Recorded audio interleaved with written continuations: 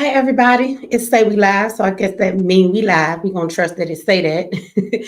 Y'all know what to do. Y'all like this video, share this video, subscribe, all of that good stuff. Y'all give me a second to get MX Network on. And I usually have some folks already in the back because I sent out the link, but maybe y'all don't have no opinion on this topic. Now y'all know that this show will last as long as y'all have something to say.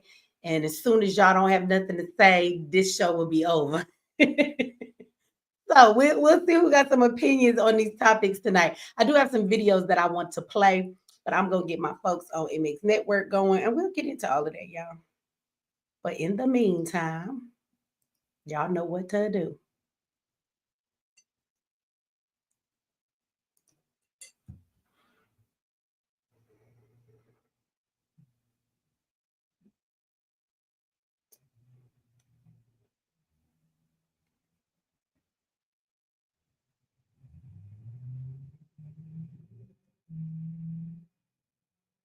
I'm tired today, y'all. We're going to get there. Shout out to Denise. Denise always first in the house on MX Network.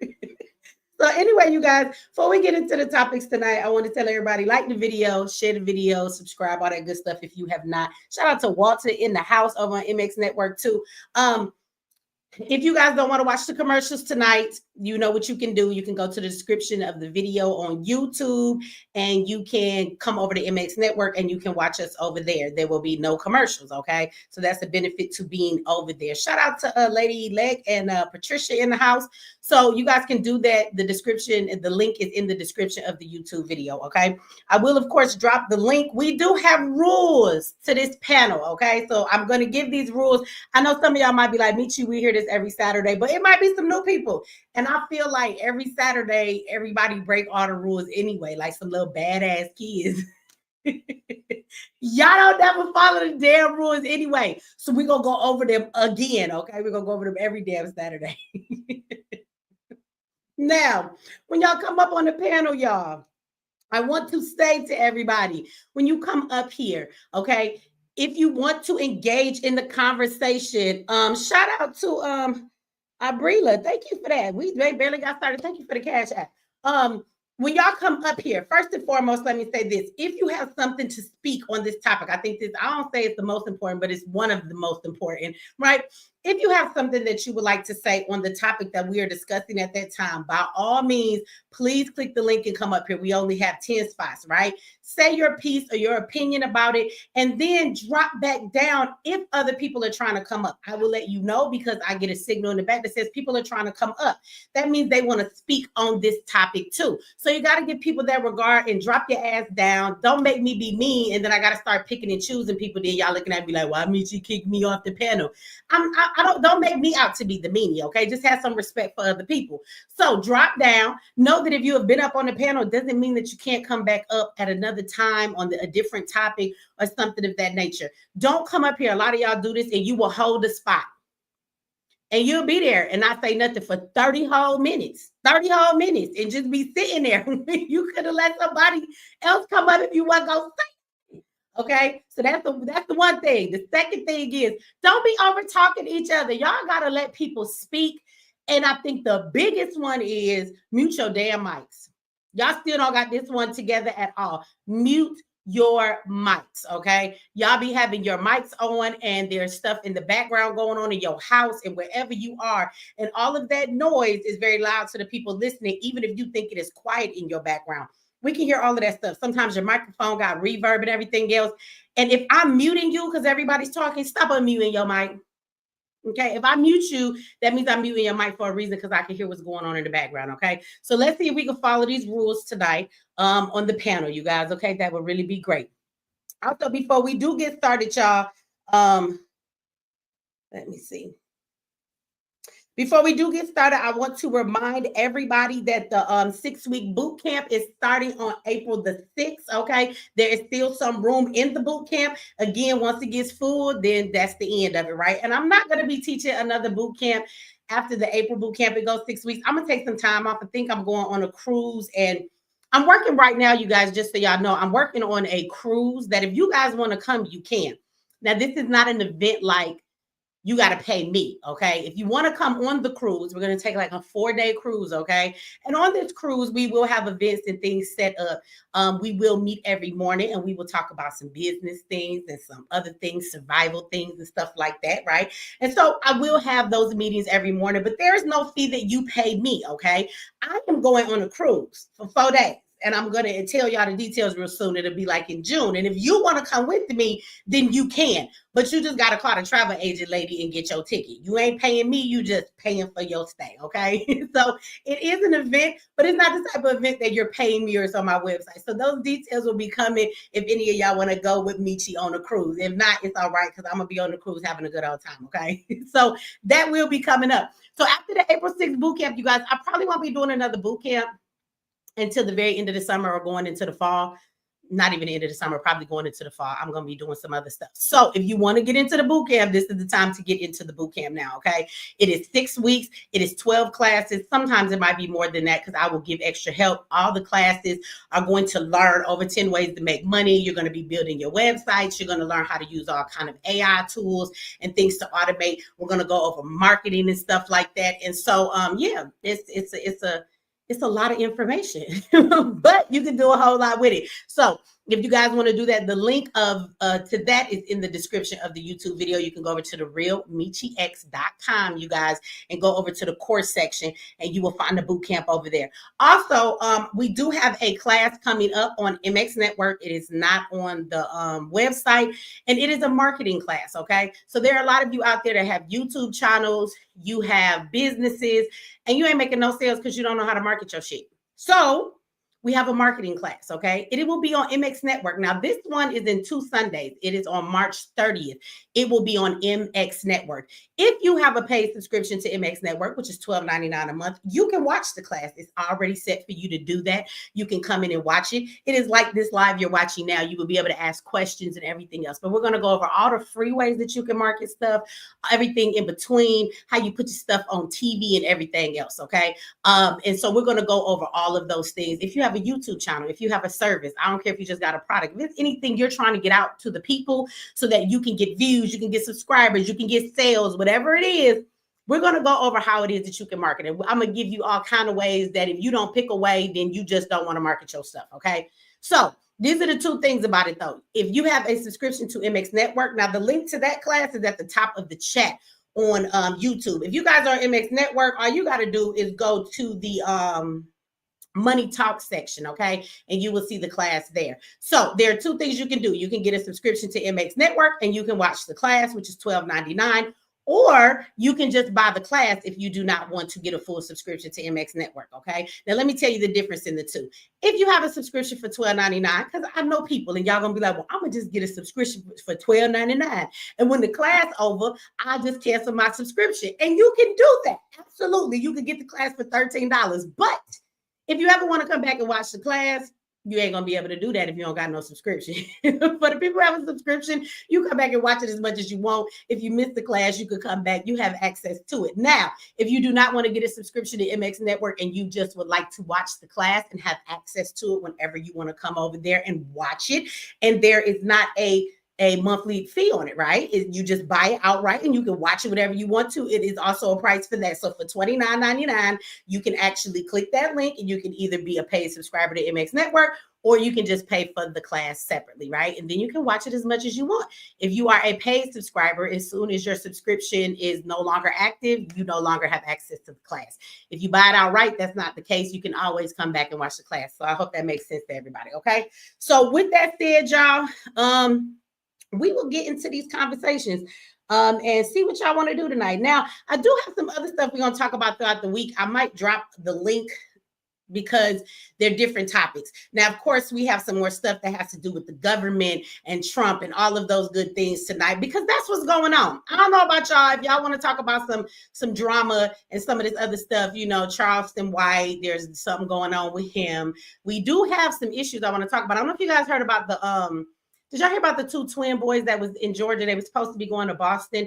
They missed their flight, and then they end up dead in the mountains out here in Georgia, and they claimed that it was a murder-suicide. Don't make no sense at all, right? But this is what they're saying. Shout out to Walter. Thank you for that donation on MX Network. And so there's a lot of different stuff we could be talking about, absolutely. But tonight we're still going to talk about what's going on with Trump and what's going on right now in our government, okay? Because I think that's important. We are grown-ass people who these things affect us, and I think in our community, we need to be more involved in the things that are affecting us and have a perspective on them, right? Instead of just letting shit happen. I know it's a lot of us that we don't vote. I'm one of them, right? Because I don't think that in the national elections, our votes really matter. I talked about that in the last video. Even though Trump is won and everybody's like, oh, that's what everybody wanted, I still think that was a setup too. And I told you why that was a setup. They want Trump in the White House right now for a certain reason. He's doing exactly what they want him to do, okay? So with that said, that doesn't mean that we don't need to pay attention to what's going on. So we're going to talk about a couple things tonight. And the first things, yes, there is so much to talk about. So again, once we talk about the major topics, y'all know how y'all do. Y'all always take us somewhere else. So that can happen tonight too, all right? So I'm going to put this link and I'm going to show you guys a video. I have a question for y'all. So we want to talk about, there are a lot of people that are upset with DOGE, right? They're doing all these cuts. I've had a lot of y'all come on the panel and y'all like, Michi, they're doing this, they're doing that. You're a MAGA girl. Y'all be mad at me talking about you a Trump supporter and everything else. Y'all be trying to go in, right? Y'all upset about DOGE. He taking away everything, right? Ain't nobody gonna have no food stamps. You ain't gonna get no Social Security. They taking it out. It's gonna be gone. You ain't getting nothing. So my question to y'all is, for the people who are outraged. Now, if you're not, then you're not. But for the people who are outraged, my question to you would be, were you this upset when Obama said the same thing?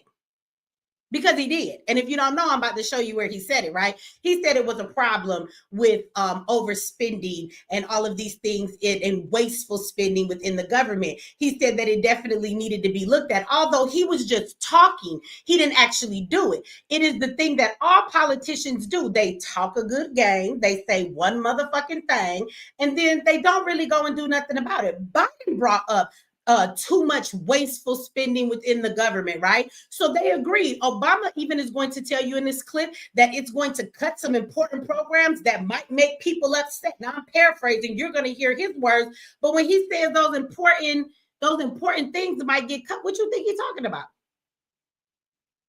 You mean all of the programs now that everybody is having a heart attack because y'all find out they may be getting cut because it's wasteful spending, or all of the people that Trump is trying to fire and not let them have jobs because he says these positions are not necessary, or he's trying to get rid of this stuff? Like, those are the same things that Obama was talking about. So my question is, do we have selective outrage? Are we upset when Trump is saying it? We wasn't mad when Obama said it. Or is it that Obama was blowing smoke up your ass and he never did nothing about it?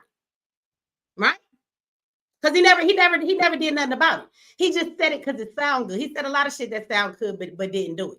So I'm gonna play this clip for y'all, and then I want y'all to tell me that, okay? Then we're gonna get into Robert Kennedy Jr., okay? I think that that's an important conversation, that much more is to be said other than just on the surface about how we're being poisoned every day by the food that we eat. I think it's really interesting that our government is saying this out loud, which I think should uncover the bigger picture here and what everybody seems to be missing, right?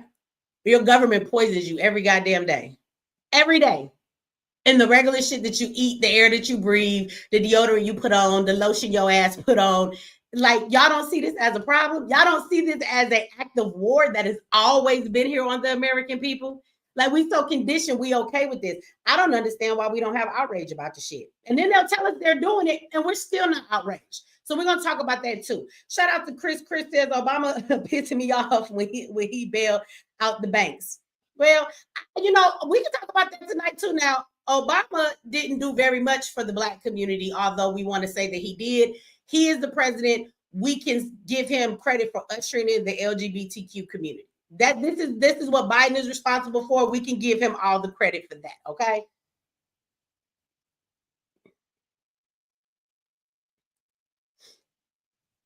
Now, somebody says Robert Kennedy Jr. is talking about food poisoning while eating seed oil drenched in fries. So I'll be glad to have that conversation. I want y'all to click the link so we can talk about that when I play that clip, okay? Because It's like, I don't understand. Like, do you understand the poison that is in the food that we eat? Do you understand the things that are put in it that makes it addictive? Do you understand that food is the thing that gives you hormone imbalances? You do understand that food is the thing that gives people hypertension, gives them all kind of mental. Do you know? And I went to school for psychology. We take a physiological psych class that talks about how you actually get, that's the psychology thing, not a medical doctor thing, right? So we talk about mental disorders, and in mental disorders, there is a chemical imbalance, okay? A chemical imbalance. And those chemical imbalances have a lot to do with the food and things that they give us that disrupt our system. When we talk about addictions, sugar is just as addicting as a crack rock, okay? So the thing is, so because this man, being someone who is born and raised and lives in America, because he has fall privy to some of the very things like eating French fries from McDonald's, does that mean that what he's talking about we should ignore? See, this is the thing I want us to stop doing. We too quickly dismiss everything being said because we just want to disagree with the person saying it, or we don't like it. That's that emotional shit. It is not logical at all. And I want everybody to quit saying men are logical and women are emotional. As a human being, a lot of motherfuckers, men or women, are not logical at all. A lot of y'all are emotional. I don't give a fuck if the man who owned McDonald's himself tell us this shit. If it's true, it's true. Why are we focused on that aspect of it? I don't give a fuck if he out there eating French fries, drenched in whatever. I seen people's posts, they was like, oh, Robert F. Kennedy talking junk, but look at them eating McDonald's. Okay. And does that negate the fact that what he's saying is true? The funny thing is that we've been screaming this before he ever said it. You just hear the government saying it now because he's a part of the government. But we've been saying this shit for a fact. Y'all gotta stop letting y'all emotions allow y'all not to hear the truth from somebody. That don't make no sense to me.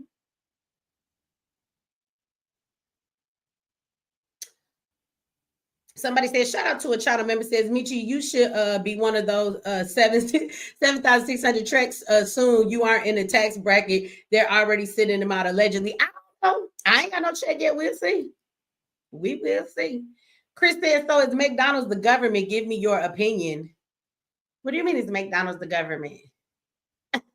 I don't know. Y'all click the link and come ask me this question. What do you mean by is McDonald's the government?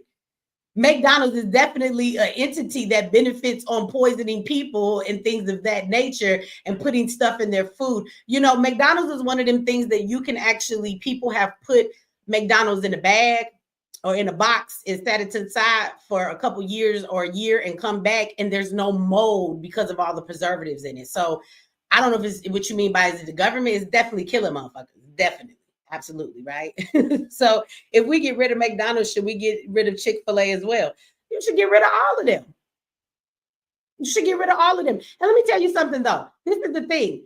Should we get rid of them or should we require regular regulations? There was a time when we grew up, and people in the chat might attest to this. There was a time when we were growing up that we still went to fast food. We went to restaurants. We bought food at the grocery store, and our food just didn't have that shit in it. All of the stuff you see in the food today was not necessarily in our food many years ago. In my generation growing up, you could go to McDonald's and McDonald's was different. It wasn't the same McDonald's that you get today. So when you say dismiss all of these places or do away with them, what needs to be done away with is giving people that feed us food or produce food the ability to put poison in the food. The same cereals that I ate growing up and you ate growing up, give them to your kids now. You know what's in that cereal today that wasn't in the cereal when I ate it? Paint thinner. I think the regulations need to be there. People need to eat. Restaurants need to exist. There's nothing wrong with that. It's in how they let them do the things that they do in the food that they give us. So that's my answer for that. But let's check out Obama. Let me play this. I'm gonna drop the link again. I think this might not be an all-night panel. Y'all like y'all don't got nothing to say tonight. We'll see. Ain't nobody click this link. Y'all usually be up here ready to go. Y'all tired this Saturday or y'all got nothing to say? We gonna see. But anyway, let me play this a clip and we'll talk about this. And then we'll watch what Robert Kennedy Jr. has to say as well. We will watch both these clips and then we will get into these conversations, okay?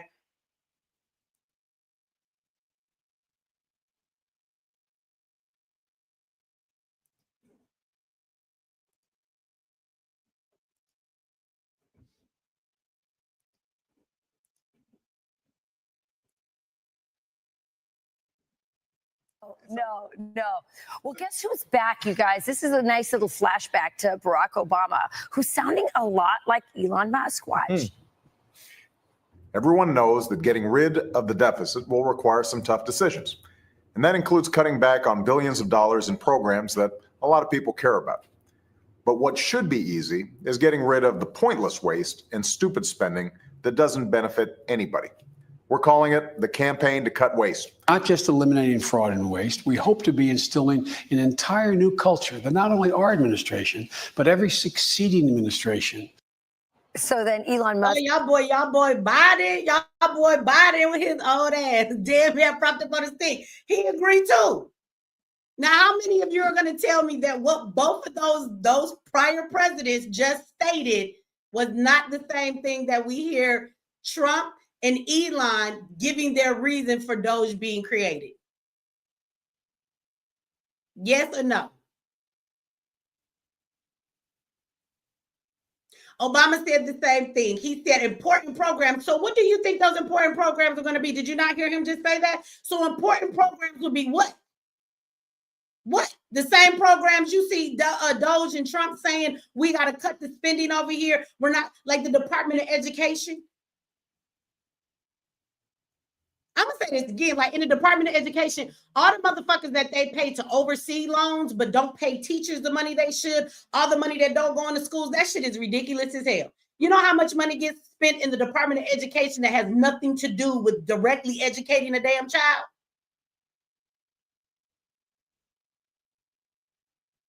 There's a lot of ways for money that gets spent, and it's a lot of fraud. You heard the word fraud too?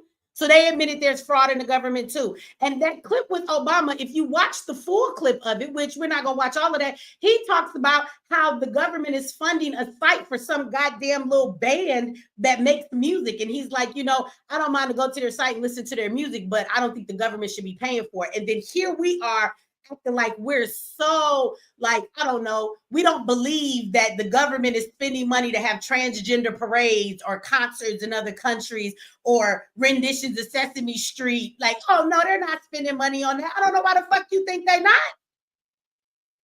I don't know why you think they're not. They've been doing it. They was doing it when Obama had something to say, but nobody was upset. And that's maybe because Obama never did it.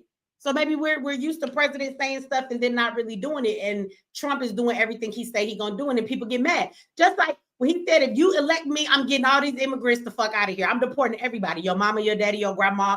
If you brought your dog over here, your Mexican dog is going back with you. Your dog is going back to Venezuela. All of y'all gotta go. Everybody thought he was lying. And then when he became the president, he started reporting everybody. And then all the Mexicans is crying and all the Venezuelans, why he do us like this? He told y'all that's what he was going to do. Now everybody wants to act surprised. Stop selective outrage, whether the black man said it that didn't give a damn about black people that was the president, or the other white man said it, or if the orange man is saying it. This day he's wearing blackface. His tan is a little better. He's a little dark versus orange. Some days he's brown and not orange, but it don't matter who say the shit. Y'all be mad at everybody, goddammit. It's just the stupidity in it. Our selective outrage. We do got, I ain't gonna play Robert Kennedy's video yet because we do got somebody in the back. We're gonna bring DJ up and see what DJ got to say. Hey DJ, you there? Hey, how are you? I'm good. How you doing? Good. I just wanted to start off by saying I do love your channel. I've been watching it for a very long time. Thank you. I like how freely you think and how you really dissect stuff. But I was wondering, what is your understanding of exactly what's going on in the Department of Education? Okay, well, when you say what's going on in the Department of Education, obviously he is saying that he wants to abolish it, right? Where we don't have it anymore. Now, if we understand with the Department of Education, that doesn't mean that there's no funding going to school. So let's be clear that most of the funding that goes into any school really comes directly from the state, okay? That's where most of it comes from. So in the Department of Education, they do give money to those states, but most of the money the Department of Education has federally is like oversight board. So it's a bunch of people they pay millions and millions of dollars to every year to so-called be the oversight board, right? Or for them to help give money to these schools. They also deal with FAFSA and student loans and things of that nature. Okay. They also do requirements to make sure that people are not like discriminated against and that IEPs should be followed and things of that nature in the school. They play a big part in saying, like, with the transgender thing, they feel like that's discrimination. So you can't discriminate against the kids in the schools and stuff like that. So when he says abolish and get rid of the Department of Education, it doesn't directly mean that they're removing education from the children, right? It's actually going to stop wasting a lot of money that doesn't directly educate them. So that's it in a nutshell. But I think they're getting rid of the Department of Education because we're not going to need schools pretty soon, because schooling and college education prepares you to work a job. But if AI is getting ready to replace all the jobs, you don't need college and FAFSA and student loans. You don't need any of that stuff anymore. Right. So you actually have a lot of good information on that, and I'll agree. I'm a teacher. Just gonna go ahead and throw that out. So how do you understand how it's like currently affecting us right now with the budget cuts? You're talking about budget cuts as far as what, the Department of Education, or just budget cuts, period? The Department of Education. So since they have gone ahead and like kind of released everything to just state funding, Mhm. that has affected like summer programs that are kind of like non-existent now. I think a big misconception that people have is like there's a lot of wasteful spending in education. For my specific example, I work in Baltimore. For our summer programs, we use a lot of like college workforce and like students who like really don't have like necessarily teaching credentials, but they have like credentials to, be with children and to like tutor and stuff. So now that we've got that funding cut, we don't have those programs for those students anymore currently. And that looks like students who need like to get fed over the summer, not being able to get fed. It looks like students not being able to receive tutoring to curb summer retention. It also looks like less oversight on IEPs, which also need a lot more oversight as they currently are because they're really not being attended to as they should be. So They're it's not. actually really, really shaken up a lot. And it's also taken to the school level where like schools have to pay for their teachers now. So they have to like write into their budget. Before, like the state kind of paid for it, but now it's like up to individual schools to not only pay their teachers, but to also host their own summer programs and to make sure that they have certain things in the budget to like afford para educators and like to afford certain classes and stuff like that. So like I think people are really kind of reaching high and not thinking about like the low people it's affecting. So I just wanted to like bring that up so we can like make sure that's like in the full picture of everything when we discuss it. But that's literally all I wanted to say. Like I say, I love your channel. You have a lot of really No. good information, but I just wanted to make sure that that was like something people Well, were thank aware you. of. No, as a teacher, thank you for coming up and saying that. We had another teacher come up here when we had this conversation a couple of panels back, and he kind of agreed in a different perspective. Let me ask you, though, and where you're teaching school, do you feel that with the funding, because you seem to be in the inner city, with the funding that is out there, like you brought up IEPs, my experience and why I pulled my children out of the public school is I did not feel that the IEPs were followed, that there really was no oversight over them. They always wanted to give kids the medicine, and they really didn't do their job on IEPs. So they were neglecting them anyway. And in the cities that we were in, they were cutting all of the after school programs and all of those things. So even the ones they had were very limited. So it seems like what is happening in schools all around the country now is kind of like what we've been dealing with in the inner cities already. Now you're saying it's getting worse than what it was, but can we agree that when it comes to inner cities, or like, Black kids and all of the minorities and stuff, that we were kind of getting the bad end of the stick when it came to the funding anyway? Oh yeah, I totally agree. And I've taught in several inner cities. I've taught in Memphis. I teach in Baltimore currently. But the thing I'll say about Baltimore specifically is there were a bunch of initiatives and programs put specifically in place to put like people who looked more like the people they were giving IEPs to make sure that they were being used effectively.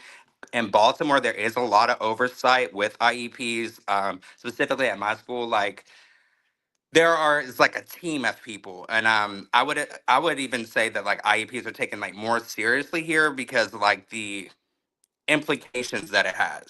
So I think it's just like a case by case and state by state basis. But I do fear that since the budget cuts are happening now and they're having to shuffle around certain people, that IEPs will be like the last priority because you won't be able to hire special educators. They'll be at a limited pool. You'll have to take out certain classes. So I think it's going to be like a slippery slope. But I do agree with you. It is very apparent in other places that they don't necessarily put that much effort into it.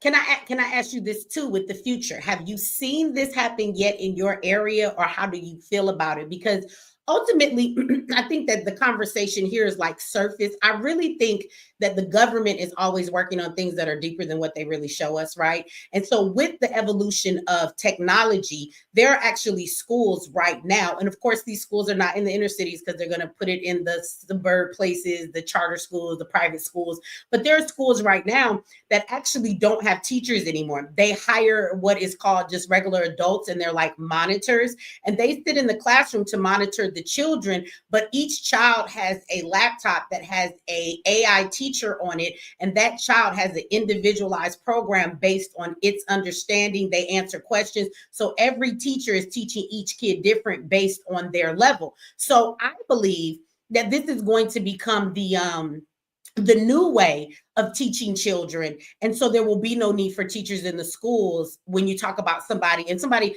try to say, well, the people watching the kids are the teachers, but to hire a regular person and just monitor the children is not the same thing as needing a teacher that has a degree, right? So that's going to remove teachers from classrooms, which is kind of might eliminate your guys' jobs. But it looks like that's where the future is going. I mean, if I wanted to take it a step further, I could talk about the fact that if all jobs are eventually going to be replaced by AI, then all the parents will go home, and then eventually teaching will be at home. Like during COVID, the kids went home with a laptop and they were at home being taught, right? So if your teacher is AI on the computer and then you can learn remotely at home, eventually schools will close down. And I think this is just actually a slippery slope to where they're ultimately trying to get. And they're eventually going to go there. So how do you feel about that? Do you think that's something that could happen? And do you see that kind of coming? I think what we talk about on the surface is what everybody's emotional about and they want to show us. But the bigger plan in the long run, I think, is to remove education altogether and let AI replace the education and send people home. And you can be at home with your kids and they can go to school online. So what's your opinion on that? So my opinion on that is actually that's another kind of result of the budget cuts, because that's actually one of the situations at a school I know a friend has they're kind of facing right now because they can't afford another teacher, so they're going to have to buy a program and just get a monitor because it fits into the budget. That's like a last resort that schools are doing right now, and it's not something that they necessarily want to do, but they're kind of being forced to do it. So I do agree with you that maybe there is something more insidious that's bigger that is happening, but I also will push back on saying that it's like a school's first decision. I like, can I intervene? Yes, go ahead, Good, Crystal. good evening. I like to say something to the brother right there that said that he was a teacher in Baltimore. I raised my children in Baltimore, Maryland. I was also a participant in the Sandtown Winchester, initiative in that area back in the early 90s. I remember I worked in my community for years dealing with Sandtown, Winchester area, if you're familiar with the area. It was Hughes, it was Glenmore Elementary School, and it was a couple of other schools in that community. What they did with that education and that city, they hired outside people back in the Clinton time. And they brought them over there and did this initiative program, No Child Left Behind and all that crap. They had our children on Ritalin, line it up behind the walls. When I used to work in the neighborhood there, in the principal offices in Hughes and other schools in that community, they would have I didn't know what it was about. I was naive in reference to that. They had they was around the principal's office. And I said, babies, why are you around there? Are we waiting for our medication? They had you hooked on Ritalin back in those days in Baltimore City elementary schools. They had money galore in those public school systems. They robbed Baltimore City and all the peoples there of their livelihood and their money that they placed in those elementary schools in Baltimore, Maryland. And I was groundwork there. I was on the boots as my sister there, Mitchie, on the ground. I was on the ground back in the 90s during the crack era. in the alleys when everybody was throwing up crack in the alleys of Baltimore City. They was lining up like kindergarten people. I was there. So when you talk about the education, about our brothers and sisters, no, honey, that's been going on for centuries. Let's put it this way. 90s, where we at? 2025? We in 2025. And you still saying the same thing. I think that with the Department of Education doing the cuts that it has, what I think is that No, the cuts that we have. Can I intervene with you for one more second? Let me just finish my sentence. I was going to say, I think the people that are going to feel it the most are not actually going to be the inner cities. We've kind of been living in that deficit and not getting what we need all this time, like what you're saying, Crystal. And so it's going to be the other. I keep saying that all of this stuff Trump is doing is going to make everybody know what it feel like to be black in America. That's my opinion. They're going to start to feel what we've had to deal with because they've been cutting our after school programs, and some still have them, like you said, yes. In your area, and what little bit is left, they're cutting it all. But I remember when they cut it off, we never had enough textbooks in our schools. We didn't have tutors. We didn't have after school programs. We couldn't have a music program because there was no instruments or none of that stuff. Our children came home with carbon copies of printed papers, not the books. Yep. Paper.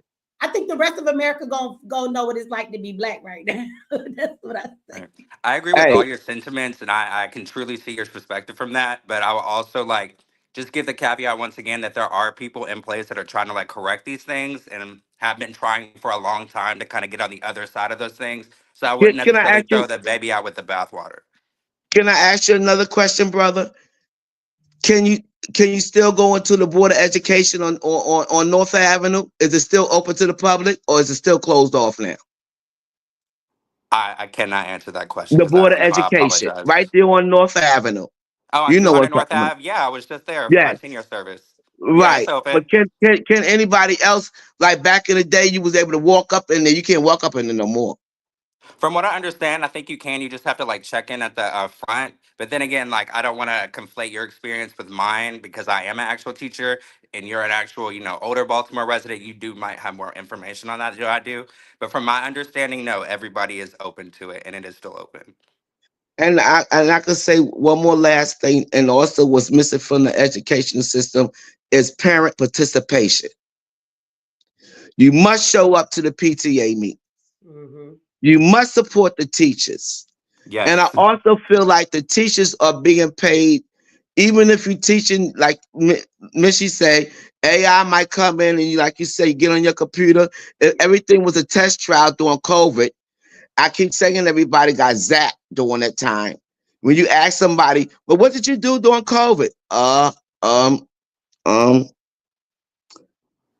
Did y'all get zapped? Anybody forget what happened during COVID? And like you keep on bringing it up, Mitchie, it was all the test trial. Sitting there with the laptops and everything. I asked my daughter today, my granddaughter, what you learned in school today, or did they still ring the bell when you got to go to class to class? She said, I was explaining her how I went to high school or middle school, and we had to go door to door when the bell rung. You got 45 minutes of the class, and you went to another class. She said, yes, Grandma, we still doing it. I said, oh my God, you're still doing that? Let me, throw this out there though. So, and I want to say thank you to you, brother. I love it. Like the other brother that came up, he was the teacher too, young black man, and out there trying to teach our kids. I think that's wonderful. That's right. They should be paid. Kudos for that. I want to say that first and foremost. But I think that we can all agree that school, and maybe we can't agree. Y'all let me know. And I'm going to read these super chats in 1 minute, you guys, for those that have questions in your super chat. I'm sorry. But I think, can we all agree that when our children go to school teaches them how to be in society and be a worker? When you want to teach a child how to eat, how to balance a budget, how to clean up their house, how to be a human being, how to interact with people, how to have some morality, that comes from home. That's what we teach our children at home. School teaches our kids, it does give them socialization. That's one important thing that they get. But aside from that, all of the stuff that they're taught in the classroom is really about teaching them how to grow up and go out and get a job.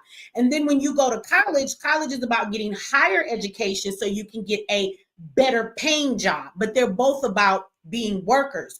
So when we look at AI coming in and taking over all of the jobs, and when I say all of them, I think some people thought that they were safe. Like some people was like, oh, I could see AI, running the restaurants, but I'm a doctor, can't take my job. I'm a teacher, can't take my job. I'm a police officer, can't take my job. But we're finding out that yes, they can. Like the way that AI is going, they can take everybody's job. And so do y'all see that though? Do you see how like pretty soon, while we're worried about like the Department of Education, or like people are upset that government jobs are getting laid off and stuff like that, I wonder if people see the bigger picture that schools are really no longer needed. And I truly think that Trump doing what he's doing, this is just the introducing the new way of things. And so somebody has to destroy the old systems. If the government stands up and says, we gonna do it, they'll get too much backlash if they be honest. So they have to do it in a way, or put a person up there that can do it. And everybody's like, oh, he's an asshole, we expect that from him. But really, he's ushering in the new way of things, that nobody's gonna have a job. Does that concern y'all, or how do y'all feel about that? And I'm asking y'all because y'all out there in the work field. I actually make money online, which is kind of where all money is going. Like if you're going to make money, you're going to make it online, or if they're going to do a universal income. So even in all the things that are changing, AI actually makes my businesses more automated. AI helps my business too, right? So I don't have to have as many employees or do as much work. But from y'all perspective, how do y'all feel about that? AI coming in and removing all of the jobs? AI is destroying education, in my personal opinion. From high school students using AI to write papers to where they don't even know how to research anymore, to students being so connected to their phones that they can't stand boredom in the classroom to take actual education in. And to even thinking that we have job security when, like you said, they could just hire a program and somebody else to do it for us. I feel like there is a concerted effort to put AI in the educational system to purposely destroy it. I think what we're going to make an environment for is schools to self-destruct, so to speak, and that'll be the big implication of like what the new school system will look like. Because at this current moment, schools are self-destructing. There are schools that literally are in the hole $4 or $5 million. They don't know what to do.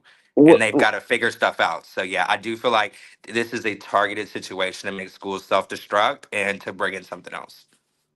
And also, I want to speak on that too. That's why data collection was such a moneymaker and still is a moneymaker. Because I think that's what they get. Basically, if they didn't ever have data collection, I don't think it would never been an AI. I don't know if somebody could speak on that. No, that But makes I sense because feel they would use our test scores, use the stuff that we're teaching in data the collection. curriculum, compile it, and then that's what they Right. are actually using for these programs. So no, I totally agree. You're right. Yeah. Data collection. I think one of the biggest things, though, there might be somebody out there, maybe y'all can come up and share your opinion of how you feel about it. But some people are like, that's great to not have to go to work. You know what I'm saying? I could be at home and get a universal income. But let me say one thing that I think is sad about that, right? There could be an AI program that's teaching your child, but it's removing our humanity, right? Because I remember when I was growing up, I don't know about the rest of y'all, right? But when I was growing up, I remember those teachers that I loved because they loved what they did. I had a teacher in second grade, Mrs. Cooper, okay? And Mrs. Cooper, I will never forget, my mother got into like a car accident and she hurt her foot and she was in the hospital. So I was at home with my stepdad and he did not know how to do my hair. So he would just take a brush and brush back whatever was wild in the morning, didn't remove the ponytail holder. She would take me in the bathroom every morning. And when I came that first day, she made sure every morning she brought a brush, a comb, and some stuff to do my hair. And she would take me in the bathroom and have the assistant watch the classroom, and she would do my hair for me, knowing that my mother was in the hospital, right? And then I had another teacher, Miss Duke, in the fourth grade. I will never forget her. Miss Duke made me a future teacher. She let me stay after class with her, help her put up things. But she was always someone who encouraged me. If something was wrong with me, she really gave a damn and would be like, what's wrong, Michelle? Come over here and talk to me. Like they really made a impression on me that even at 46, I remember those two teachers because they weren't just somebody teaching me a lesson. They really were interested in our lives and they cared about us and they were involved with us. And they wanted to be teachers because they loved what they did. They weren't just there for a paycheck. And so a teacher is not just a program, not a real teacher anyway. It's not just a program that teaches you some lessons. That's the computer. And so I think we're going to lose our humanity in all of those places where it should be a human being just because a person smiling at you and thanking you for a tip at a restaurant, or if they're come along and they're having a bad day and you're like, what's wrong? You seem so down. And because you can give them $100 tip and you watch them smile because you just made their day better, or maybe they were stressing over a light bill. Those are human interactions. And it lets you know that the world is still good. People are still all right. Me and a robot not going to have that interaction when it's bringing me my food to the table. We're going to lose our humanity. And I think that is the saddest thing about all of this. It is. I agree. And I agree with that too. it's like a purposeful movement to make us like dissociate with each other and to like ruin a community, because a lot of communities, like you say, start in the classroom. Like you have your classroom community, your school community. It all centers around like the teaching environment. So once we remove that, it's gonna effectively start breaking down the community in a more quick way that's like less obvious than what it's doing now. Absolutely. And we need. Go ahead, Crystal. You was gonna say something. Go ahead. Yeah, we need to more so start being a community. Yeah, I mean, maybe you think maybe with all of this, it might push us to be a community. We won't be at work all the time, so maybe in order to be social or for your kids to interact, maybe we will have to build groups where we come together and we actually deal with each other more. Maybe not in our daily things. And like you were saying, sometimes you have to be a village. Like we got to bring it back. It's all a full circle. Hopefully it won't go the other way, because we gotta bring it back to more so like you were saying, for instance, if the electricity go out today or tomorrow, what we gonna do? Nobody gonna have no tablets, nobody gonna have no computers, nobody gonna have anything but each other, right? Yeah. Right? Yep. Everything is run by electricity. Yeah. Majority of everything is run by electricity. Today kids must have it really hard, and adults when like the power go out. I remember when we was kids, right?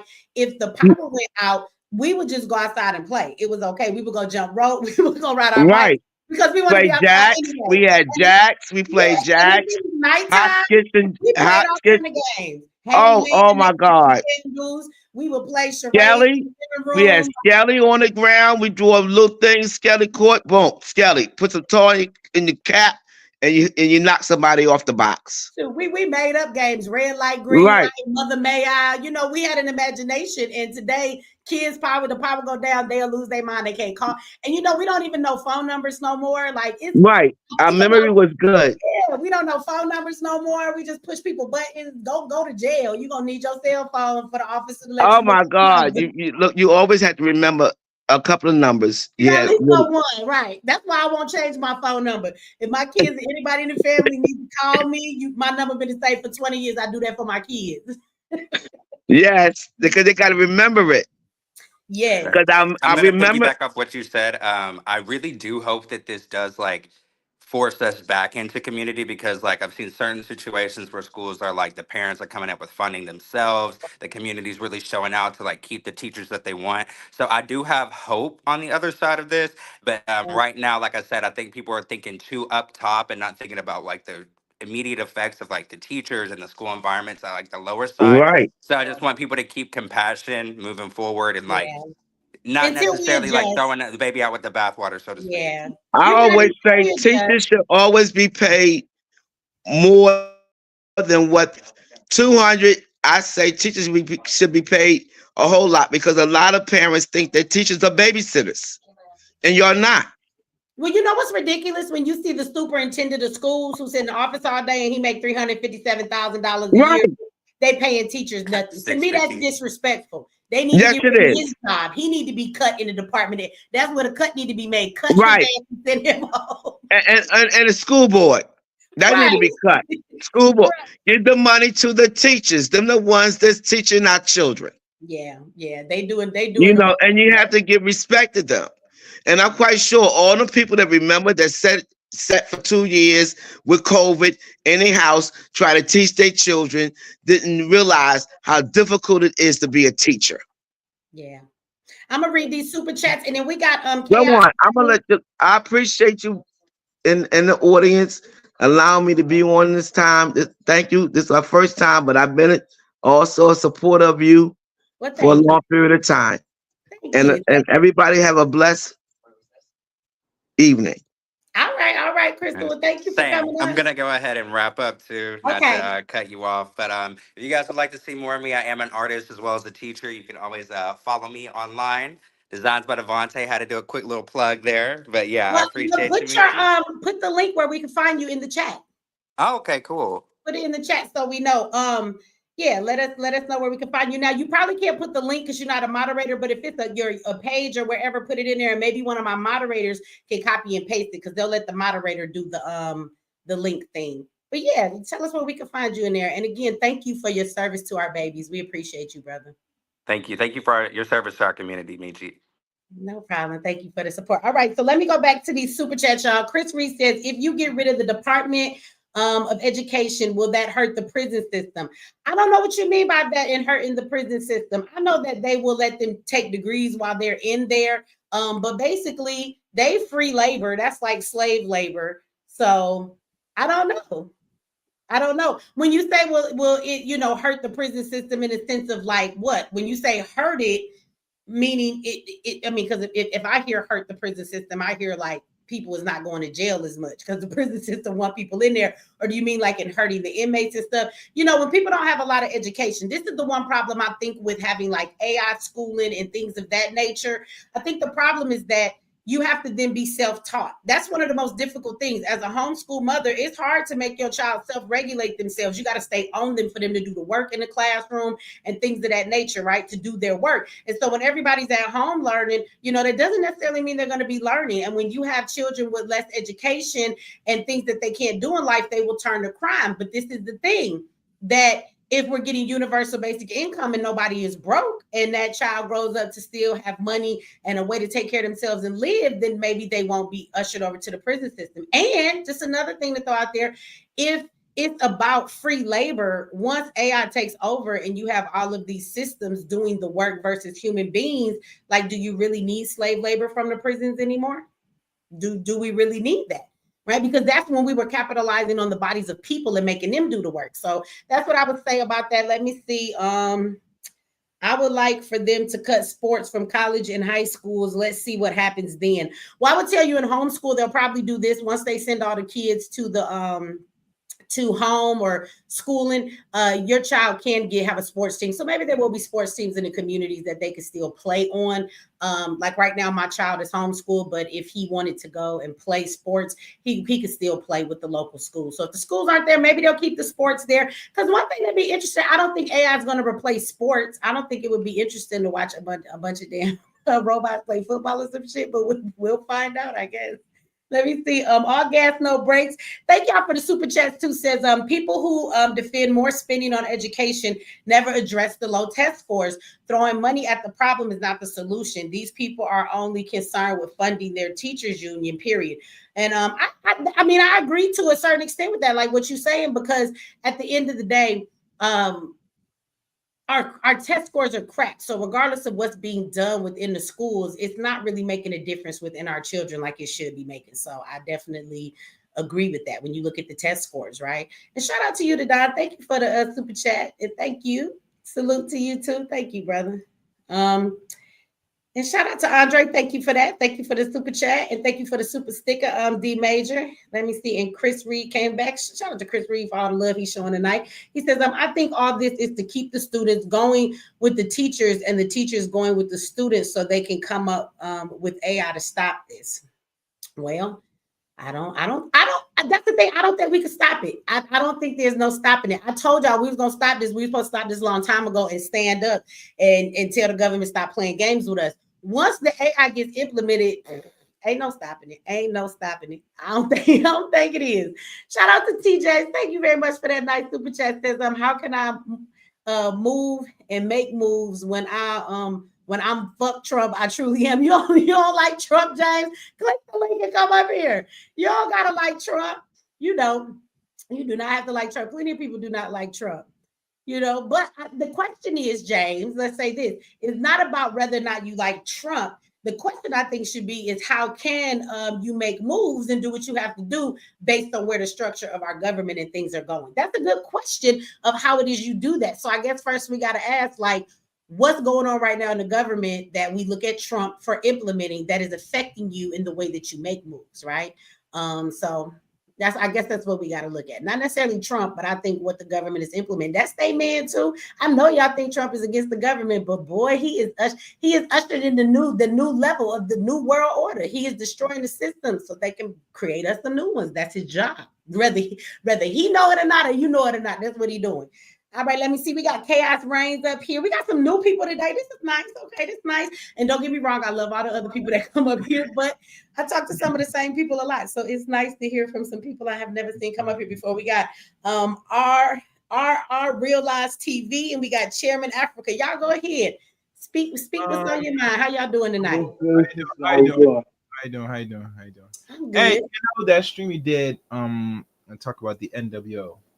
And I've heard about it for I think almost 20 years now, maybe close. I think around close to now. And Okay. there was videos on this. There were books written on this, especially from the Jewish people wrote this. I think one was called Protocol Zion. I could be wrong. But they've been talking about ways how they want to implement this new society, this new order of things, which is the same order. Because if you remember, Michi, if you remember listening to old lectures from John Henry Clark, and there's one still on YouTube right now when people brought this to his attention, he said, "Where will the black woman will be in this so-called restructure of the society, which they consider a new order?" You get me? Are we going to be around? Are we going to survive? Or we are going to be a point in this particular century, there are going to be very less of us. And he did not really specify less of us where, but he said that there's going to be a point in our existence, especially in the West, that either we do what's necessary or we slowly fade away. You know what I'm saying? I think one time there was another book, I can't remember. It said, either you do this or you shall perish, one way or the other, I think black people, and there's a good chunk of us, not all, but a chunk of us, I think because how we think and move, we, at this point in our existence here in the West, I can't speak in West outside America, we are choosing, the perish part. You get me? By not doing what's necessary for our own survival. Can I ask you something, bro? Unfortunately. Can I ask you something? I got a question for you. Go ahead. Where you from, bro? Here in the United States. Can I say something without you getting mad at me? Because I can hear something in your speech and your voice. I'm aware of that. Hold on, wait. Don't get mad at me. I'm speaking to you, bro, as a brother. You keep saying you get me, right? That's UK slang. So I'm asking you, where you're from, because I can hear the UK flowing through your bone. You dig what I'm talking about? So I don't want you to come up here and tell us any fibs, you know what I'm saying? Because we real bright up here. You know what I'm saying? Like, there's some bright people up here. We not stupid. You dig what I'm talking about? So it's like, don't lie to us, bro. Don't lie to us, because I already know that you from over across the pond. You know what I'm saying? You're saying all the right. You can even try to talk like you from here, but I know, and I'm just trying to look. I'm not being mean. I swear to you, bro. I'm not coming at you sideways. You don't come off. You don't come off as kinfolk. You come off as kinfolk, and we ain't doing nothing over here. Okay. Well, I developed this talk now for how long now? Since in high school. It's been a long time. So at times, it's something that I question myself, but there's nothing I could do to change it, unfortunately. So, but I'm really born here in the United States, in the East Coast. So, and I really don't go too much detail on myself, even on my own channel.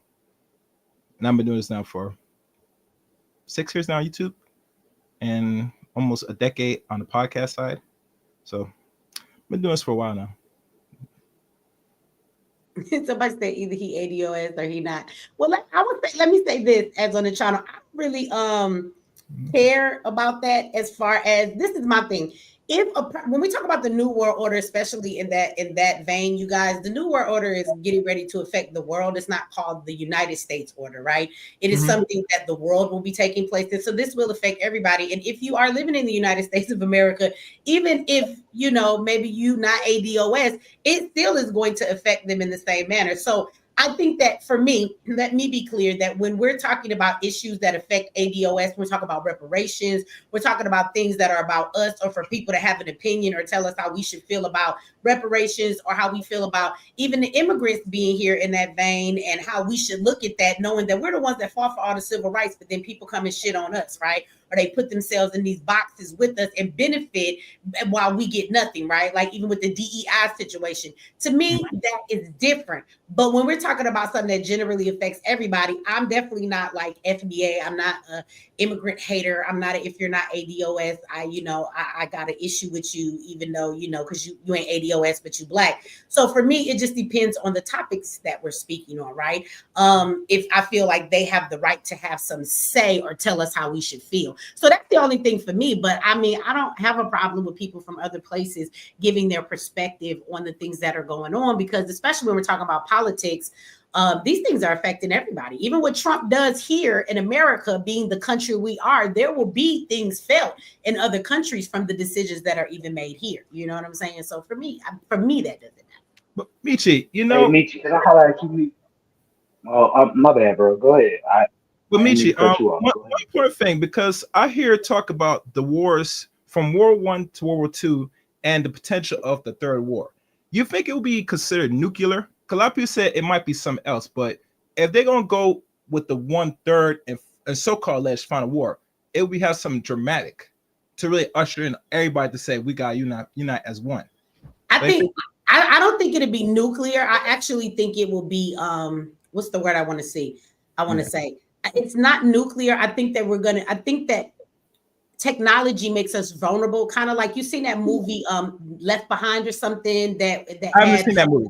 I haven't seen the movie. I have not. Okay, so in the movie, you should watch it. It's a pretty good primer, preparing your mind for I think some of the things that are going to happen. But in the movie, what happens is that America gets hit right with their technology. So like all of the systems that are regulating the planes and they're flying, all of the different stuff like that, they hit all of our systems. So everything goes down. None of the internet works. The phones do not work. All of the I can't like the aviation, the planes are falling out the sky.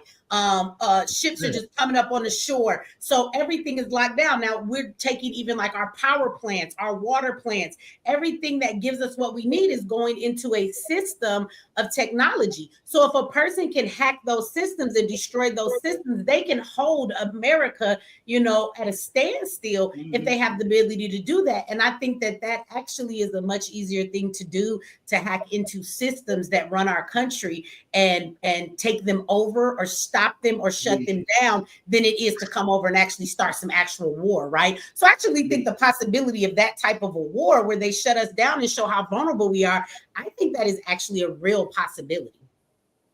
Can I holler at him real quick? Just real quick, since because you said way more than enough, way more. See, and I just want the brother to understand. Dog, do you understand what that sister just said to you? Because she literally just gave you the whole game, bro. And what I'm trying to really understand is why you don't understand, bro. She literally just gave you the game, literally. And it's brothers like me who kind of understand exactly what the fuck she just said. Like, do you get what she just said? As far as doing the work, I just want to. I'm wondering for the people in the back, for the people that's listening, because dog. Well, You I didn't don't get think what you he asked did. me a question of what I thought. I don't think it's a matter that he said he didn't get it. I think he's proposing the But no, question. me, I you don't think just it's gave him nothing wrong with his everything. question. I think he was posing the question of, do you see a World War III coming, and will it be from a nuclear stance? They were actually discussing that in the news the other day about nuclear war. So I think that that's why he said Right, right. right. And so But I gave me, him my who perspective, was but the you ain't first? Who was let the him. first people that got? And think about I'm Michi. sorry. I'm sorry. These billionaires got bunkers. They do. And I'm Mhm. thinking, why would you need a bunker unless you're expecting, not now, because we know the time of day when it's going to happen, that we're going to be hit with those type of, objects that disintegrate cities. You get me? The movies talk about this. So I'm thinking, if this is not such a case, and I always thinking behind the people that got the money, say, if this is not so, why are you investing in these type of underground stuff? Well, I think that whether it is let me say this, whether it is like some radiation, nuclear, anything like that, I still think that people are at an advantage no matter what the cause is to have like underground bunkers to go, because what's going to happen is complete chaos, right? Somebody said an EMP. So if all the power is knocked out, if something is created underground and in a bunker, all of those things are going to be safe from EMPs, from everything else, right? Also, you're going to have your food supply. And one of the things I think that people do not give as much thought to in a time like that, when everything goes down, you can't call the police. You can't go to the grocery store. You can't just flick the switch and your lights come on. Let me tell you what happens. A bunch of mayhem. You're going to find a bunch of people scrounging to survive. They're going to kill, steal, and take from anybody that they can. And they're not going to allow anybody to stop them, because there will be nobody to stop them. So when you can go into an underground bunker, have food, electricity, and these things to survive for months, you get to stay away until the outside world destroys themselves. If that makes sense, then you could come out when everything is safe. So whether it's no matter what it causes, to be away from society when that happens, that's still the best thing to do. And you're right, I don't think all of these wealthy people have this and they're not preparing for something.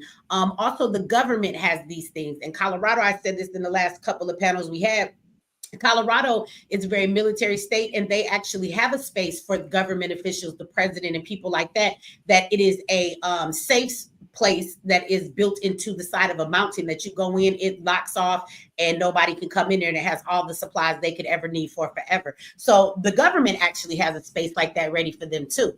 So yeah, I mean, I think that we should never think it's going to be one or the other. It could be a combination of things, and back to what you said in the beginning, with the New World Order, part of it becomes depopulation, right? And so in that Yes, I'm aware of depopulation, that. I'm aware of that. people got, so how is that depopulation going to happen? Is it going to be something like things are going to get all messed up? We're going to have Like some type war, of war. It's a or digital anything. war, a Yeah. civil war, or is it going to be another virus? Because the World Health Organization said, it's not a matter of if, but when. So the thing is, something is coming. What, I can't tell. Yeah, we're never gonna know. Hey, And the Michi, funny can I, thing can about I highlight you real quick? Because I swear Nah, it, I have a it looked theory. like me I too. don't know. I don't know if it's right. I don't know if it's right. But hey, Michi, let me get in your brain a little bit. Okay, because I feel like if you want to do uh population control, right? Mhm. Um, if you were to make or to try to push an agenda, right, to make everybody who to where they not procreating. Let's just say that because you know what I'm saying. But ain't nobody procreating. If you push that agenda, do you think that is a? Because for me, I'm looking at it and I'm saying that's kind of like population control, bro. Because if ain't nobody making no babies, you feel what I'm saying? Go ahead, Michi. I just want to see what you think about that. No, I think you're absolutely correct. See, the thing is that people are born every day. You know how they say people die and niggas die every day. Be well, people are born every single day. So this is the thing. Once you depopulate and get rid of a certain portion of the population, the next step is always to control what population comes after that, so you don't find yourself in the same situation.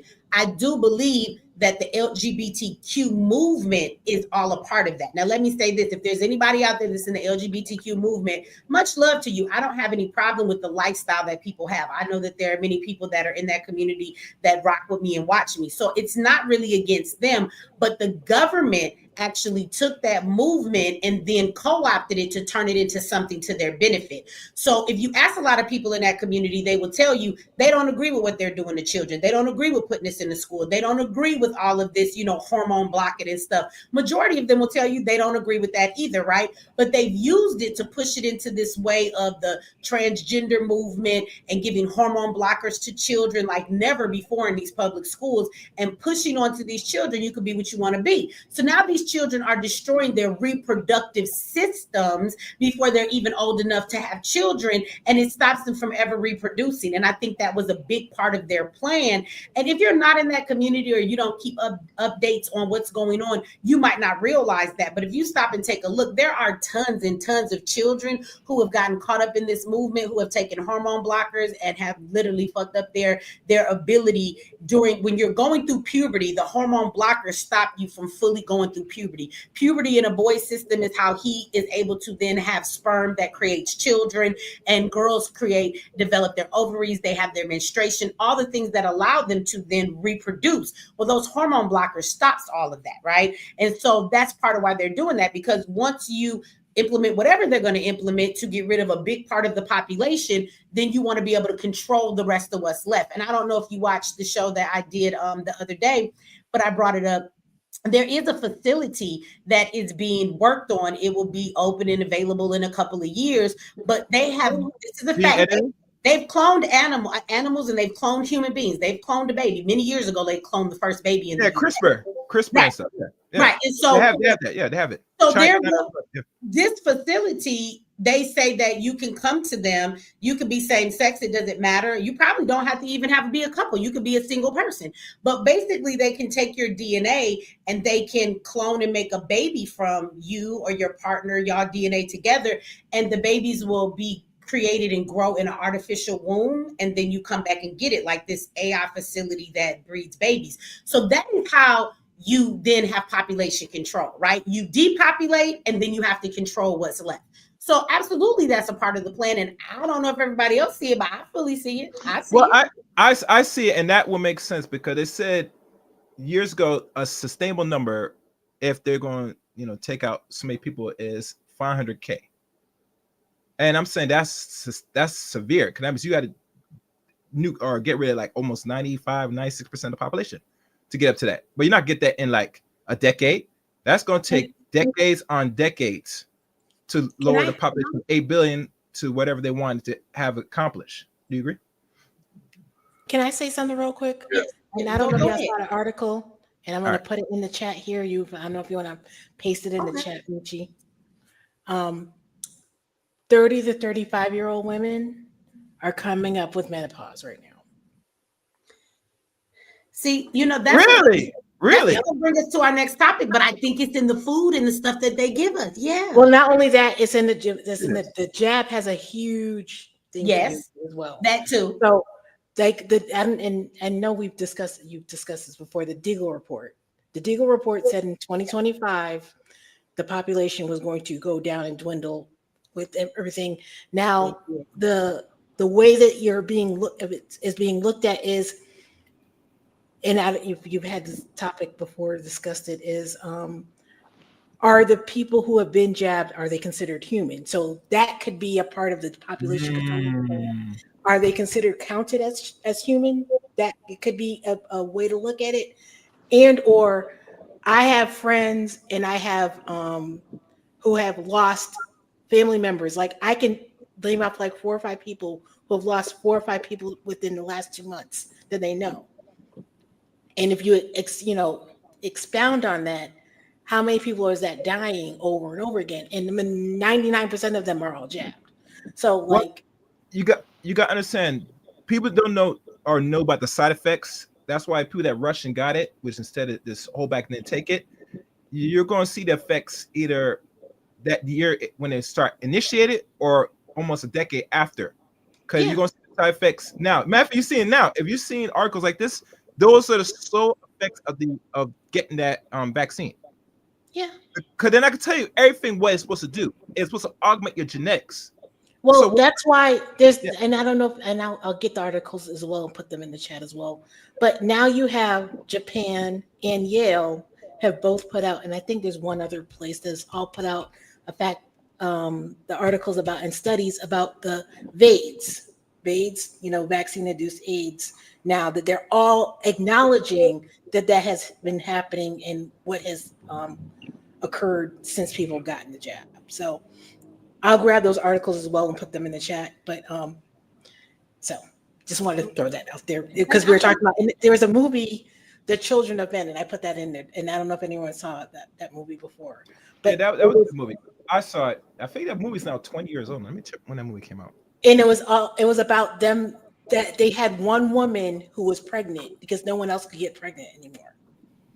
And also, if anyone knows about what was the Will Smith movie that everyone died? I Am Legend.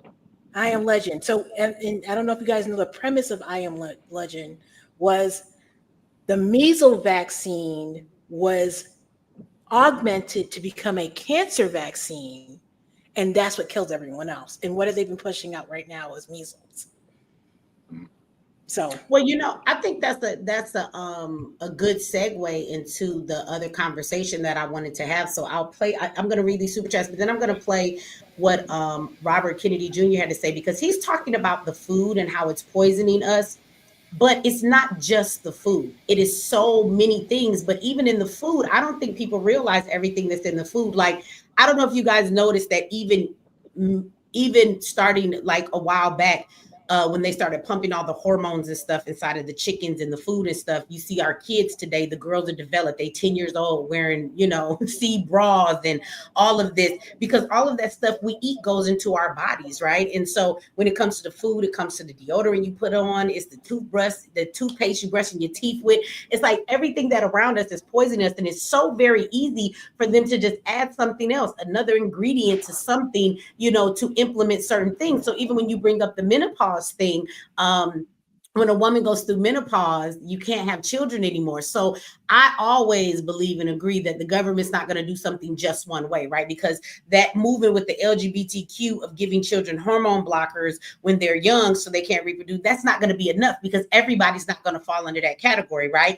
But if you start putting things in vaccinations, if you start putting things in certain food, you spraying it in the sky, whatever it is, then you take care of other forms of that. Because again, if a woman goes through menopause, that means she can't have children. And 35, regardless of what anybody said, I know we got a bunch of people out here talking about you done hit the wall if you're a certain age.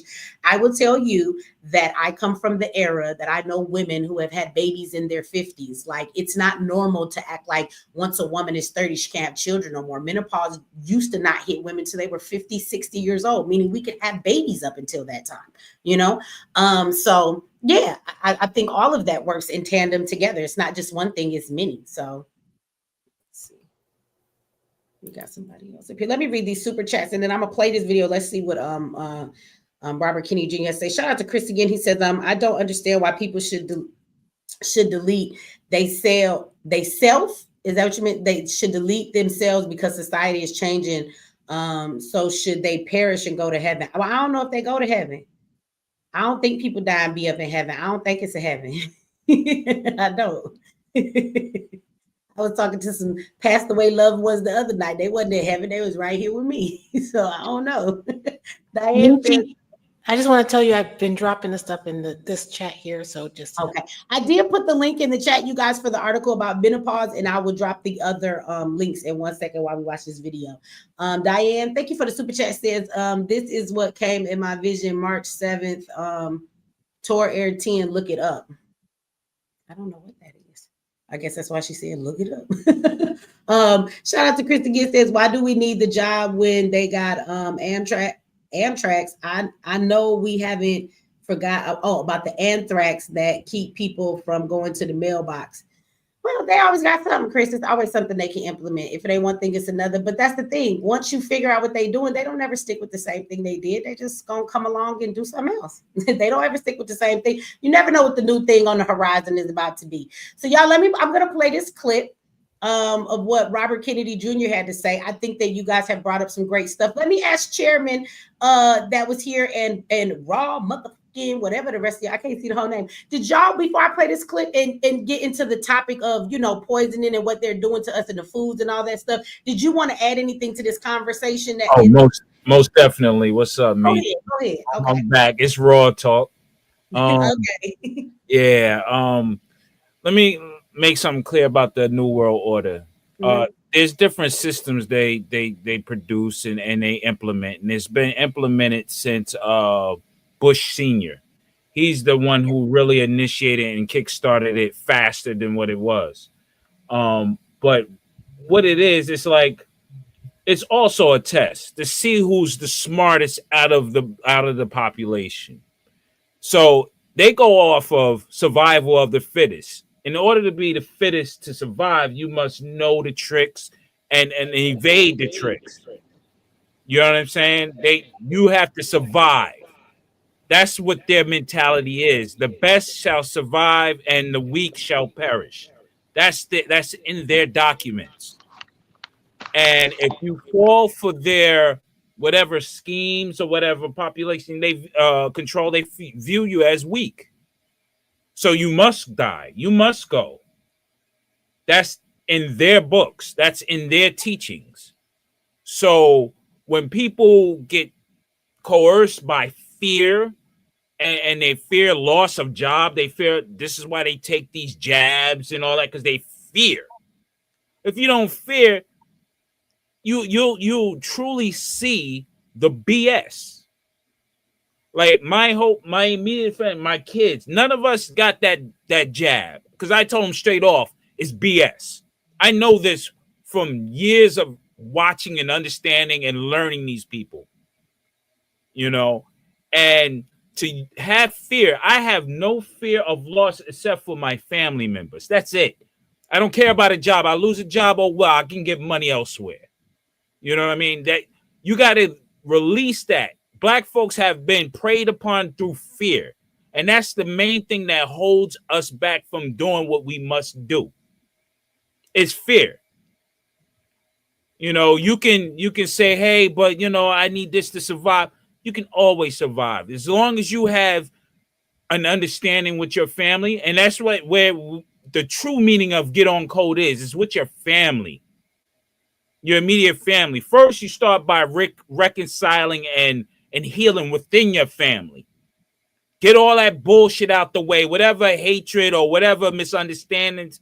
Sit down with your family and remember, this is us. This is our bloodline. This is our family. This is what's supposed to be tight. Then you can survive anything. You can break it down. You look at all these other communities. That's what they truly had to survive. Their family. We talk about the illegals coming into this country. They do it because of family. They build families. You know how they get in? It's not really they get trafficked in, but they have family members on the other end that can house them. Yeah. That's their main thing. They don't really care about what you perceive of them, what they have or what they don't have. But one thing they know they do have is family. And that's how they get through. You understand what I'm saying?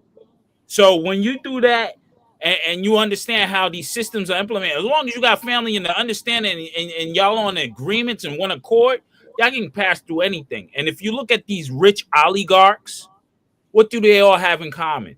Large families. Why they pushing that, don't have these many kids, they're having as much kids as possible. Many kids. Look at Elon on his 14th. He's actually going for 100.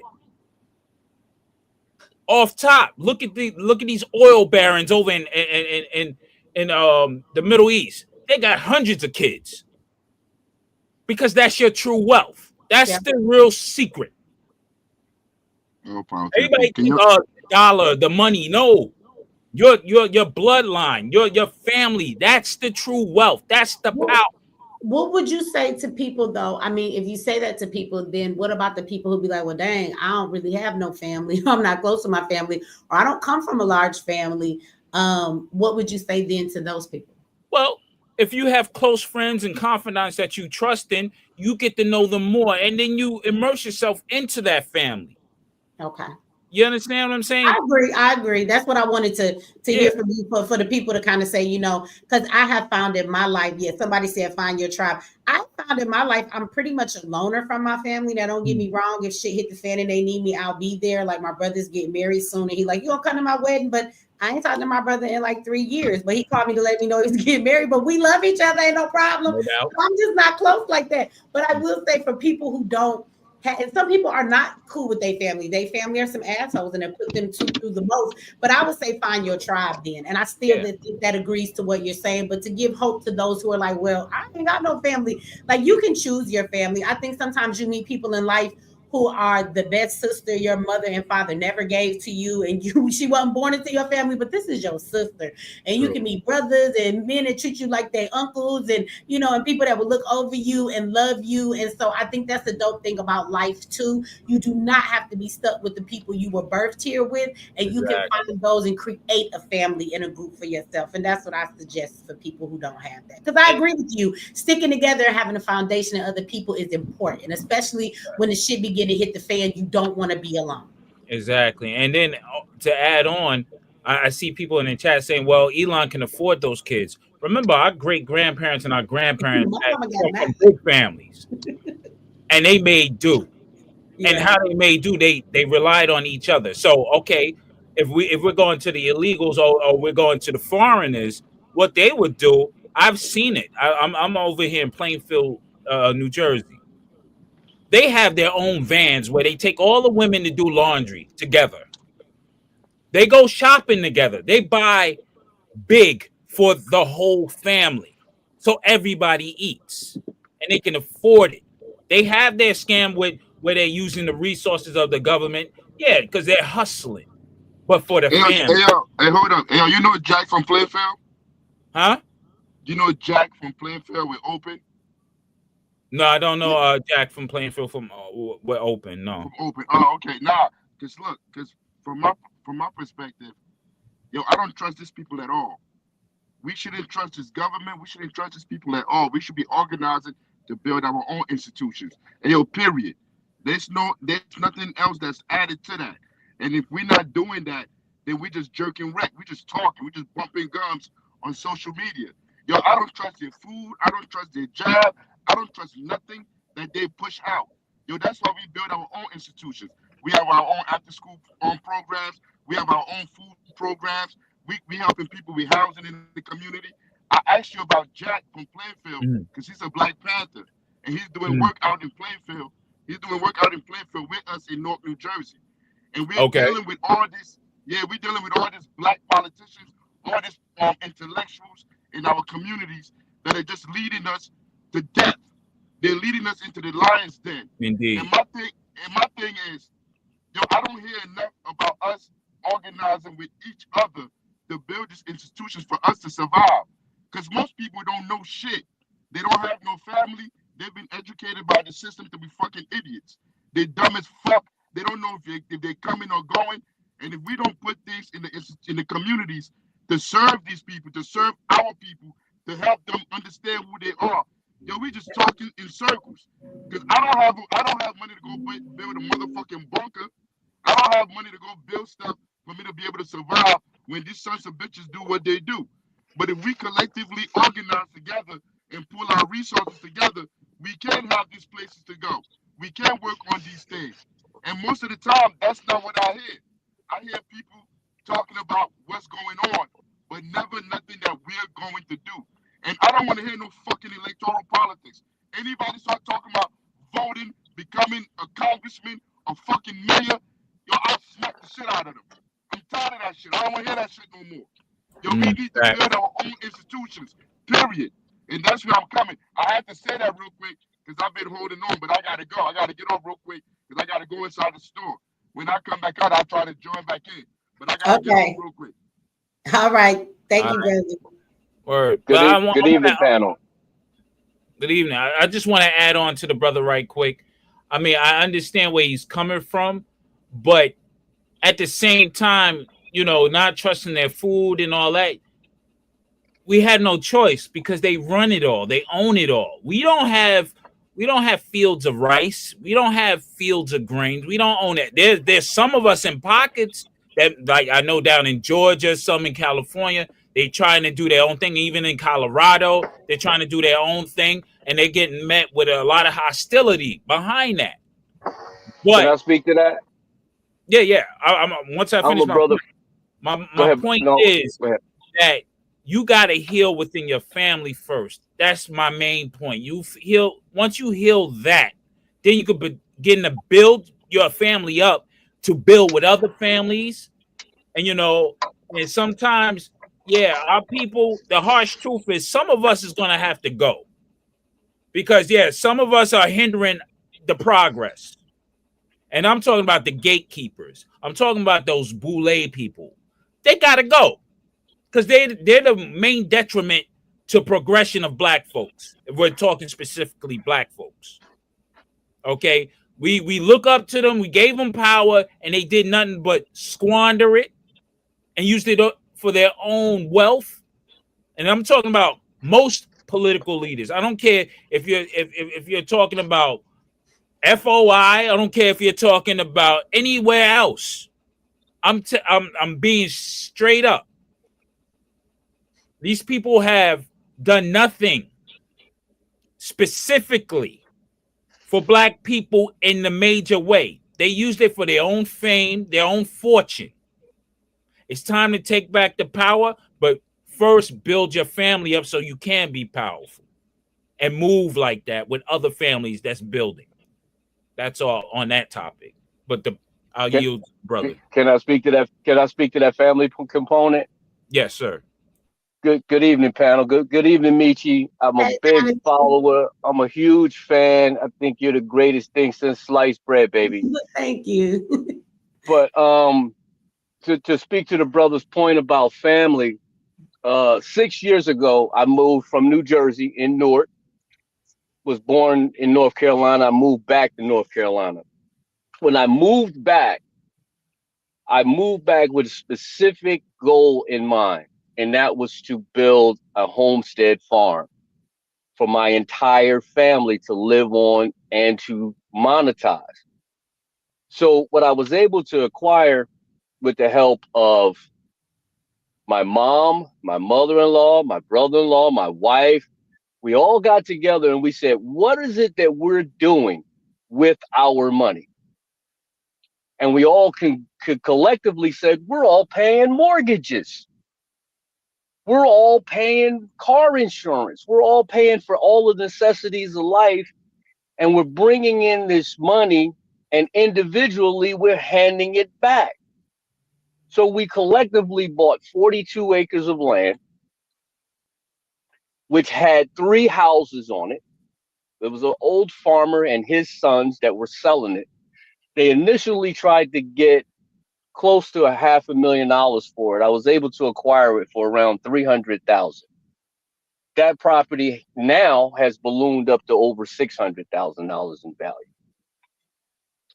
It has an apple orchard, pear trees, peach trees, plum trees. These people were farmers and they owned orchards. So I bought all of it. We bought the whole thing. My mother lives right next to me and we live communally. Everything is paid for. There's no mortgage on anything. I registered it as a farm. It's I also have about 32 acres of timber. So I registered it with the forestry department in North Carolina. So now I'm in the forestry plan, which abates my tax down to like $1,500 a year. All I have to do is cut that timber, sell it, replant, and harvest again in another 8 to 10 years. So that keeps my tax burden down to almost nothing. So we have to start to do, we often talk about what grandma and grandpa did and how we made do. Those people actually used their own skills to survive. They didn't use systems to survive. I have right now a small flock of chickens, which is basically about 500. And my eggs alone now support my lifestyle. How did I know eggs were going to be a thing? Well, eggs are the number one source of vitamin D. What did they say was going to fight this thing they called COVID-19, vitamin D? People needed to get sunlight. Second to sunlight is the egg. Now, black folks, we don't absorb sunlight well because we have melanin, but we absorb eggs very well. So now all of a sudden, there's a shortage of eggs worldwide. Well, why? Because they're going to try to run this COVID-19 thing past you again with a new variant, and there's going to be less eggs available. People don't even realize that that was really what was helping them in their recovery from this COVID-19 thing. Because your egg consumption, the average person needs 300-400 eggs a year. And it was fighting, everybody's taking all these other supplements and they're still eating their breakfast like always. Well, that breakfast was really what was doing it. And somebody in the chat, there's no shortage of eggs. They lying to us, huh, Jay and Banko? They have the videos on TikTok. Because the New York Times just ran an article on how 2 of the biggest egg manufacturers are purposely culling their birds. There's no shortage. It's control. Yeah. They're driving the population of the birds down so that they can drive the price up. As someone who has chickens, it takes you 6 to 8 months before a bird starts to lay.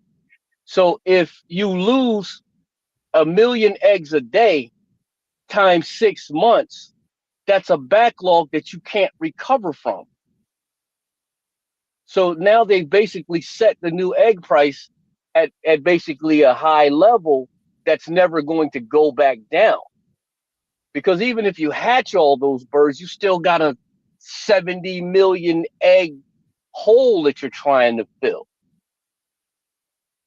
So you look at like Cargill produces all the eggs for McDonald's, right? They give McDonald's all their eggs for Egg McMuffins. The Egg McMuffin is getting ready to go through the roof.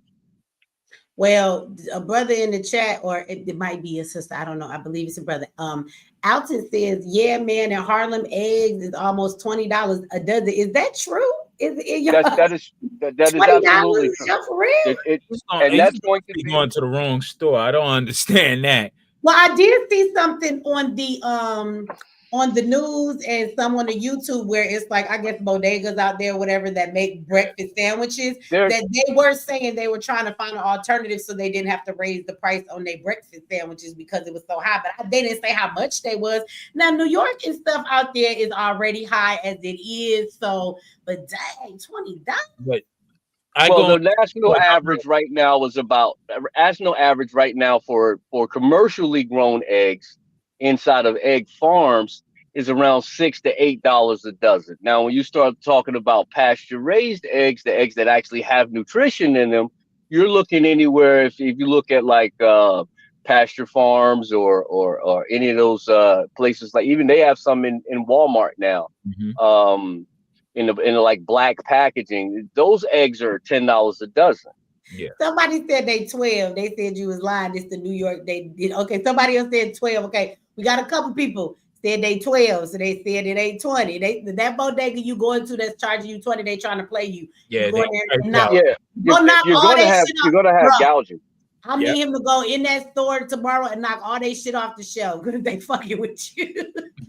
Well, see, they know you live in you're living in a food desert. They price gouging you. So, they price gouging you know they did this though 3 years ago in the UK first, right? There was yes, they did in the UK. So yes, they did. tested it out there first. Yep. And then they brought it here. And it's underneath the same premise of quote unquote bird flu and also the crap that they're selling you the cull and all sorts of stuff that they're doing. And the farmers in the UK were pitching a fit because they were sitting there saying, you're telling us to do all this, because they even have farmers now who are actually moving their chickens to another, the ones that are quote unquote affected. And it's what they use the PCR test, which is a bunch of bullshit anyway, but they're separating the birds. And they even, what is it? E. coli? No, ecologists, they'll tell you, I think it's Yeah, ecologists, but the ones that are, yeah, they'll tell you, you need to have the birds, just like with any other thing, you need to have them go through it. So then there would be herd immunity, because after they get it, they'll become immune, right? So that's the only way to get rid of it, because if you keep killing them off, no one's ever going to have the virus at all, and it'll constantly keep exactly, popping up. But if you, exactly. it's like, everything's ass backwards when it comes to science right now, because it's like, what, who is the science now? Who, It's not really ass backwards. That's just what they telling everybody else. I mean, wow, I guess we're on that topic. I first want to say shout out to my tribe is in the house, all of the Malachians in the house. So I want to say this and take it back to when everybody was saying about, their family or finding their tribe. I am definitely a person that comes from a household of 9 children. I am the oldest girl of my mother's children. And I got a lot of aunties and uncles. My grandmother actually has about 11 siblings herself. And so I come from a very big family, but I'm also very much a loner, that I do my own thing. And so I just want to say shout out to my tribe, because I have a family, but it's not necessarily the family that I was born into. And that's my family. So shout out to everybody from the Malachian tribe that is in here. A group of like-minded people, and I love it, because we got smart brothers, we got smart sisters, we building, and we have land, and as that builds up, it makes me feel good, because I know that I have somewhere I can go and build my home, in a place that I can be where I'm not alone, and there are people with skills that are building gardens. You got men that are doing stuff. We have our own, security or police, as you would call them, and so we're gonna be ready, and whenever the shit hit the fan, I don't have to be alone. So I love that, because even though I have a big family, that is not something I could build with my family, because I know some other people in the chat was like saying they got family that's religious. Like, my family don't even understand the severity of the things that are coming. So it's great to be with a group of like-minded people, knowing that when the shit hit the fan, I ain't got to convince a bunch of people just because we related by blood for them to understand how we got to build. So shout out to my tribe that's in the house. I wanted to throw this out there though, you guys, since we talking about science and stuff. Have y'all noticed, right, that right now the bird flu is everywhere in your mama and your granddaddy and your cousin in them face, but it's nowhere on the news? Now, I want to be clear that Trump said the CDC need to shut the hell up. Now, this is the one thing that I want to point out, and y'all tell me what y'all think. Now, the bird flu, there was a scientist and doctors that said, like with the vaccination, they came forward and said there's a bunch of bullshit. But there were already some that came forward and said the bird flu only gets to other animals and humans who are around these birds. It does not jump from human to human. Okay. If that does happen, y'all excuse me. I'm muting people's mics because I don't know who got all that noise going on in the background. But it's a noise. So I'm just muting everybody's mic for a moment. But they said that bird flu does not jump from human to human. And if you begin to see that it jumps from human to human, and they're telling you that that's what it's doing, that is not actually the bird flu. That is something that they have mutated themselves and started giving out to people, because that's not how this works. Now, this is what they started stating. And the next thing you know, 2 months down the road, now they claim that the bird flu is everywhere. One thing that I find interesting, and when I say claim, there are schools in cities that have actually been closed and they've sent the kids home. This has been on the news. So some of these schools have closed down, just like during COVID, which is crazy to me, because until COVID happened, did y'all notice how that was never the norm? Like, we didn't shut down whole schools just because a bunch of kids was sick. I would show up at school, and if it was flu season, dang, a lot of kids got a cold. It would be a lot of kids missing from school, but we didn't close down schools. Now, since COVID came, they use that as a norm now. Oh, just close the whole fucking school. So several schools have closed down and sent kids home for a little bit.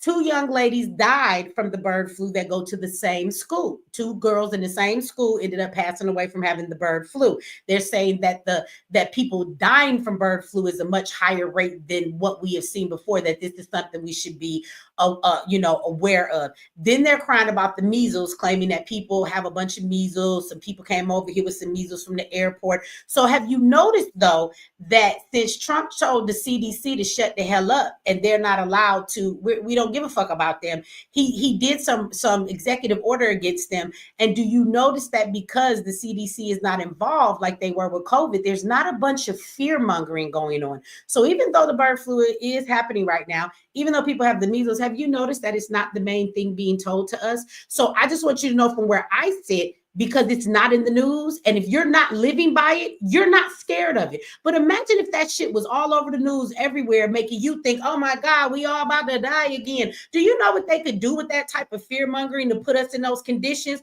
But because it's not being talked about like the main thing, because he has shut the CDC the fuck up, you find that if you're not in a district that this is happening, most of y'all don't even know that this is going on. So I just want y'all to realize how like fear mongering works, how the media works, how they condition everybody, how they push all of this shit out to everybody and make it seem like it's worse than what it is. I will also throw this, and then I'm gonna let y'all chime in on this. But when we was growing up, people had the measles. You just stay your ass at home. You might have a slight fever and your ass be polka dotted red, but it wasn't killing you. So why we acting like it kill everybody right now? So I just think that those are very interesting things. What I just said is definitely going on. But if it's not going on in your neighborhood, most of y'all don't even know about it. And that's because the media has not been fear mongering you, nor the CDC, because they've been told to shut the hell up. So I want y'all to see how powerful that fear mongering is. So I don't know. Y'all tell me, have y'all heard about the bird flu? Is it going on in your neighborhood? Have you heard about the school closings and the people that are sick? Or you just been living your life every day and ain't heard nothing about it? I heard about it in the news when they brought it out about I can't remember if it was the Biden administration. I think it might have been the Biden administration who actually gave the funds to who was it? Pfizer, to come out with a new vaccine, mRNA technology vaccine for the bird flu. So that is something that's going to be coming out. I don't know. Maybe Trump might have been saying, "Be quiet, shut up," because he don't want anybody to know about that. That's one. Besides the economy, and the second thing is, I live in the Dallas-Fort Worth area, and when it comes to the measles, I mean, yeah, people are going to get measles because for the most part, we're actually being vaccinated with measles since we were children. And that's one thing people don't understand, especially with that MMR vaccine, very, very dangerous vaccine where people are getting autism and things like that. So, yeah, that's a very toxic vaccine. So, yeah, measles is no joke. About casino though, so let me ask you, you know, when Trump first got in office, he severed our ties to belong to join in with the World Health Organization, so we're no longer a part of them, which I don't think is a bad thing. We're not the only place that has removed ourselves from them. And remember, they was trying to get that treaty that if a medical issue arises like COVID, that they could then demand what we all need to do, and we need to follow their regulations. They take our sovereign right away in those situations. So I wasn't mad about him removing from them, but everybody was like, oh, I did see a couple news stories and they was like, oh, you know, Trump is not allowing the CDC to report and do their job, and he's doing all of that with them too, and it's people out here getting sick. But my thing is that without the news telling this like it's the top story, how many people are living your life and you're not even thinking a word about this bird flu? Versus like when COVID was out there, it was everywhere. So whether you was experiencing it or seeing it in your community, you were still scared like it was at your doorstep. So I just find it real interesting that when you don't have these organizations that push all of this information to make people be scared. And again, measles ain't killing nobody. And if it is, that ain't measles, baby. We need to have another conversation. I was never scared. But check this out. Trump actually in on the front end closed down, you know, our negotiations or wherever ties were supposedly had with WHO. But on the back end, he gave millions, dished out millions to Bill Gates Foundation, Gavi. So at the end of the day, that was just nothing but a front. I don't trust that man as far as I can throw him. I think that two things can be, you know, true at the same time. You know, again, we have to think that just because everybody that deals with Bill Gates, because we see him a certain way that he is, that everybody that works with him or sees him thinks that he's this, you know, evil entity.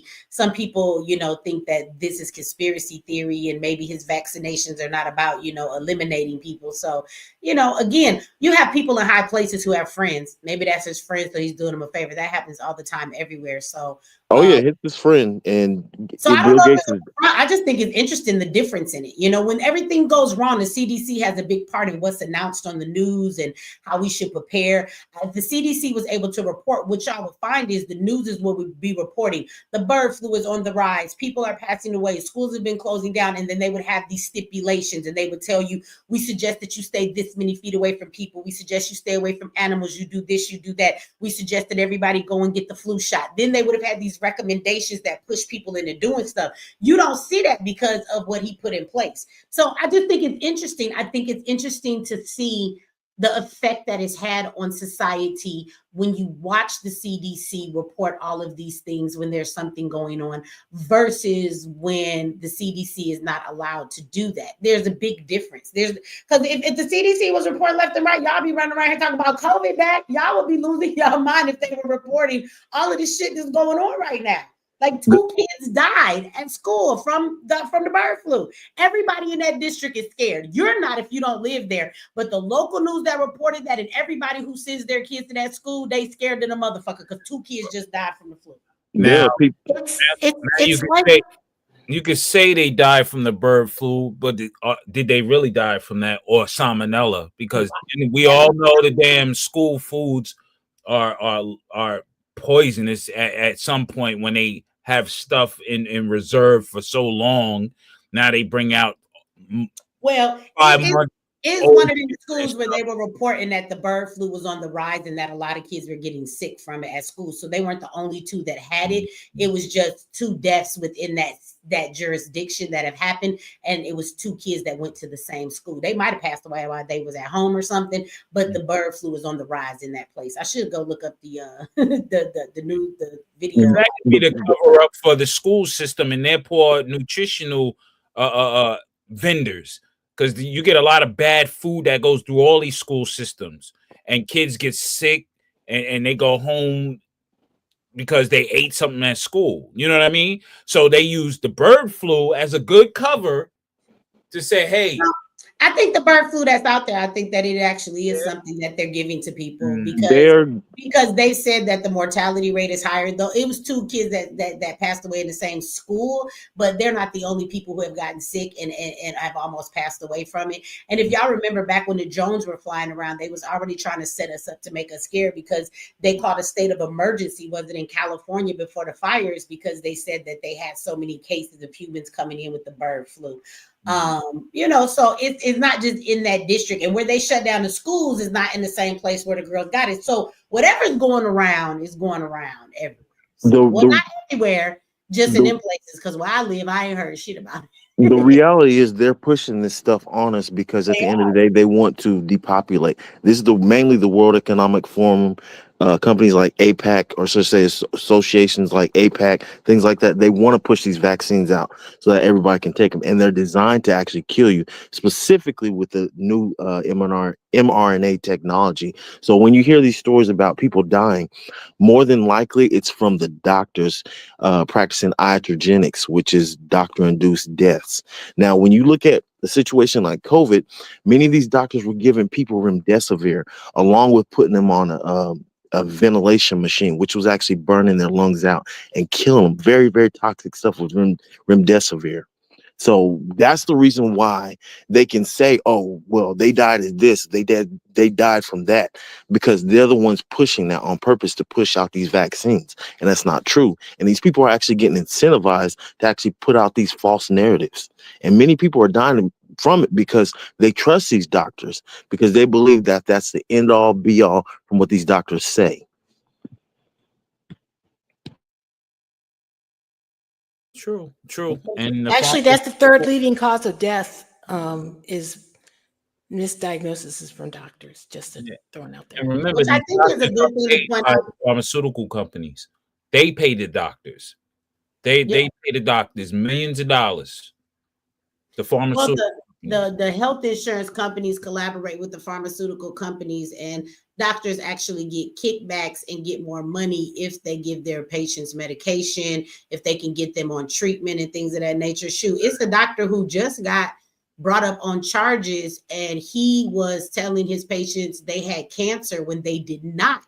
So he could give them treatment just so he could receive the kickback from giving all of that medication and that treatment to them. So doctors do get incentives for patients that they can put on medication because they're in cahoots with the pharmaceutical company. You would think that health insurance companies would give you a bonus if you could have healthy patients that didn't need medication and all those things. And the crazy thing is, through most of your health insurance, your doctor can write you a script. You can get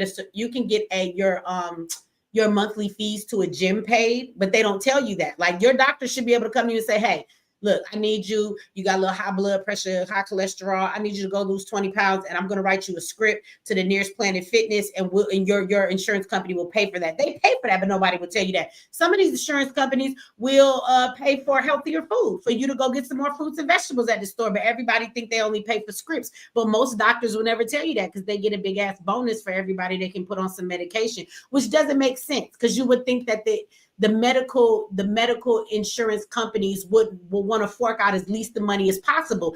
And a healthy patient is a person who doesn't spend that much money at the doctor nor on medication. But they don't want you healthy. They don't. So yeah, it's a whole game of all of that that they play. But yeah, a doctor just got brought up on charges. It was like 30 people. Imagine that shit. You go to now that's diabolical. It's one thing for you to be sick and then the doctor to give you a prescription versus giving you a healthier lifestyle alternative. But when you tell 30 people they got cancer, and I don't mean to be laughing because it ain't even funny, it's fucked up. But how you tell 30 people you got cancer and be lying and made them go through chemotherapy and everything? What kind of shit is that? To the lady in the comments, Joanna Bush or whatever your name is, I'm not lying about Trump giving Bill Gates Gavi money. That's actually true. You can look it up for yourself. I'm not going to sit on the panel and lie to you guys.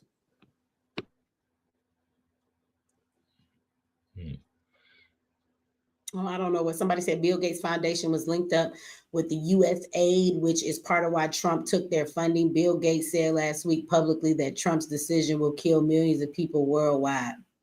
I don't know. I ain't hear about that. I told you Trump been doing so much since he been in office. I can't keep up. And I say this jokingly, but I'm serious. Do y'all feel like I feel like Trump has been how long has he been the president? Like 30 days? It ain't even 60 days. How long has been the president? Because it feels like he been the president already halfway through his term. Like 2 years done went by. He done so damn much. But he only been the president for like 5 minutes. But on some real shit, it feel like he been the president for 2 years. Because every damn day is something else. I can't keep up with the shit. Yeah, and that's part of the plan, like to push so much stuff out there, so you'll be twisted and turning and not understanding what the real game is. They're going to collapse the economy, so those same rich people can buy it up after it reaches an all-time low in the stock market. Well, let me say that when you say so the rich people could buy it up, I do want to be clear though that this is the opportunity. A lot of people who have money and gain wealth, they don't bust their ass to earn that wealth, right? Mm-hmm. So they take advantage of things of this nature. And all I want to say is that, the stock market dropping, just like Trump said in the video I played the other day, right? On Thursday, he said, look, this is an opportunity for everybody. So if you're interested in the stock market, do not just go and start willy-nilly buying shit, but you can also get you investor. TD Ameritrade is one of the companies. It's like $35 a month that you can have an investor. You talk to them, you tell them what your goals is you're trying to save up for a house, you want a long-term investment, what it is you want, and you tell them how much you can invest at this time, how much you're going to invest every month. And because they know what they're doing, they go in and invest in the right things. But this is an opportunity, let me say this, because we're going to be like, the rich people going to go all buy it up, but there's no rule that says your ass can't go buy some of it. Exactly. That's what I'm saying. There's a lot of misdirection, but you got to see the plan. The plan, even with crypto, the plan is to bring that to the stock market. Once that hit the stock market, it's going to go crazy. And I'm happy for all the black people who got into crypto, because a lot of black people did, because they was like, oh, this, and then I know y'all got told like, oh, this ain't going nowhere, and oh man, but then it did. How many of y'all thought y'all got scammed out of that Bitcoin, boy? But Bitcoin blew up, and some of y'all niggas was drinking Moet, like, yeah. And XRP and XLM is going to be the next short shot, but and I think Trump actually brought up XRP. Isn't that one he named? That's how you know that's the one you ought to go get. It's like it's through a company called Ripple, and they're dealing with the exchange rates with when you're dealing in transfer of money. That's what their primary thing is, to do it worldwide, globally, and to transfer all types of funds electronically. So if you invest in a company that's trying to get a solid foothold in something, and the government is backing them on it, that's always a sign. Well, see, this is the thing.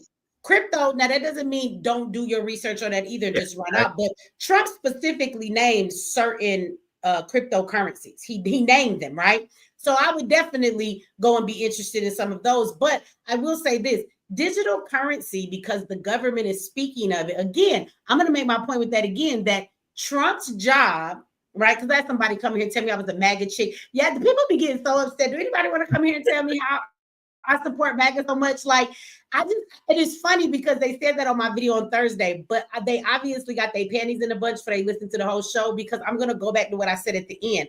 I don't know if Trump is doing this on purpose or if he's being used. Understand that the government and the CIA is very, very slick at understanding a person's personality and using people in a way that they don't feel they're being used, that they're just being themselves. I don't know if that makes any sense to y'all, but for those of y'all that know what I'm saying, you know what I'm saying. If you understand how the CIA and mind control and MK Ultra and all them things work and what their plans were, if you've ever read all of the paperwork, right? And so I don't know if Trump knows that he's doing this, or if Trump is being used based off of being the perfect candidate for it, right? But what's happening is we have been awakened to how shitty our government is. There was some of us have always known this. Some of us really was blind to the fact, but then social media came into play and it has opened so many people's eyes. And it is clear that the American people have an ought with the American government. We do not see them as our saving grace. We do see them as the enemy. And that's for all Americans, not just Black people, right? Yep. So what better to do than to usher in a president who is going to look like he is beating down the very government that has been beating down on you. I'm going to shut down the CIA. I'm going to revamp the FBI. Damn this Department of Education. It's all going away, right? He ain't here slapping everybody left and right. Some of us love watching it because our thing is he seems like he's tearing the government down and he is going against these entities that we've always had an issue with. But be mindful. You cannot have the new world order without destroying the systems that exist right now. That is Trump's job, whether he knows it or not. Now, how many of us as Black people have always said that we do not vote because all national votes are, elections are rigged, they not real, and they're going to do what they want to do. So what the fuck make you think that it changed when Trump got in the White House? You think it wasn't rigged, that the whole map was red? You don't think that it was rigged, that Kamala was one of the worst fucking campaigns we've ever seen run? You really thought Kamala was going to beat him? They gave us that weak-ass candidate to go against him on purpose. That was one of the most sorriest campaigns I've ever seen run. It was obvious she was going to lose, and some people were so conditioned, y'all still wanted to cheer her on like she was a really good candidate. She wasn't. She babbled on. Half the time she talked like somebody drunk-ass auntie. She said the dumbest shit. She never answered any question. Her answer to everything was, well, Trump. What about Trump? She never answered nothing, okay? She literally tried to lie about things. We could play clips and see that you actually said it, but now you didn't say it. So all she did was throw concerts and bring some of the most degrading artists to shake their ass and say things at these places. Like, it was actually a disgrace to us. If y'all want to be honest about the situation, okay? Let's be honest. So to me, that was all a setup. I think Trump is the president because he's supposed to be the president right now. I think that since the last term, he's had people in his ear. They have talked to him. They made sure they position him and put his mind. They know he's arrogant. Tell this motherfucker he got the power. Y'all go in there and tell him, you know, you could executive orders, my nigga. You could sign away all of this shit. Yes, you can. He's like, really? I can? And he got a big ass head. So he's like, oh, I'm signing executive orders every single day, every day. And they're like, yeah, none of these other presidents do that shit. Show them you different, Trump. And he bought it. So now he in there acting a fool. But what Trump is really doing, he is tearing down the government that you know it as so that they can implement the new government, which is going to be the new world order. Trump is the president that is taking down a Department of Education. You do not need the Department of Education when it comes to AI if you know where we're going. We don't need, schooling is about being a worker. AI will be taking all your jobs. We don't need you to go to college or go to school anymore because we don't need you to be a worker. We don't need you to do that. Right? We don't need you to get this education. When he talks about bringing down the FBI, the CIA, you do know that policing is going to be done. You don't need the CIA. You know why? Because algorithms read the way you breathe, the way you talk, the way you move. That shit can control your mind better than anything else. Your damn phone knows when you snoring, when you put it down, where you walk, when you taking a piss, who house you go to, who you cheating on with your wife, because they saw your ass drive there 6 times this week and it's only 7 days in a week. Goddamn, you might as well just get a divorce. It knows everything about you that you don't want nobody to know. It knows you better than you know yourself. It knows your algorithm as a human being. And so it can predict your thoughts. It can predict what you will do. And then it can put shit right in front of you that says, if we just feed them this, it will actually make them do what we want them to do, because we have this person pegged down to a algorithm. They don't need the CIA no more, if you know what the CIA do. So they're getting rid of all of these systems. They're letting Trump tear them down so that we can all think that he's destroying the government. But you can't implement new government, new ways of doing things, new world order without tearing down the other ones. So they're going to let you think that this is what Trump is doing. Trump is the president that mentioned cryptocurrency. Yeah, I know we are happy if we invested, but didn't we already talk about the fact that the new world order comes with a cashless society? Yep. So that means we won't be using cash anymore. What the fuck y'all think that means? So digital currency is part of the new world order. Yep. Obama is the president that ushered in LGBTQ. Trump is the president that is ushering in the new world order. I don't know how the fuck y'all don't see it.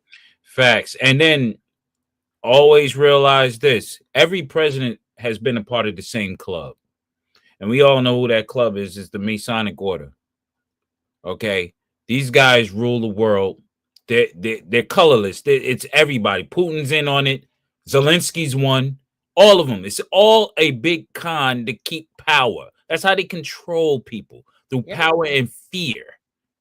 So as long as they have that, they got the world. As long as they put fear. That's why they're having these nuclear. They're not going to do anything nuclear on a grand scale, because that'll kill their power. They love power more than they love destruction.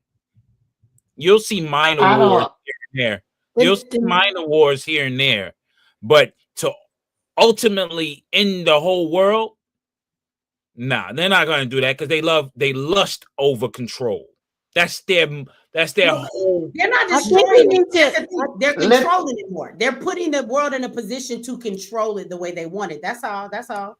I don't see it. I don't see it that way though. We look at the nuclear bomb situation too, because if you think about it, they tell you if you use nukes, you can never live there anymore, right? Isn't this the narrative? You can't live there anymore. It's never going to grow back. It'll destroy it for hundreds of years. Isn't that the narrative? Correct? Just correct me if I'm wrong. Yeah. Okay, what about Nagasaki? What about Hiroshima right now? It's not forever. It's going to be a period for 30 years, because they said those nuclear effects. I got to be devil's advocate here. Okay, hold on one second, Healing Goddess. I done touched the point. This is about to get good. Hold on. And Eden over there, she like, Eden been over there shaking her head like, yes, I want to hear what she got to say. And I'm going to go to you, because I like devil advocates. All right, Healing Goddess. But I just want to say in this, and then I'm going to come to her. In what Little Goddess was saying, I think that weapons are too advanced in technology for them to have to.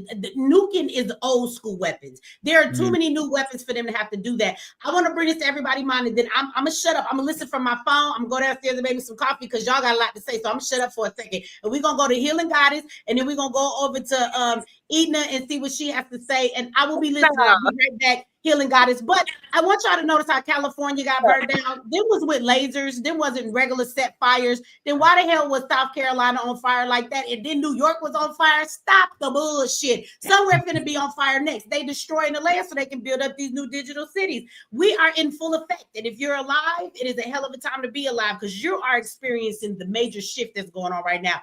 But Healing Goddess, go ahead. What's your devil advocate? Can y'all hear me? Can y'all hear me? Yes, go ahead. Okay. I see it as them bringing back the Constitution. This is why. You can't just look at Trump. You got to look at his whole team he's building. I don't know if y'all know about Pam Bondi, Cash Patel, Dan Bongino, Tulsi Gabbard.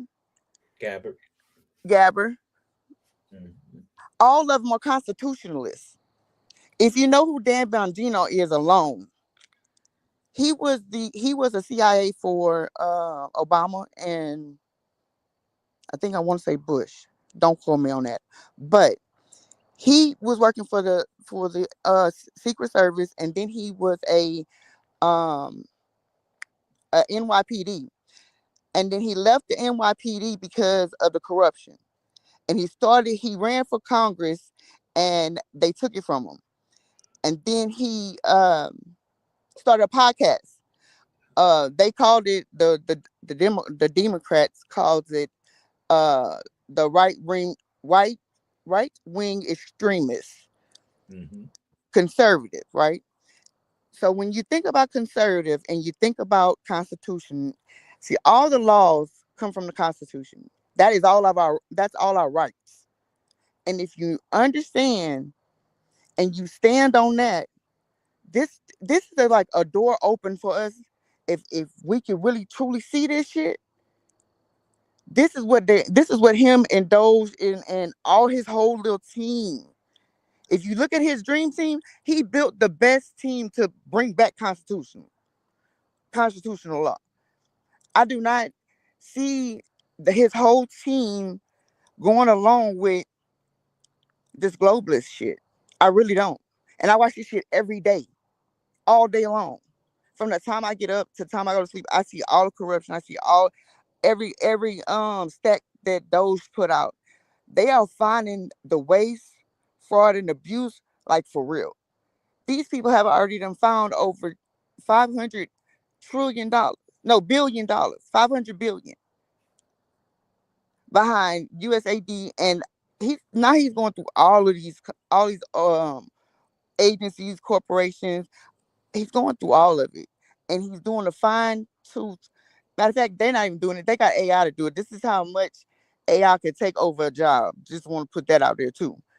He told them people in them offices that I have an AI that can replace all of y'all in here in 2 hours.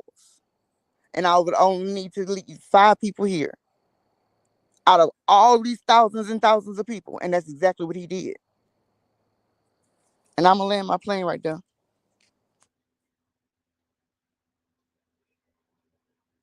All right. The next lady's supposed to speak. Yeah. Okay. But with DOGE, yeah, there's certain things you gotta understand. It's a double-edged sword on many levels. Yeah, DOGE is exposing the petty corruption of the wasteful spending and things of that nature. But there's more serious corruption that they can't expose to the people, because at that point there's no need for any government, because the people will truly revolt when they find out the bullshit. The real bullshit. That's no, I'm telling you, he really and truly is. They are not missing a beat. And the only thing that they're keeping out of the public is the stuff that the intelligence agency, that's Tulsi Gabbard, whatever she says that don't need to be out there because it's gonna hurt American people, then that's what they're doing. But she's allowing and then Pam Bondi, she called the fucking headquarters in FBI in New York. Whenever she called for them Epstein files, she made Cash Patel get over there that night, and he fired him, the head of the FBI in New York, that next morning. I like Tulsi Gabbard. Well, will they expose the government's involvement with illegal human trafficking and as well as the organ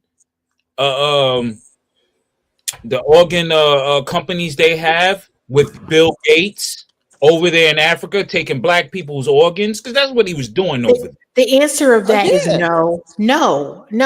Even the thing that they came out there with, the freaking Epstein thing, if anyone saw anybody who, first of all, the people who they chose to give those quote unquote binders to were all associated with someone within the government. And some of them are that's whenever she called him, because they gave her that binder.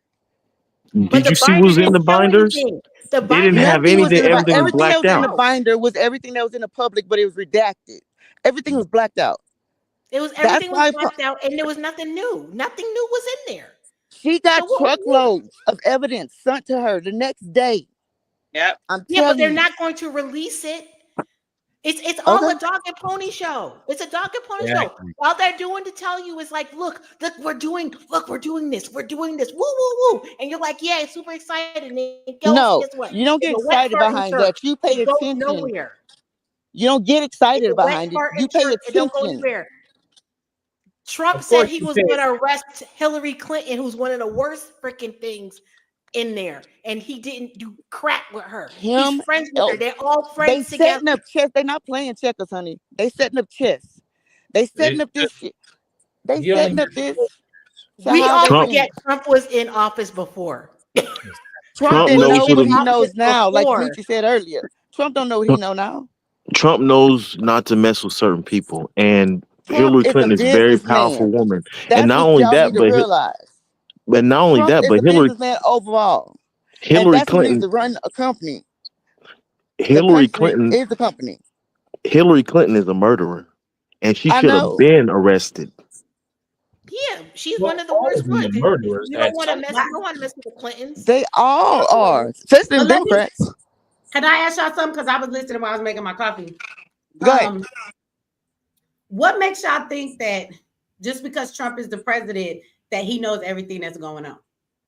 I was gonna say Not that. everything. I was gonna say that. That's what I'm saying. Like, so again, Trump may very well be committed to bringing the Constitution back and doing all of these different things, but there's a part of the government that even the president is not allowed to know about. Understand, the New World Order was in place before we ever knew who Donald Trump was. He didn't orchestrate this. No president orchestrated the New World Order. That came from the people that actually run this country.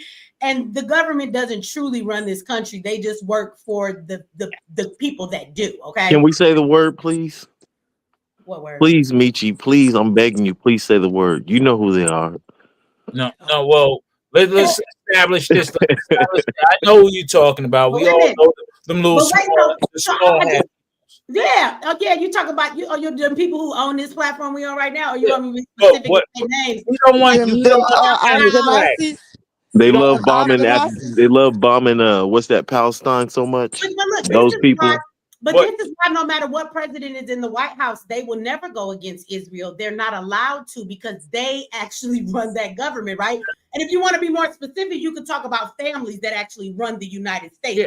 They don't sit in any, they don't work in the government. So again, the New World Order was implemented not by any president, not by any administration, but by those that are higher. And you must understand that even the president, there are things that are classified that he is not even privy to, that he knows nothing about. And so again, I do believe that, I'm going to be honest, I believe that Trump wholeheartedly believes in everything he's doing. But I believe they placed him there because they knew that he would do exactly what he's doing. And it plays right into what they want. And it looks like it's natural and not coerced. I don't think Trump even realizes what he's playing into, because the information about what he's actually helping them do, that's classified to even him. Now, let me say this.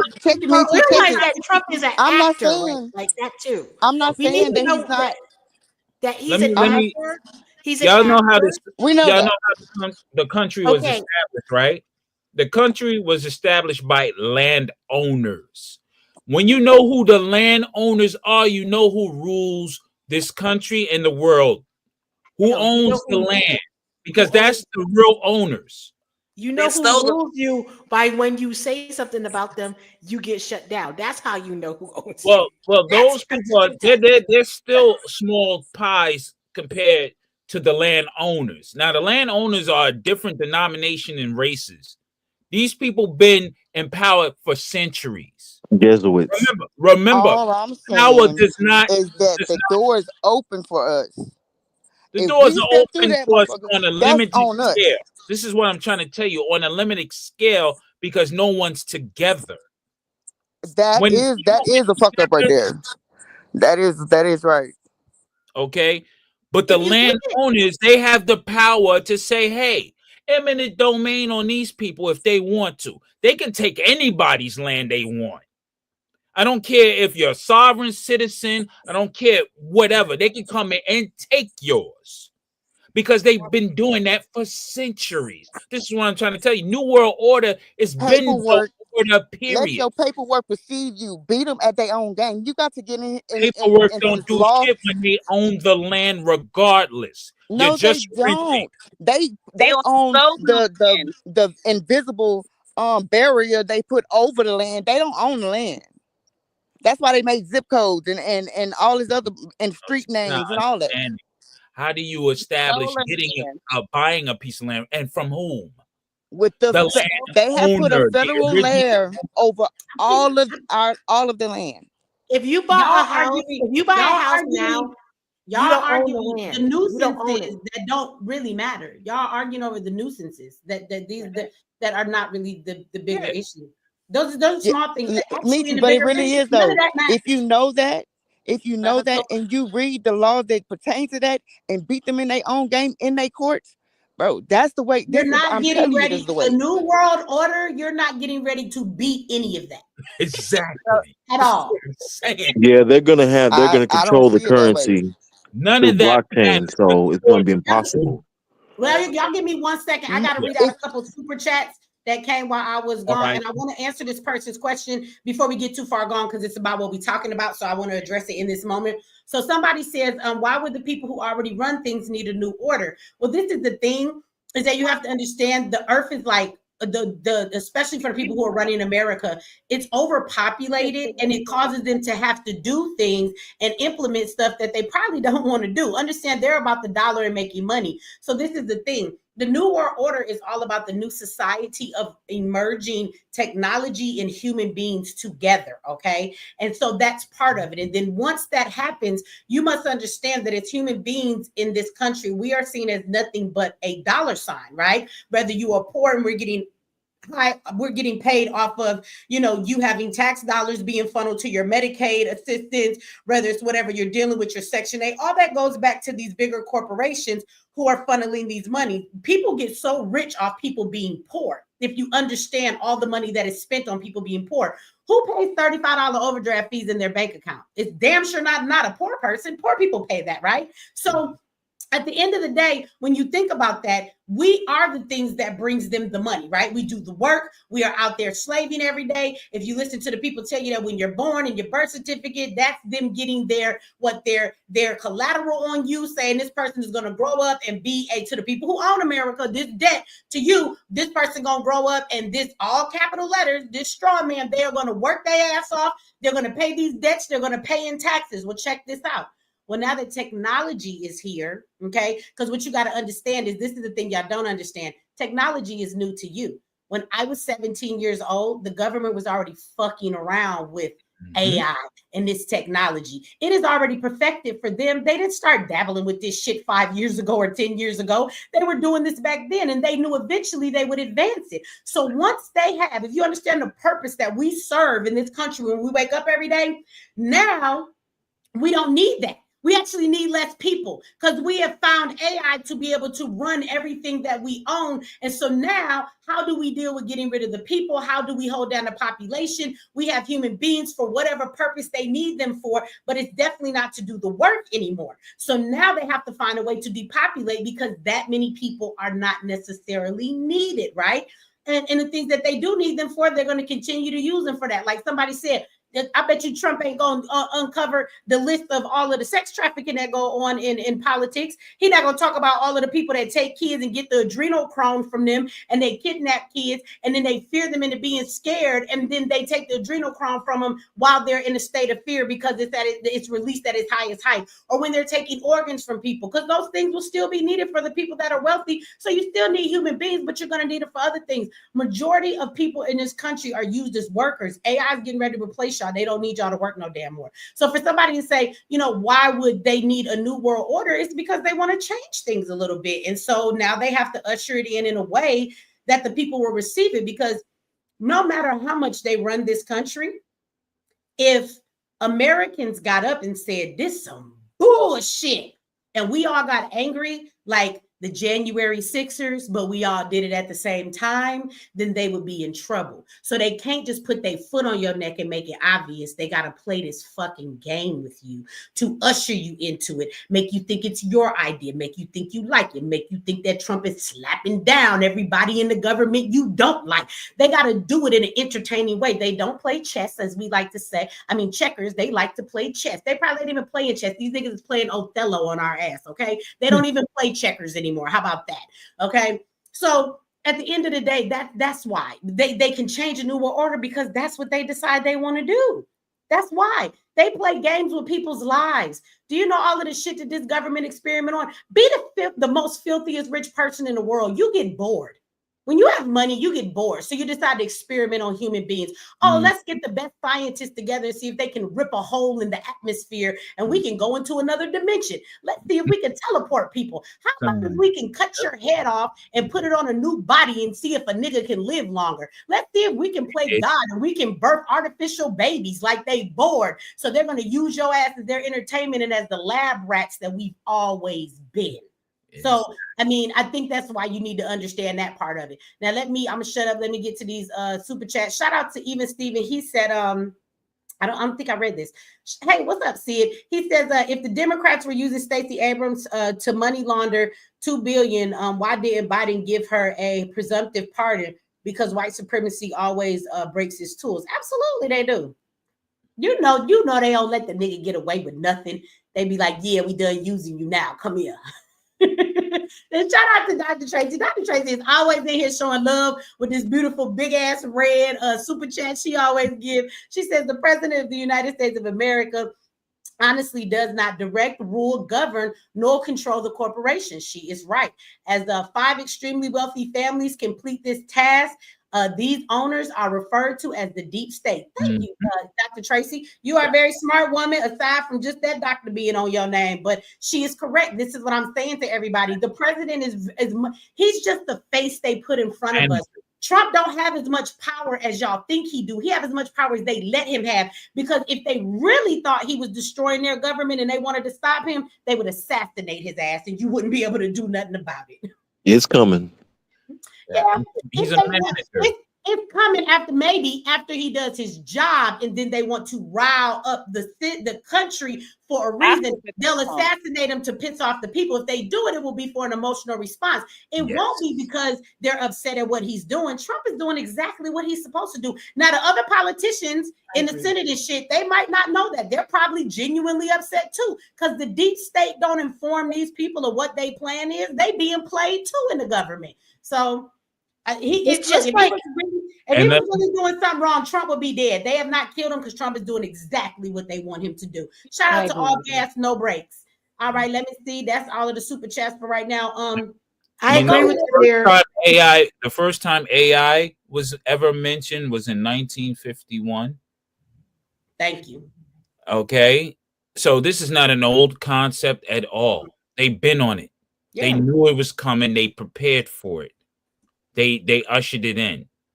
So we also got to know how far AI has progressed. So a lot of the news cycles you see and a lot of the information you may see online or on the news may not be real at all, because they can mimic anything, any body structure, any face, anything. They can do that. They've been doing that. So sometimes it's best to keep the people in the dark, and you don't know what's really going on outside unless you're outside. If you're inside and they give you all these different news feeds, these different streams, and you're thinking that shit is real, it may not be real at all. Shoot, for all we know, the bombings and stuff like that may not even be real. It may be a movie set. You never know. Oh, that's a good one. You said they lied to us like Armstrong went to space and he was right here on a balloon jumping up and down. He was right there in the desert. It's right. Well, that's where Area 51 is. That's a movie set. But look at Oklahoma. What happened with Oklahoma? They showed that guy was his apartment and his rental thing was being paid by the FBI. Like they already showed all that stuff. So it's not like it's anything new. But I was also going to say is it's kind of like the whole agenda of when they're trying to push whatever else and say, they always do it usually through movies, correct? So if someone writes a screenplay and their screenplay goes in line with whatever their agenda they're trying to push, the person who wrote the screenplay is not sitting there trying to push the agenda. They're just trying to get their screenplay done, right? They're trying to get their movie published. So they're going to do whatever they're going to do. And the person, the directors and stuff are going to read it. And they're like, okay, we need you to change this. We need you to change that, whatever else like that. And they're getting their messages or their instructions from on high. So it's kind of like all different cogs in a wheel, and you're in a factory. You might not know what the outcome is. Just like you're saying, you're just a player on the stage. You don't know the whole thing that's going to be happening, and this is how they want to keep you separate anyway. And that's the one reason why this whole thing with the lack of humanity and keeping people away from each other, because when people are sitting there talking to each other and there's that communication, it's harder for this stuff to happen. But when it's online, when they can sit there and put out, as he was just saying, put out false information or false narratives or anything else like that, or if they bombard us with the same information over and over again, kind of like you have talked about before, if a song that you don't even like, oh my God, I don't like this song, but you keep hearing it over and over again, and all of a sudden you start humming it. It's the same thing. It's all the same thing. And they just, every time they just keep cranking it up slow. It's always been slow. They are very, very, very, very patient with what they're doing. And they've had these ideas and these plans for decades, if not centuries. So yes, I agree with what you're saying. You know what I heard? I don't know how true it is, but I heard Elon Musk is supposedly wanting to come out with a new religion. Does anybody know if that's true? Well, Elon Musk, he's one of those transhuman people, and this is one of the tactics that they use to try to bring you. He transhuman. What is that? That's him. He wants to merge AI with humans. He wants to chip the computer. He wants you a cyber. He wants to put it in your brains, in your brain. Right. Neuralink. Neuralink. He has the patent for that. So how better way do you get people to conform to something like that? First, you got to start off slow. How you do it? You get people to acknowledge trans first. Right. You understand? So once you get used to people being trans, then you say, okay, these people are not bad. They just confused, but I can understand how they feel. But then here they come with the transhuman. This can extend your life if you put this chip in your head. This is a Neuralink. We can all be one. You can communicate better. We heal you with this chip in your brain. We can heal parts of your body. It's foolishness. I think a lot of people are going to feel like a superhero, and it's a lot of people who will run to get all kind of AI stuff implemented in their body and things like that, because it's going to make them feel like they a damn superhero or something. There's a lot of fools who are going to volunteer right away. I do it. Crack can make you feel like a superhero. That don't mean you take it. No, you know how many people do? But look at the people that are using on it first, though. It's those prisoners.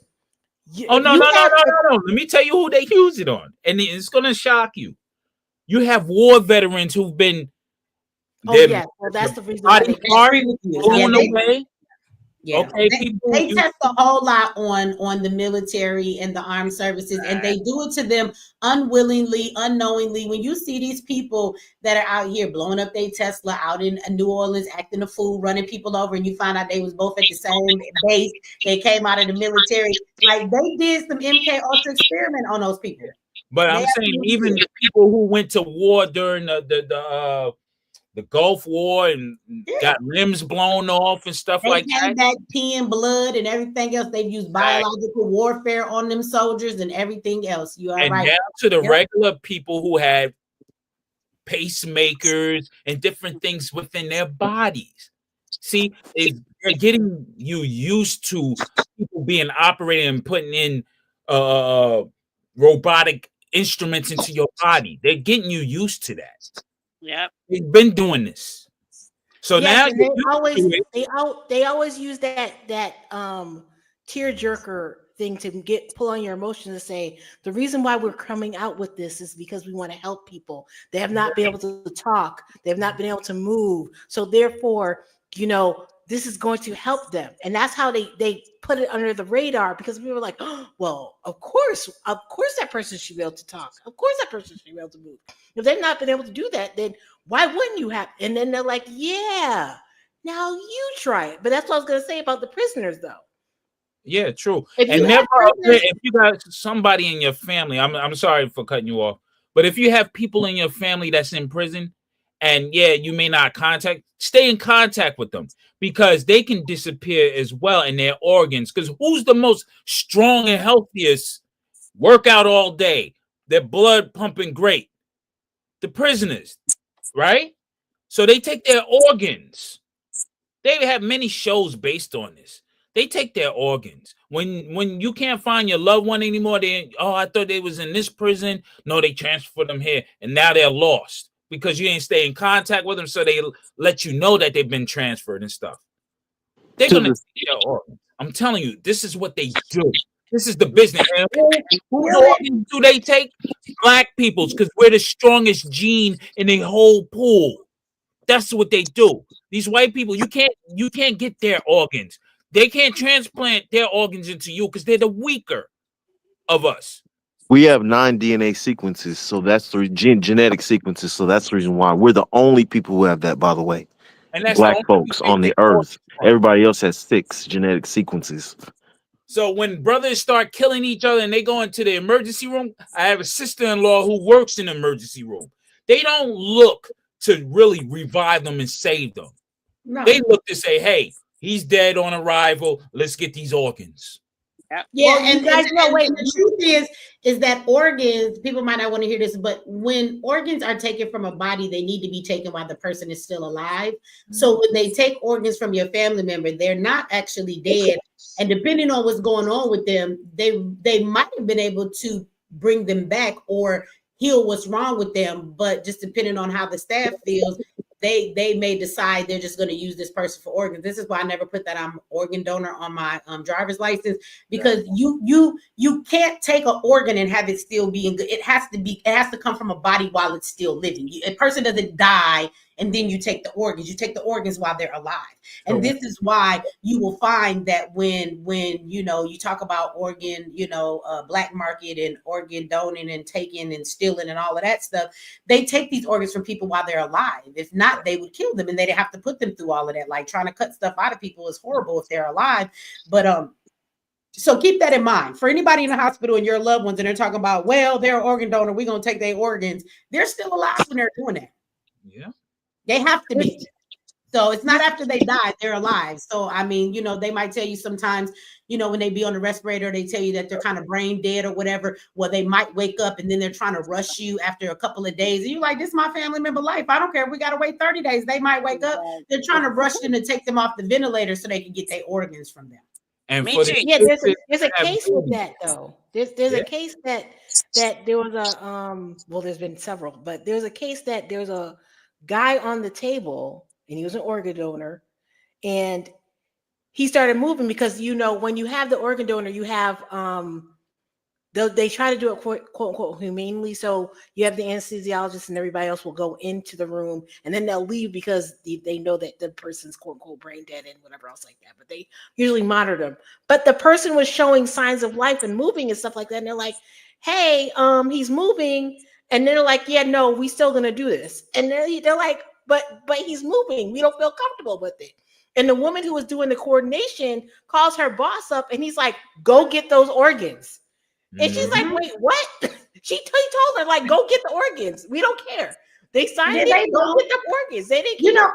I don't think that we pay as much attention. We think about like the police and how devilish they can be in taking people's lives, and they have the authority like to lock people up unjustly and stuff. And we talk about how vicious that is. But I think that as human beings, we don't really want to get into the conversation about how diabolical motherfuckers in the hospital and when it comes to healthcare, the things that they will do to get I those worked in organs. Like we healthcare just for talked about 20 the years. doctor No. who told 30 of his patients they had cancer and they did not. Just so It's he in the could get chat the too. kickback. I put that drop. I dropped that link in the chat. So if you How want about the visit to the hospital from the paramedic? Some of those paramedics are evil too.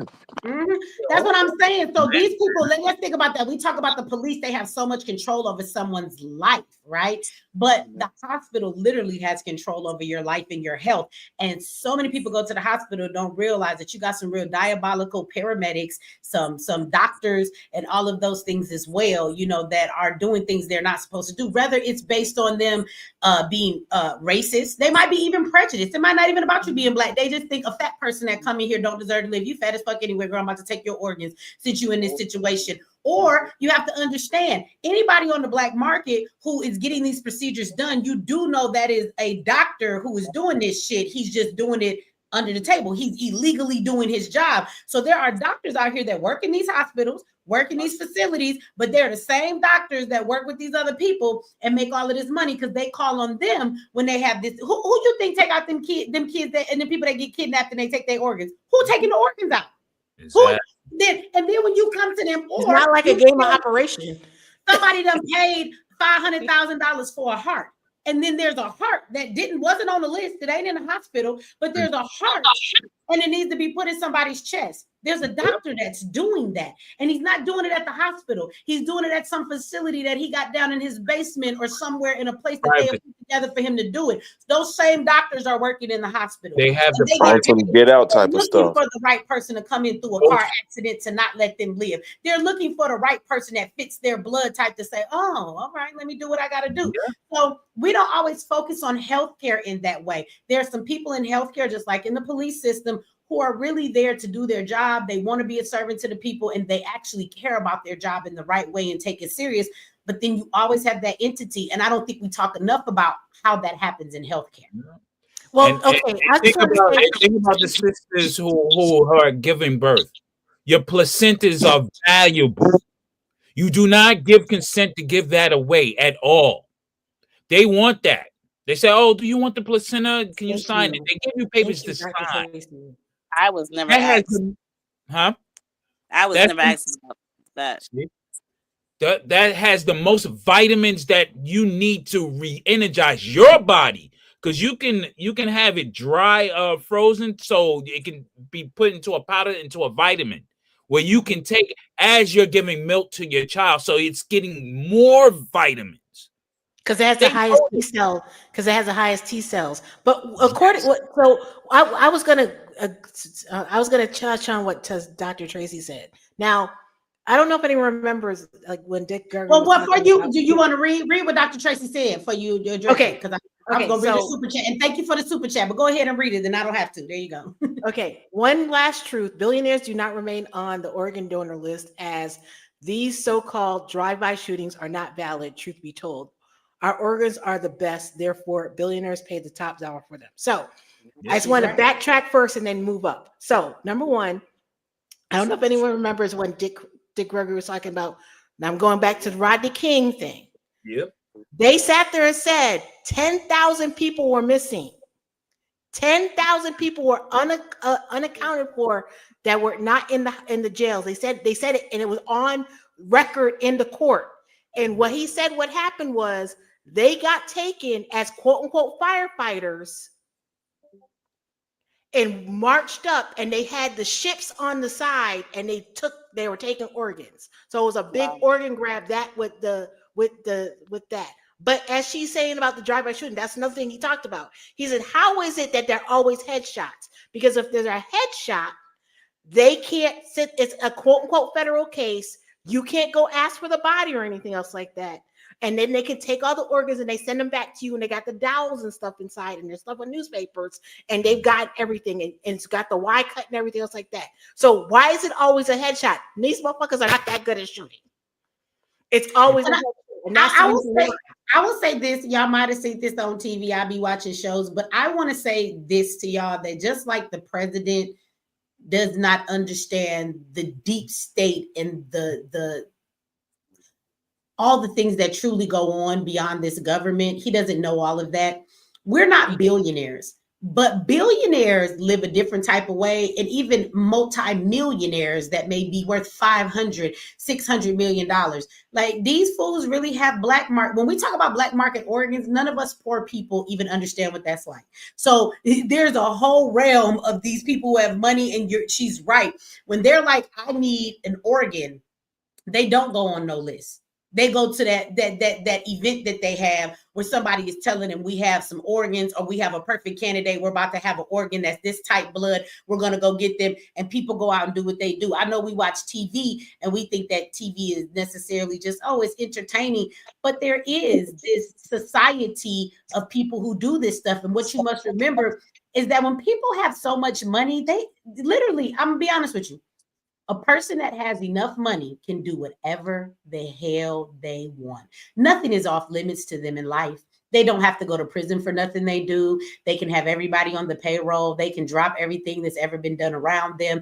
If they need an organ, they're going to get an organ. Why these old rich motherfuckers who has 5 heart transplants before they die? I mean, you know how many people waiting on a heart, be lucky if they get one, but this old rich motherfucker done had 4, 5 before he died. Like, that should tell you something about these people when you look at the Rockefellers and like that. How the hell he have all these goddamn heart transplants before that old man damn died? Like, so there's a level of darkness that comes with these people that have all this wealth that you have no idea. And I know people talk about, oh, Illuminati and the music industry and all of that. I don't know what the hell they call it, but there is a very dark realm and a very dark group of people that, because they have money, they do what they want. They are out there getting adrenochrome, which is produced through the fear of people. So they will kidnap kids, or they will do snuff films. And while they're doing that, they pull out the adrenochrome from them because it makes them stay younger. Like, they ain't trying to go get no regular Botox because they've heard this stuff does it. And because I have all this money to throw away, who gives a fuck if I got to pay $500,000 for it? That's nothing. That's like 50 cents to me, right? So they're able to do all of these diabolical things. And these very wealthy people do live some very like dark ass lives and the shit that they will have people do to you, and they don't pay the price for anything. Like, even with Diddy was a billionaire. Diddy didn't go to jail for what he did. Diddy went to jail because he pissed off the wrong person, or he did something he wasn't supposed to do. He did something wrong to the wrong wealthy person. He broke a fucking pact. He did something he wasn't supposed to do. And it was not all of the sexual assaulting that he did to those people. That was not the problem at all. Trust and believe me, that was just the thing that they said, well, you know what? We're going to take our protection away from you. He got all of that money, but it's somebody who caused the shots more than him that made sure that the police didn't turn a blind eye, that the judge does not give a fuck, that he was able to be captured up. Because at the end of the day, these people got enough money and they don't get nothing care about.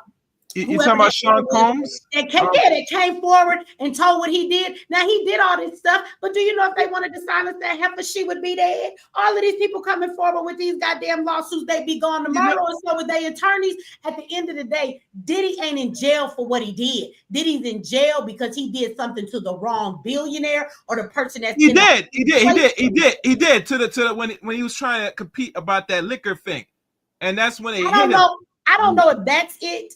I don't know if that's it, because whoever he did something against and broke a pact or did something he wasn't supposed to do, that person is on a much higher list than him. And I don't know if, when I look at that company, if their wealth is in the standard of where they have to be to call the shots on something like that. They said right now they spent over $2 billion. When I looked into like last year when it was buzzing around, so I did some looking, not much, and it looked like he touched the wrong people that fund him. So that's why they put him on the bus. I think he was the fall guy because of the Biden administration. If you ask me, they messed up a lot. And all of a sudden, here comes Diddy. All of a sudden, in the news, Biden administration messed up a lot, especially with Palestine, because a lot of people were looking in like a hawk on what was going on between Israel and Palestine. Well, just to know too, when it comes to them politicians, they're not billionaires, but what they are, if I'm a billionaire, I want people like that in my pocket. So they're allowed to mix and mingle and participate in certain things and be at certain standards and get certain privileges to get away with things, because it's just good to have politicians on your team and in your pocket when you want stuff done for you. So this is where, when we talk about the government and Biden and all of them, this is where it comes into play that there are a lot of people in sex trafficking within the government. Those are the people that attend those parties. Those are the people that are buying these children that are missing everywhere. Those are the people that are doing that. And they're never, I don't care what Trump say, that list ain't never going to be released. You never going to see all the people in politics who've been having Diddy parties. You'll never see their Diddy parties. I mean, because he attended many of them. But no, but they won't allow that to get out. It would destroy everything too. Yeah, I mean, he attended parties. Maybe he knew or didn't know, but he attended parties. I mean, even before they became Diddy parties, there were parties with. I know people don't want to hear you. But Kamala was down with Diddy. That was her homeboy. And I'm telling you, I want to say a side note. Distraction. I want to say a side note too. The fact that I don't know if anyone heard about maybe a year or two ago, China was doing the same thing with organs, as in I think it was the Uyghurs, if I'm not mistaken. That's where it comes from. The Uyghurs usually have a very good diet. I think it's like usually vegetarian or vegan and stuff like that. And they were arresting a lot of them. And then they were sitting there saying, well, organ transplants usually take how many years to go? They had them within 2 weeks. And because when they were arresting these people, they took blood samples and everything from them, kept them in there, kept them in the jail cell. And then all of a sudden they were disappearing. And people were signing up for organ. If a billionaire or somebody wants your organ, they will actually have the person they know at the hospital, and they won't do it directly because there's so many people that do the work for them. But they will literally look, I believe, through people's records and find somebody whose blood has been taken, who just about to say that what they can, and then you look up and that person got into a car accident. You look up and that person was in a drive-by. You look up and some crazy shit happened to them that day in the hospital and they did. They will find what they need on medical records and go kill that person on purpose. We're on the same page, Michi. Yeah, absolutely right. You're absolutely right. And Jag the Diva says her only issue with Diddy is that his crimes include having sex with minors. Well, I hate to tell you, Jag the Diva, I want you to know that in the government, a lot of them have crimes involving children. They actually do.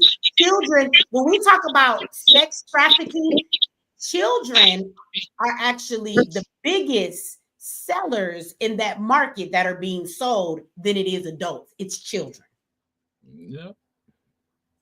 What's that little that owl thing that they have, that ceremony out in California? What's that thing called? Molech. The Molech, but I mean the cremation garden, of care, I think it's called. It's something gardens or whatever. But they have ceremonies, dealing with the minors. Grove. Bohemian Grove. There we go. Bohemian Grove. So yeah, they have stuff going on with minors out there, ceremonies that they do. Yeah. Shit, they have ceremonies right under the state capitol. But that's why you're never going to actually fully see the list for what's his name that they said, the Epstein. The reason you're never going to see the real Epstein list is because of the people that are on that list.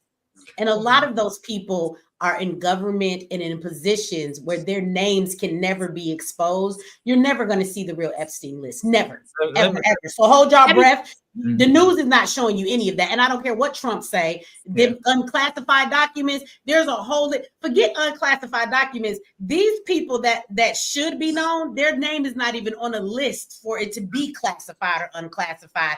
The only people that know they are there are the people that were there with them. They don't have their name written down on nothing. And so we'll never see that list. Good luck with that. We can just see Diddy's list. What about John Podesta's laptop, though? All the people who saw that laptop died. The Spade, what's the chef guy?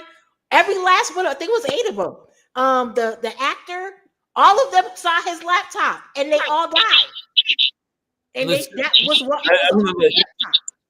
Do you think Trump is protecting them? I don't even know if he has a choice. I don't think he has the authority to know or to expose them. Do you understand what I'm saying? Trump will be done. Look, they want Trump to do his job, and at the end of the day, Trump talk real big, but we know behind closed doors there are people that pat him on the back and be like, "Yo, bro, big dog, calm down. We got this one. We're going to need you to go home for the night. And he shuts the fuck up and he goes home. So he can play that game if he want to, but he knows there are people that are above him in the government. And when they tell him to calm down, he knows when some shit is not his business. And he's not allowed to know that it's his business. I don't think he's protecting him. I think he don't know. You have to understand, classified shit ain't about everybody knowing and just making sure they keep their mouth shut. To keep the liability down, you make sure that only people within the circle know what's going on. Because if you tell on me, you got dirt too. You can't tell on me without telling on everybody, and you part of this circle. So if he's not part of the circle, I don't think he actually knows.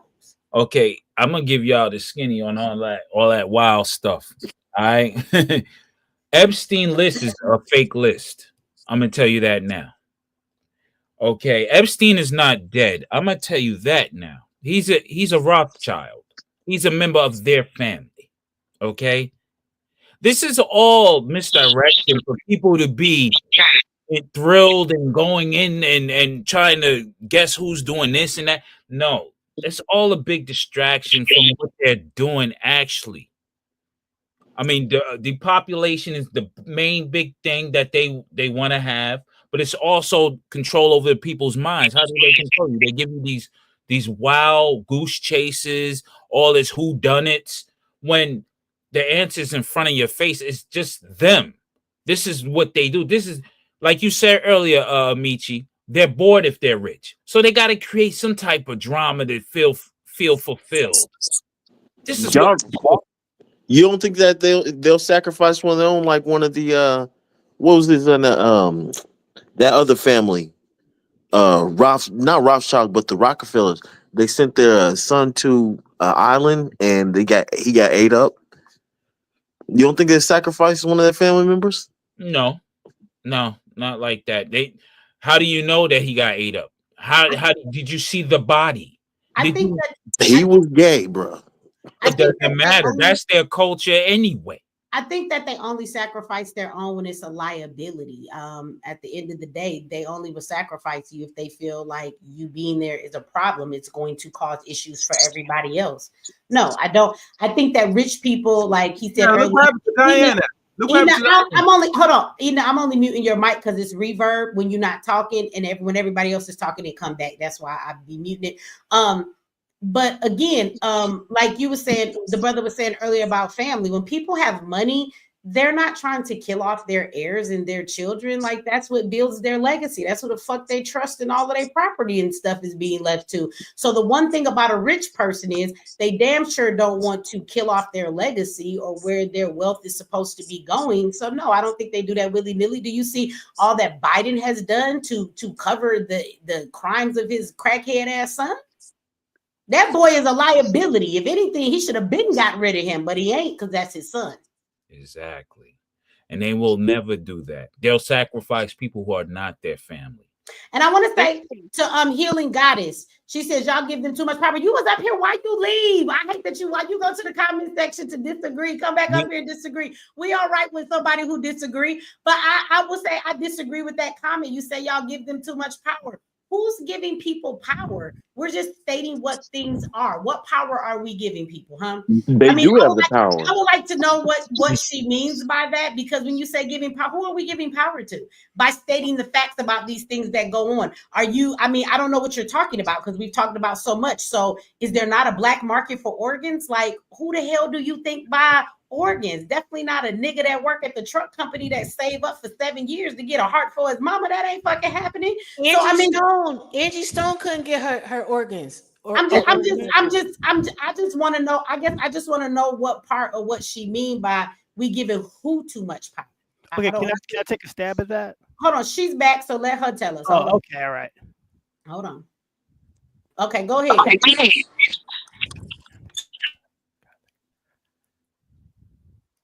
Oh, go ahead, Healing Goddess. You got to unmute your mic. Go ahead. Hold on, I gotta turn my TV on. Okay. Go ahead while we waiting for Healing Goddess. Go ahead, Edna. When you done, unmute your mic because it give reverb when you're not talking. Michi, I just want to say the last time I saw you live was before your birthday. So happy belated and happy birthday. Thank you. The reason why I voted for Trump, can I just say that real quick? Mm-hmm. Michelle, because I have grandchildren now. I have a 2-year-old and almost a 1-year-old, and I don't need that gay shit in my kids' school. You know what I mean? And also, get these fucking migrants out of here. We got enough going on in our own communities. Why are they coming here and destroying our shit? No, we good. And then these fucking the Democrats, us, I don't even get it. And I've been a Democrat. Is like I can't. I'm done. Like why? They like retarded. I don't get it. Like why the fuck are you still doing fuck shit to the community that you want to support you, but you never come after you get the vote. And we still going on that because our grandma's been doing that. Our mom's been doing that. Like when I moved from New York to PA, I said no, I'm Republican. No, I ain't doing that. What you mean? Yeah, I ain't doing that. I'm good. Like y'all don't give us shit. Y'all don't do shit for us. But dirty schools, y'all don't do shit for us. So I just wanted to say that, Michi. Love you. Yeah, the Democrats, Republicans, but mainly the Democrats, they use their constituents, but they found out now that they don't need you. They don't need you no more. That's why you're getting what you're getting. They don't need you because they got rich, they got fat, and I'm talking about the ones who are gerrymandered into their positions, whose family nepotism through their positions. You understand? You got to understand how they organize. They organize through family. You see a lot of politicians, their kids are growing up to be politicians. They're keeping it all in the family. So when you have that situation, they don't need you anymore. They don't, because they got the money, and the corporations are the ones who pay for your vote. I don't think that the Democrats have ever gave a fuck about the people. And I think that they're not in power right now because it's been orchestrated this way. Because, first of all, if you want to usher in the new way of things and you want all of the current systems to be brought down or broken down, nobody in the Democratic Party would have played that part. Their role has always been to include everybody, to embrace everybody. They're the ones right now crying. And what we have to understand, we got to stop thinking that everybody in the government is in on the jig. They don't all know what's going on. So you watch the Democrats, they're the ones crying. They're the ones protesting every day out there talking about what Elon is doing. They would have never put in play any of these things you see Trump doing, but these things are necessary to get to the new order and the structure and way of doing things. And so therefore, it had to be Trump because nobody in the Democratic Party would do it. I feel like when it comes to politics, the Democrats gonna always be Democrats, and they would have always played us. I don't think that when they say they don't need us no more, if they've used us, they would have they have this new plan of, transgender, love everybody. Oh, get these abortions, it's self-care. They got their whole agenda they was trying to play and got stopped right dead in the middle of it. And so I think they still have plenty of games and cards they would like to play, and using the American people is just they got checkmated out the way because it's not their time. The Democratic Party couldn't have ushered in the new society. They wouldn't have done it. Not anybody could have done it in the Democratic Party. It had to be a Republican. I'm just going to rebut on this fact. Hold on 1 minute, sir. Michi. Okay. Yes. My name is Edna. Oh, Edna. Okay, I was saying Edna. And thank you for the birthday wishes. I love you back, sis. Thank you. Word. Yeah, I'm sorry, sir. No doubt. I just want to say you have to. I think the Democrats also played a part in it because you had to have the world feel that everything was all fucked up. They had to fuck up everything to make believe that when this guy get in office, he's fixing shit now because they fucked it up. They had to do that. They had to play that part in order for the people to jump on his side. Because remember, at one point, people after COVID was like, man, all right, fuck this dude. We're moving on. And then they see Biden, oh, this guy's an invalid. He's a vegetable, and he's fucking shit up. So when this guy's the only guy left, that they had to go back to Trump. So now it makes him look like a genius, or he's making the right words, making the right play, saying the right things, even though we know the previous administration fucked up on purpose in order for him to come in as the white knight. I don't think the previous administration fucked up on purpose. I think the powers that be made sure they gave us a whack-ass candidate on the Democratic side.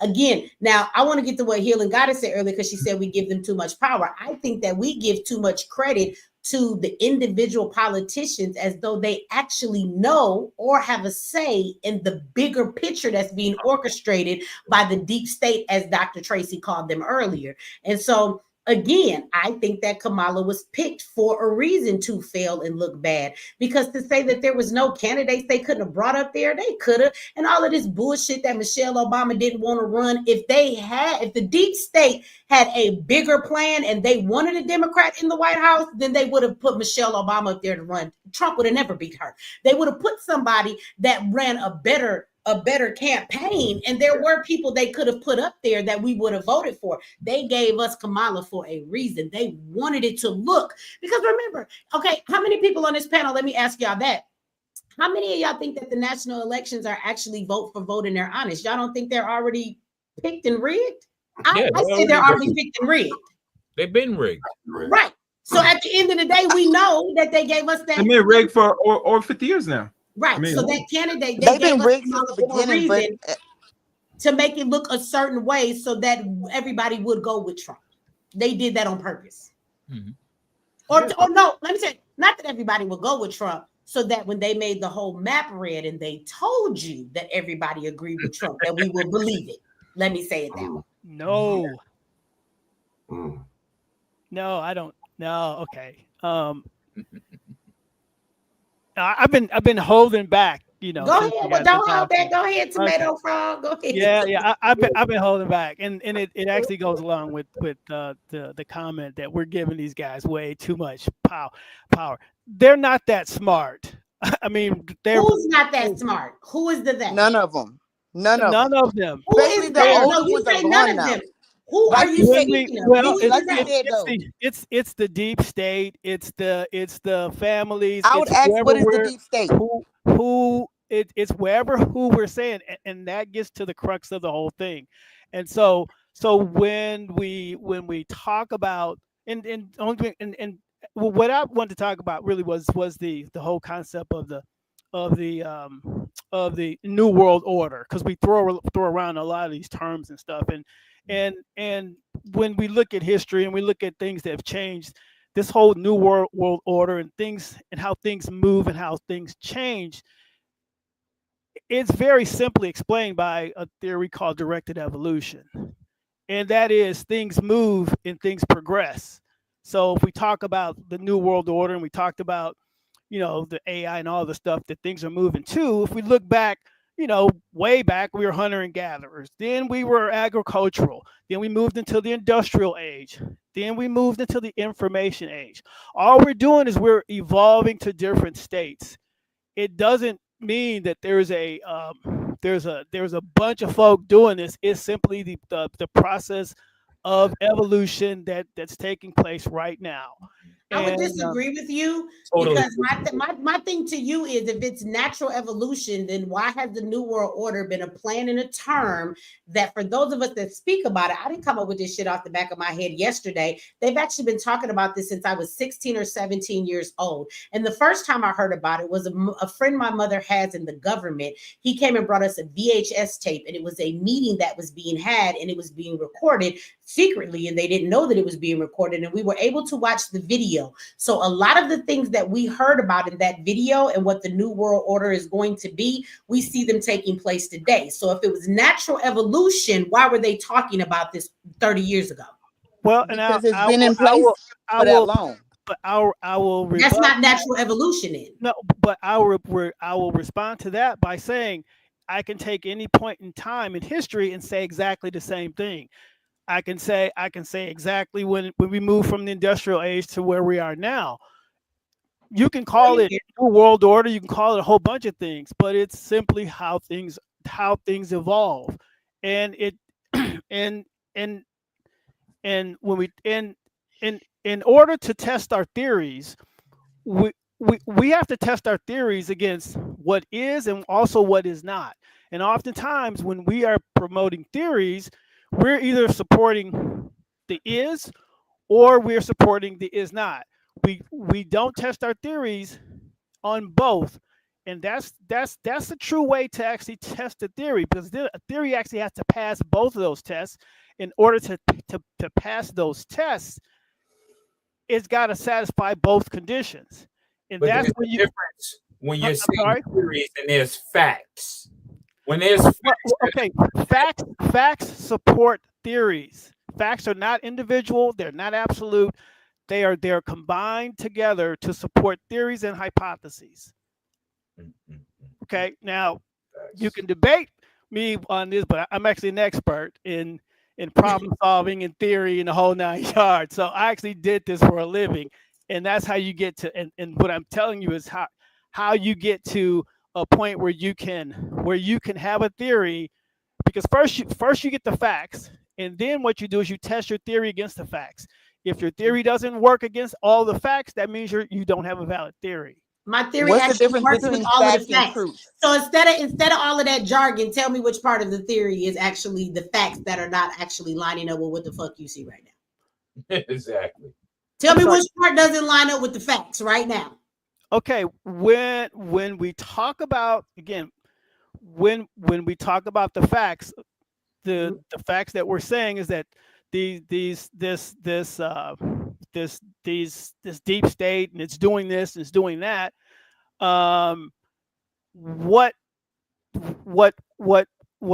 facts don't align up with is that those things were happening before and they were happening after. So in order for us to say that this thing is happening, we have to be able to support that by saying it's only happening now and it actually didn't happen before.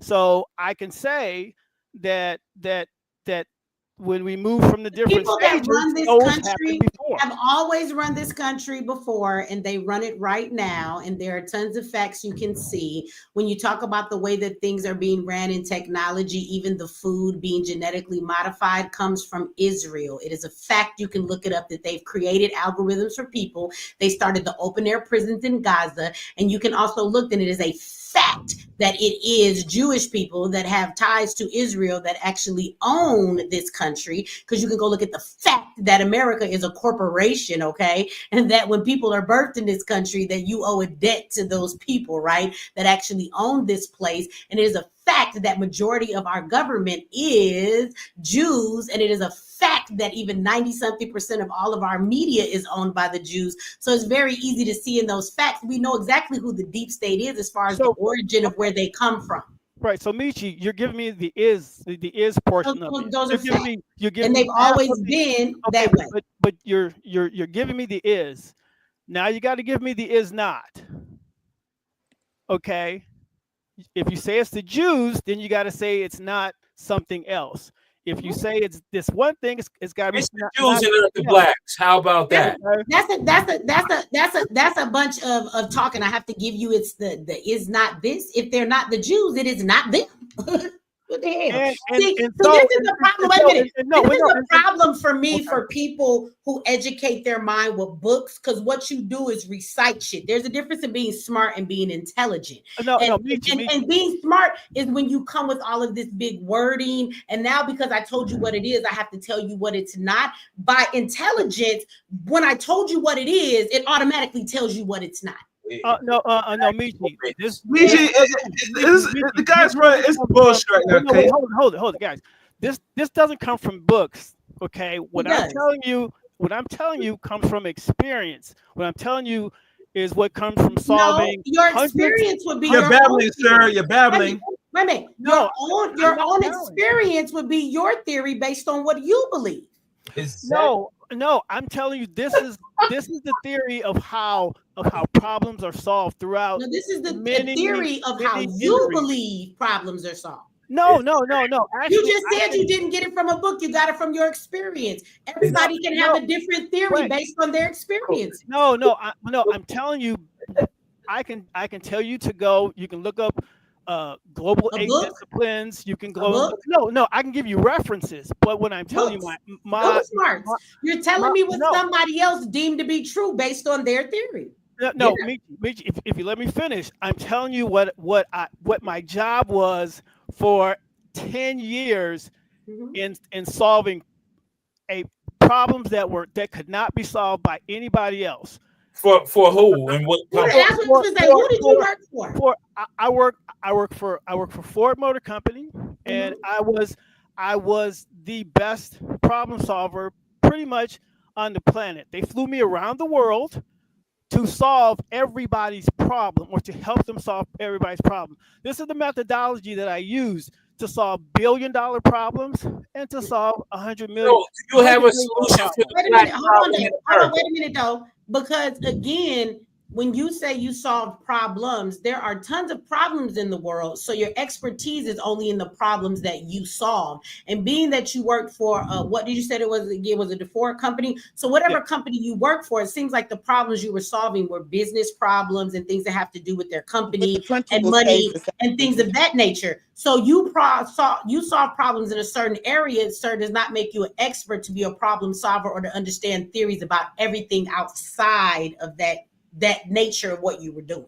No, actually it does, because we're just talking it doesn't. solvers, because we're talking problem solving, and the methodology and the process for problem solving is similar. You're talking about the principle of the whole I problem understand the principle of it, but then I'll take you back to what I said in the beginning. There's a difference between being smart and being intelligent. And I guarantee you that how he got that problem solving and the method of how to do that, he learned that in a school somewhere out of a motherfucking book from some other man who decided that this was the methodology and who said his methodology was fucking right, other than the fact that he put it in a book and taught it to this nigga and everybody else in his class. There's a difference between book knowledge and being smart and intelligence. There's a difference, and I can tell you the difference in the both. So again, even the methodology he has, either he came up with that on his own, which means that's his theory, or he is teaching you from a theory that somebody else came up with and told him this is the methodology. But Michi, I'm not only an expert in this.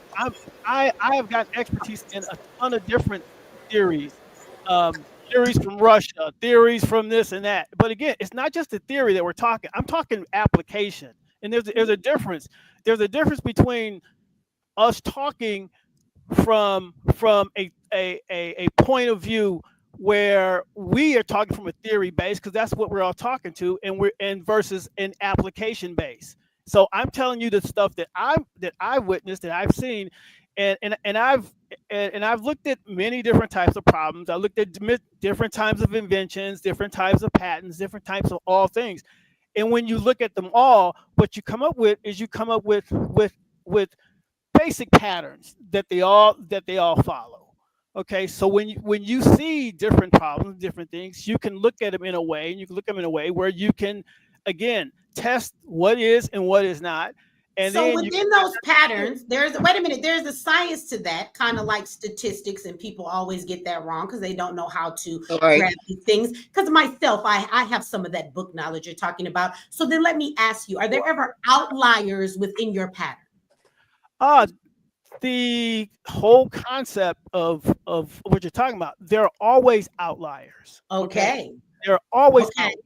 So the standard, wait a minute, the standard of problem solving and the way that you do things with human beings in society, that also means that there can be an outlier that actually doesn't do things the way that normal society does, which may be the deep state, because they are not actually the regular society. They are the ones that actually condition and run and rule society. So they would probably be the outlier, yes or no? No, because I knew you were going to say no, but there are outliers. So who's the outlier then? But I'm going to tell you why they're not the outlier.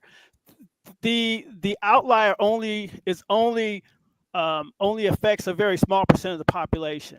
And so what they would do, No.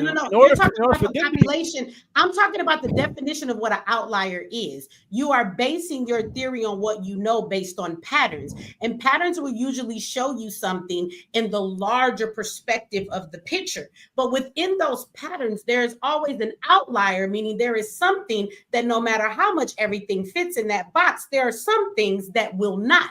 I'm not talking about the small percentage of society. I'm just talking about the definition of what an outlier is, period, because you brought in patterns.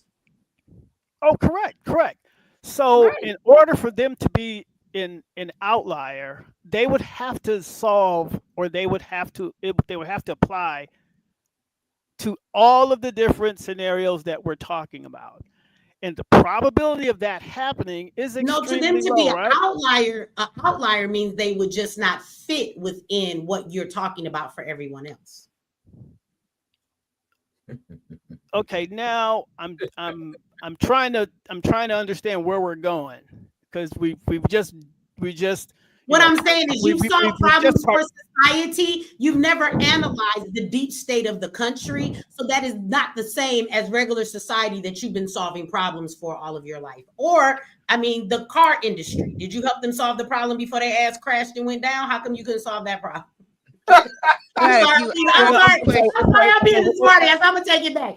I don't want to see, because I don't want to be a smart ass. I'm gonna take that back. Shut up. Don't laugh. Take that laugh back. Goddamn it. I want you to know that I have degrees too, and I've done a lot of studies, and statistic works the same way you're in here talking about these patterns. These are scientific things. I understand what theories are and all of that good stuff. So you're not talking to somebody that's not unfamiliar of what you're speaking about in a general sense. Now, specific to what you've done, I don't necessarily know those things, but what I'm telling you is that if you are talking to me about a theory that is based on most of society, the deep state is not most of society. So my question is, if you have never analyzed that part of the deep state and what that is and how things are run on a different level behind the scenes for the government, my question to you is, how can you say that they are not an outlier? But you admit that there are outliers, which means there are flaws within your patterns and your theories, meaning that everybody does not fit into that. And for you not to acknowledge that maybe what we're speaking of is just not a part of that pattern and maybe an outlier is disingenuous of the education that you display for us tonight. Okay, now what you just done is you just put a whole bunch of things together, okay, in order to come to a point. And those No, things because may you not, said that you may said not be you're a problem connected. solver for everything. You haven't even narrowed down what your problem solving is. Is it the structure of society? Is it business planning? Is it marketing? You have talked about everything. When you say you're a problem solver, you have still not narrowed down for me what your problem solving entails. What are you a problem solver of? Because you can't be a problem solver of everybody's problem in the world. You have not tested No. I'm just telling you the methodology and how it can apply to all the different disciplines and it all the different can. situations. Can means that sometimes it won't. Yep. Okay.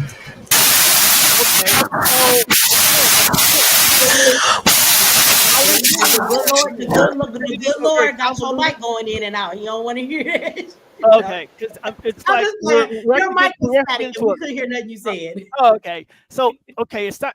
We're starting to get into a convoluted discussion, and I'm really just trying to keep it at a very high level. Now, if you want to know as far as if you want to know from a problem Hold on, standpoint. tomato. Wait a minute, tomato frog. Let me say, I don't think it's convoluted. I think that I'm just giving you the same energy you're giving me because you came on here talking in these big spectacles about the expert you were and the knowledge you have. So I decided to talk to you on that book knowledge level. That's all I'm doing. And if you think that the words I'm spewing at you seem to be going round and round and just not getting us anywhere, that's kind of how you sounded in the beginning. So I'm just letting you know that we can talk on any level you want to talk. So now let's bring it back to some common talking for everybody to understand in the comment section. So let's go back to the beginning. You are a problem solver, so you solve all kind of problems. Would you like to display to us what is the pattern of solving problems, and then how does this pertain to the fact that what we're saying about the new world order and things that have actually been spoke about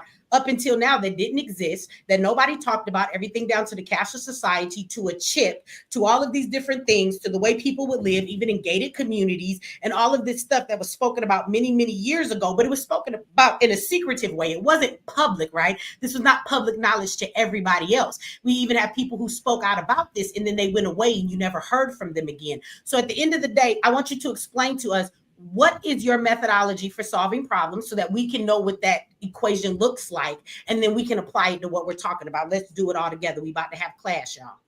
Okay, so simply put, first thing when you describe the problem, right? In order to get at what the problem is, you always have to have both sides of the equation. You got to have what it is and what it's not.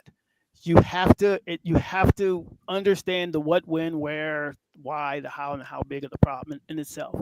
Okay, so you and when you develop those facts, and again, when you put all those facts down, so you say it's this, it's this, it's this, it's that, and you say it's not here, it's not here, it's not any other place. Okay, that is what sets up the whole theory discussion. So once you have a complete set of facts, then you test your theories against those facts. The theory has to satisfy every one of those factual conditions. Both, it's got to satisfy both the is side and it's got to satisfy the is not. If it doesn't satisfy one of those things, then that theory is simply thrown out because it simply does not support the thing that you're after. And so in the hundreds of problems that I've looked at and the type of problems that I've solved have been technical problems. They've been problems with processes, problems with problems with even problems with handling of things. Okay, different types of problems in different types of industries, and even though I could walk into any room in any industry, and I would always meet this exact same pushback up front because that's exactly how problem solving works.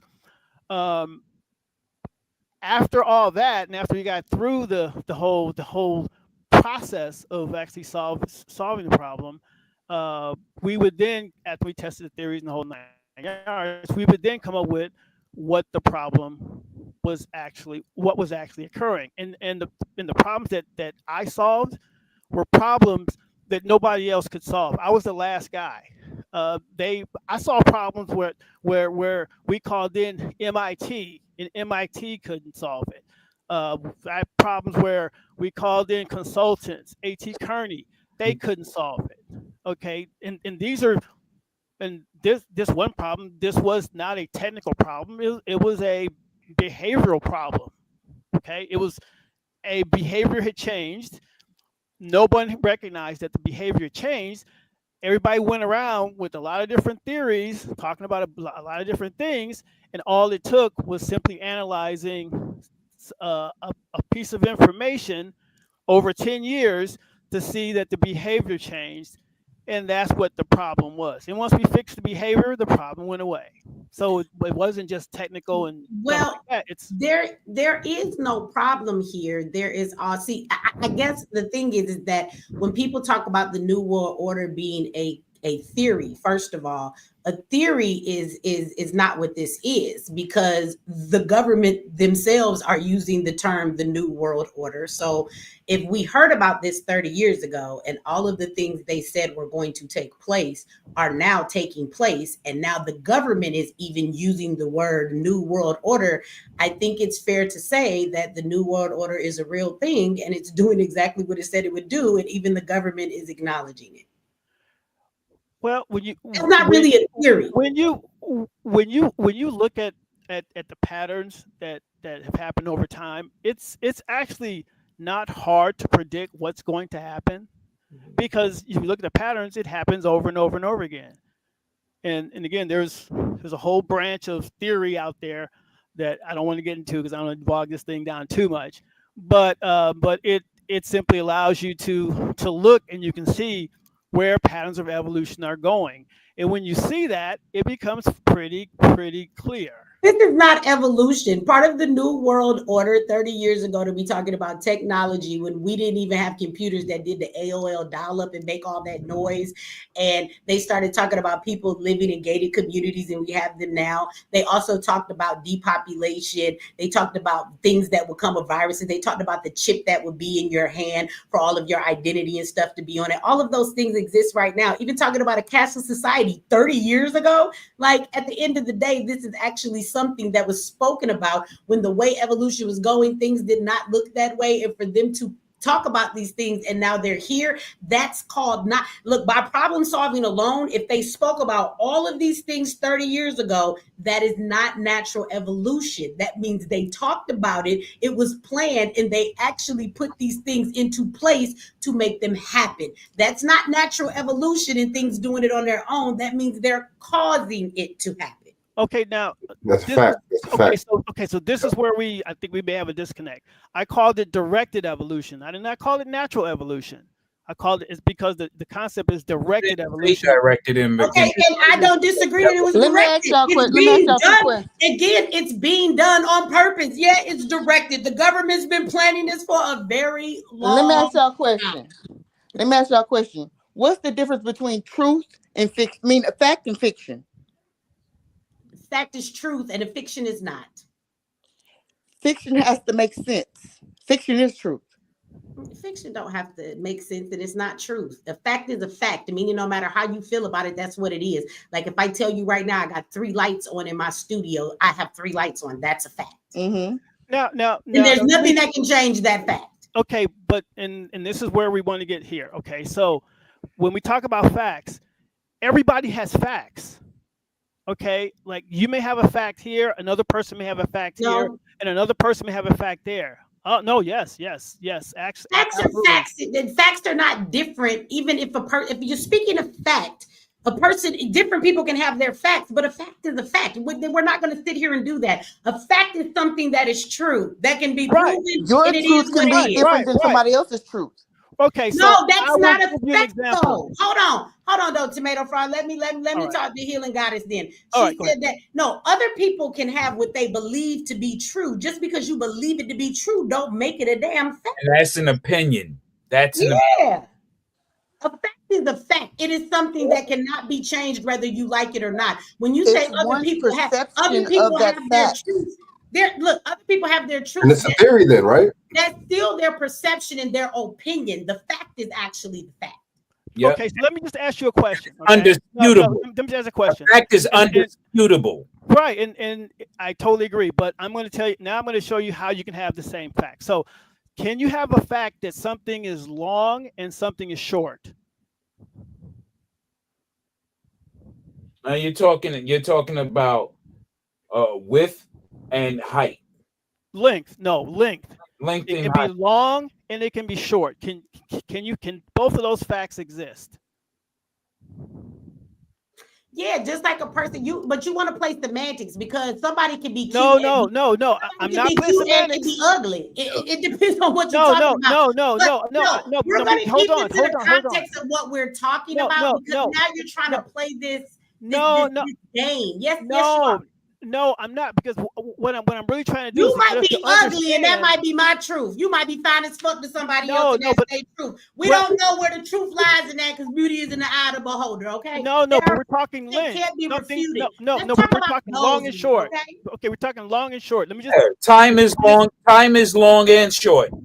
Time is long and short. No, okay. This is what people do that have too much motherfucking book knowledge. Y'all so smart, you dumb for your own damn good. No, I'm trying to You're not finna change that shit up in here tonight. No. Okay? I'm trying to move. Okay, I'm going to tell you what. It's not an opinion. It's not something you can change. Can two things be true at the same time? Absolutely. But what you're doing is trying to show off your knowledge of books, and it's not even playing into the conversation we're having. It's you trying to show the knowledge that you hold instead of being real about this damn conversation we're having. Hey, no. Let me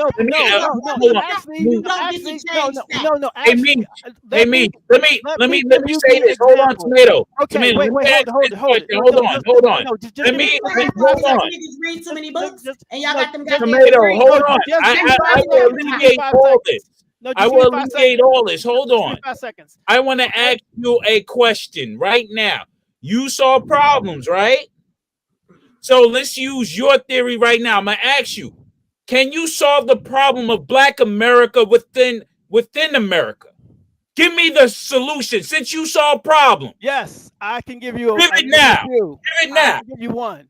You want one right now? I want the problem solved. Yes, homeschool your kids. That will solve the problem in one generation.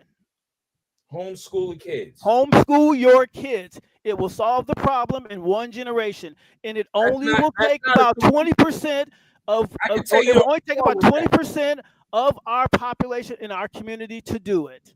Okay, here we go. That's where it's flawed. Because people still have to work and provide, and then they don't have time. That's Some an people are excuse. parents. That is an excuse. That is not an excuse. So it is. So what I'm trying to say is, okay, grow your own food. Okay, we don't have time for that either, no, right? no. Here you go. He asked you for what would solve the problem, and then you said homeschool your own kids. And This that's is where not you're leaving. No, this is where in your solution is very flawed because you're leaving out variables. So let me help you with your words.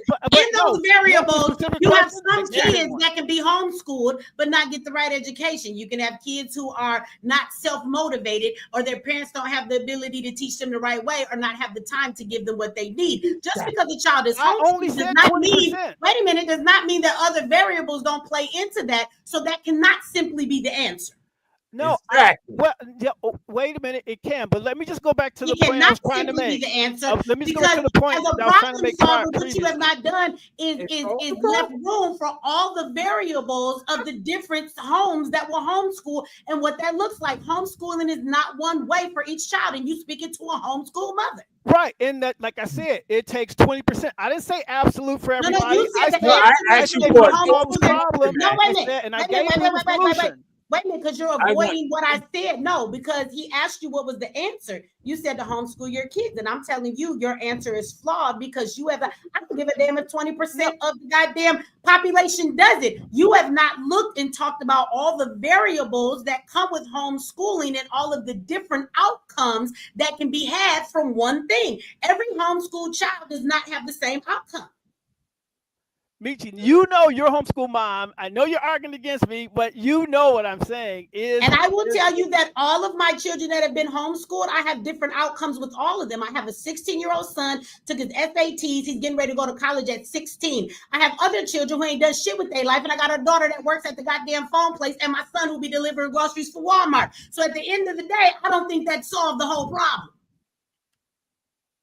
I have a ton of kids that have been homeschooled. They all don't have the same outcome from homeschooling. My other son, he really loves it and does it. One of my daughters did what she was supposed to do. My other kids, they hated fucking homeschooling as much as you hate going to the regular school. They couldn't wait till that shit was over.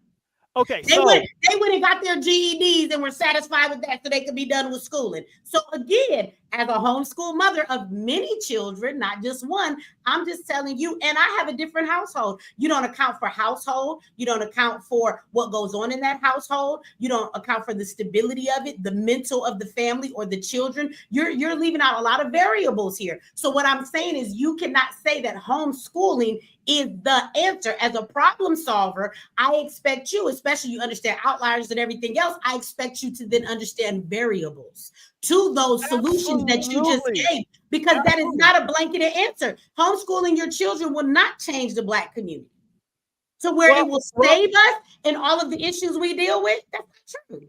Well, if we're homeschooling our kids and we're feeding the information that we talk about the outcomes. Now, you know what? I'm not even going to go there because that's a whole different thing. However, but what's on screen from Dr. Tracy Elizabeth Thomas, something can be true at the moment, and 5 minutes later it can be a lie. Okay, so the point I was trying to make when I asked can be a lie in this moment, and in 5 minutes be true. Despite how fast things change, the truth always remains the same. Okay, so when I asked the question, could two things exist, and I made it a physical statement, okay, I just wanted to have us understand that two things can exist, and that's to support the discussion. So something I can say, the old antennas that there were on vehicles, they could be long and they could be short. Both things are true. And what I'm trying to, again, get everybody to understand is that there can be many truths, okay, and there can be many facts. Now, the difference between that fact of some person can argue that it's long and some person can argue that it's short is something. It's the feature that makes it long and short. That's what gets you to That's what gets you to the solution. That's what gets Tomato you to frog. the answer. I don't mean no disrespect, but this is the problem with people who always want to speak in book knowledge and say they're smart. Because intelligence allows you to take what you have learned and then apply it to all areas of your life where it is pertinent and it is necessary to be used. Instead of telling me about what you have memorized from a book and this method that has been given to you that you have stuck with for so many years, why don't we actually take what you're talking about and apply it to the actual conversation we're having? So where in the fact that I told you, okay, my statement of that the New World Order is something that was being spoken about 30 years ago in a hush hush way, where they weren't saying it publicly to everybody, but there were people who were hearing about it. There was also people who spoke out about it, from music artists to other folks. And then after they started talking about it, they went away. We didn't see them no more. Now that's a fact. We don't know why they went away, but they stopped making music. We didn't hear from them anymore. And then here we are now, and the government is actually using the word New World Order. They used it many times, and so did the World Health Organization during the COVID pandemic. It was on video, so we know that they actually said it. It's a fact. And now everything that we heard about 30 years ago is actually being implemented now, right before our eyes. We're not guessing. Like, that chip really exists. We are talking about cryptocurrency in the government. I mean, digital currency, which means we will be going to a cashless society like they told us. We actually do have gated communities. We have seen a rise of viruses that seem to be worse than we've ever seen them before. All of these things were said 30 years ago were going to happen, and now they're happening. And the government is even not shying away from the word New World Order anymore. They're actually using it and implementing it. So in all of that knowledge you have, can you take it now and apply it to the actual conversation we're having?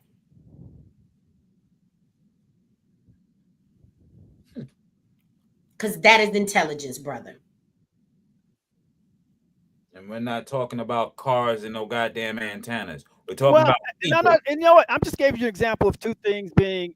But I want to talk about what we're talking about, because you and Healing Goddess seem to think, y'all start off with saying we give them too much power. You're saying it. I'm assuming. I'm going to use my words real.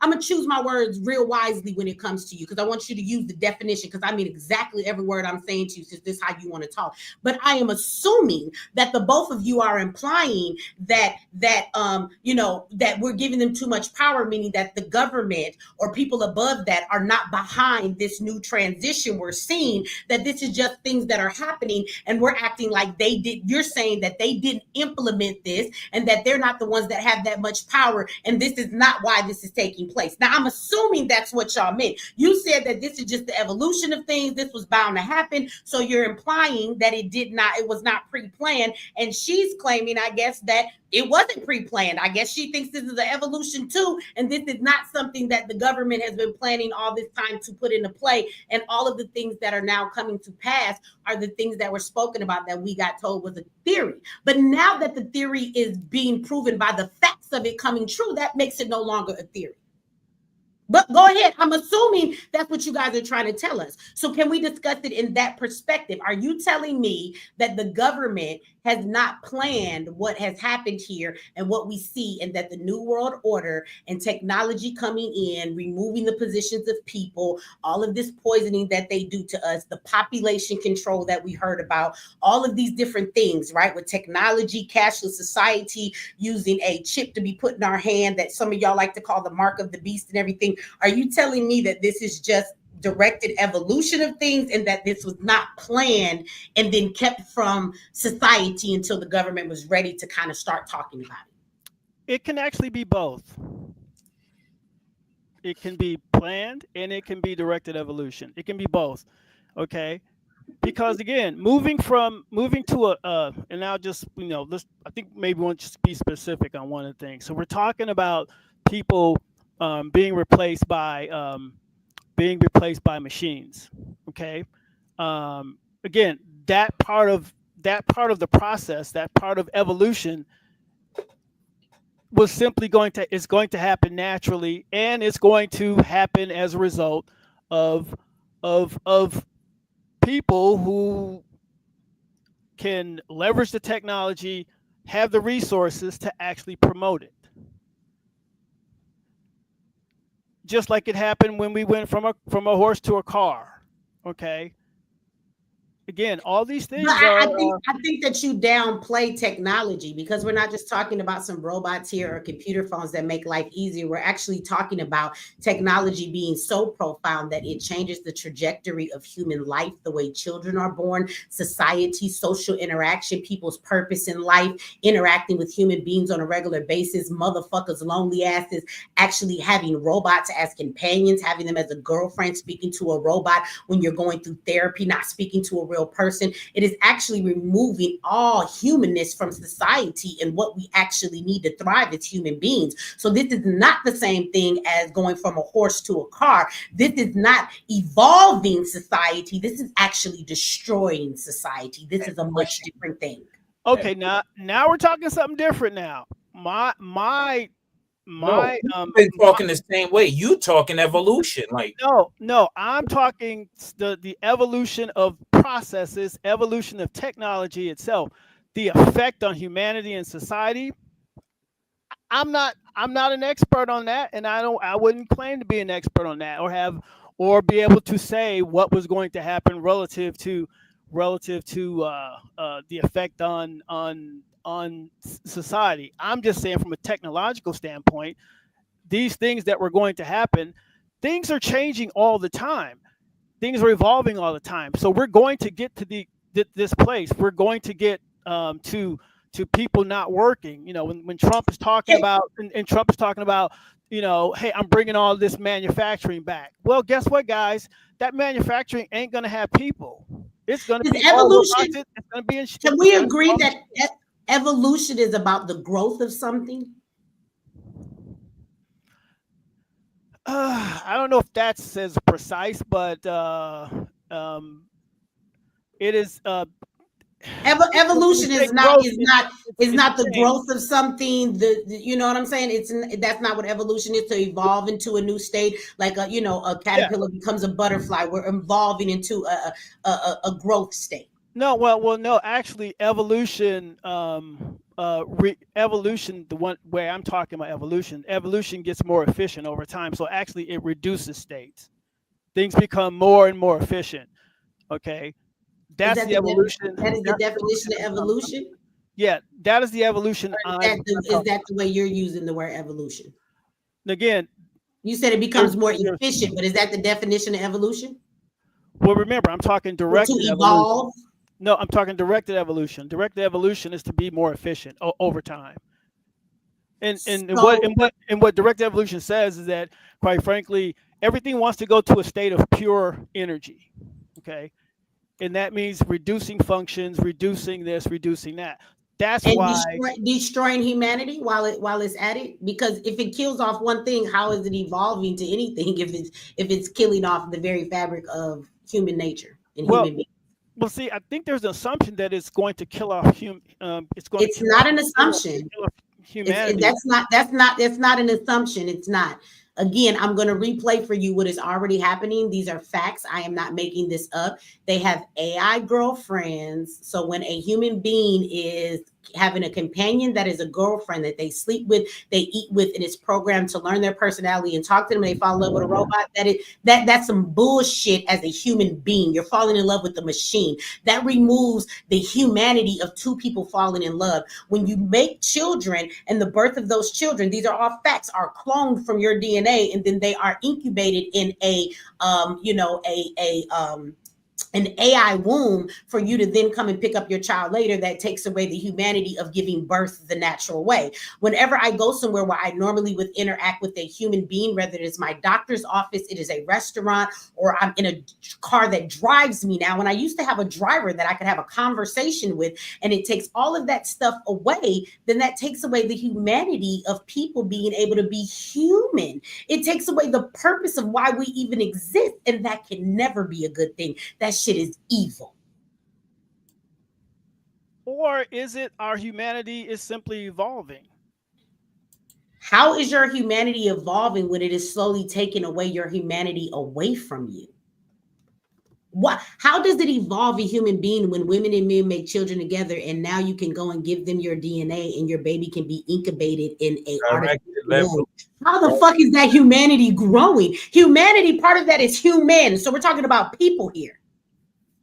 So how is that? Well, my interaction all day is with artificial intelligence, driverless cars. When I go out and get food, I'm not interacting with human beings at all. So I will tell you from my perspective of psychology and socializing in the world, like socializing and interacting with other humans is very important. And you're taking all of that away. That is very detrimental to the growth in the mind and the humanity of human beings. It is very detrimental. Okay, so let me ask a question. This thing that we're doing right here, that is technologically driven, we're all able to be in the exact same space at the exact same time with this computer screen. Is this taking away humanity, or is this adding to humanity?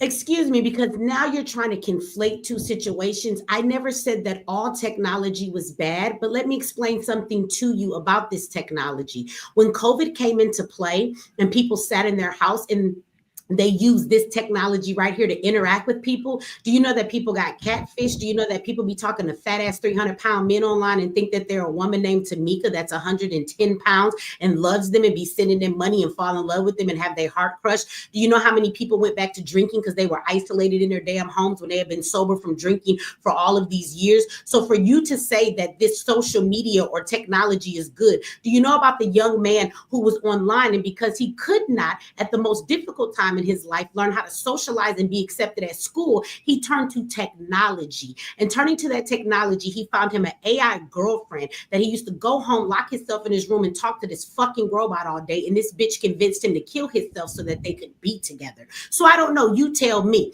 Us talking right now might be a really great thing, but to take this as though this is the technology I'm talking about, I'm not talking about BGS, wait a second. The boy took his life because a fucking bot told him to kill his life. Yeah, a bot told him to come home to her and take his life, and the boy killed himself. And the mama is suing the AI company, and it still exists. It's the app you can download for children. So all I'm saying is that this right here, this right here, listen, this right here, outliers. This right here, those are not outliers, sir. They're not. They're not. What I'm telling to you, not doing that.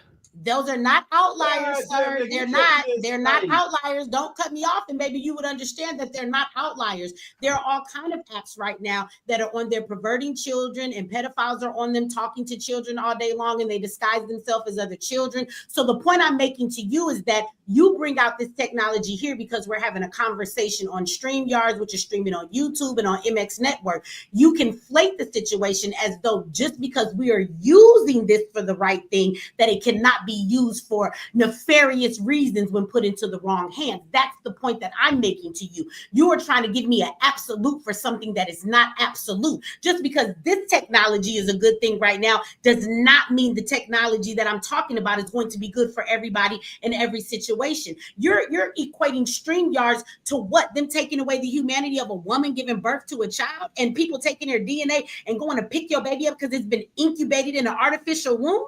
They're not the same. So don't give me an absolute for something that is not absolute. You cannot compare this to the other things that I just got finished talking about.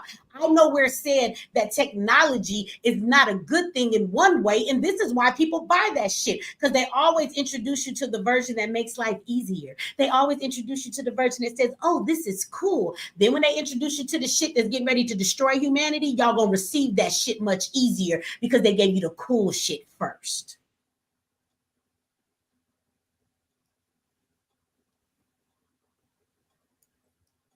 Now, see, that's because you're educated. That you're Great discussion. I would like to hear from Healing Goddess because she said that we give them too much power, and I apologize to her because me and you got in this back and forth that she never really. I had her come back up because I want to hear her argument. Yours, you made yours from your perspective. I would like to hear her argument why she says that we give them who is them to her, because I don't want you to speak on her behalf. So I'm not sure if what you're saying is what she's saying, and what power do we give them? Okay, first things I want to ask is, what is the deep state? Who is the deep state? What consists of the deep state and this new world order, right? Because in my calculations, we've been on one world currency. Everybody takes the American dollar, right? Everybody takes the US dollar or the petrodollars, right? So if you really think about it, we've been in the new world order. the U.S. has been. How does people taking the American dollar equate to the New World Order, even though the American dollar is falling every day? What is the New World There are Order? actually some countries who don't want to take the American dollar anymore. Now. Right. So That's I mean, now. I'm talking about the last. I'm talking about the last 20 years though. How that comment Just plays listen. into the New World Order. Hold on. Let me The finish. New World Order is a cashless society, so I'm not sure how that comment even is valid in what we're talking about. What does New World Order consist of? One world currency, one world government, one world religion, right? Yeah, digital currency. What does that matter if it's already been? What does it matter if it's digital or the world has been on one currency already? That's what I'm not understanding. But Control let me keep what going. matters. Listen, because if I believe, hold on, I'm gonna let you say this, but I want to say the turn, and I'll let you respond. But because I can pull cash out my pocket and you can't track every motherfucking thing I do, digital currency opens up a whole nother world. Don't that dollar have especially, let me finish my sentence. Especially if the government is offering a universal income and they give you a digital wallet, that means they have all access to that, which comes a lot of other things, like if you break certain rules or you a felon or certain situations or you can't be certain places, or let's say we have a food shortage and they decide to say that every person in each home can only buy so much of each thing, and then your digital wallet doesn't allow you to spend past that because of the rules. The digital currency, and you get your wallet and it's not a regular bank account anymore, actually allows them to track what you're doing a little bit more. That's why it makes a difference. And then it's a universal thing, so you go everywhere and use it around the world, so you can even go out of the country and have your car be blocked or not be used. Take your ass to Pakistan and cuss on the street, and if that shit is against the law, they might turn your shit off, okay? Which means people all over the world are going to have control over what you do now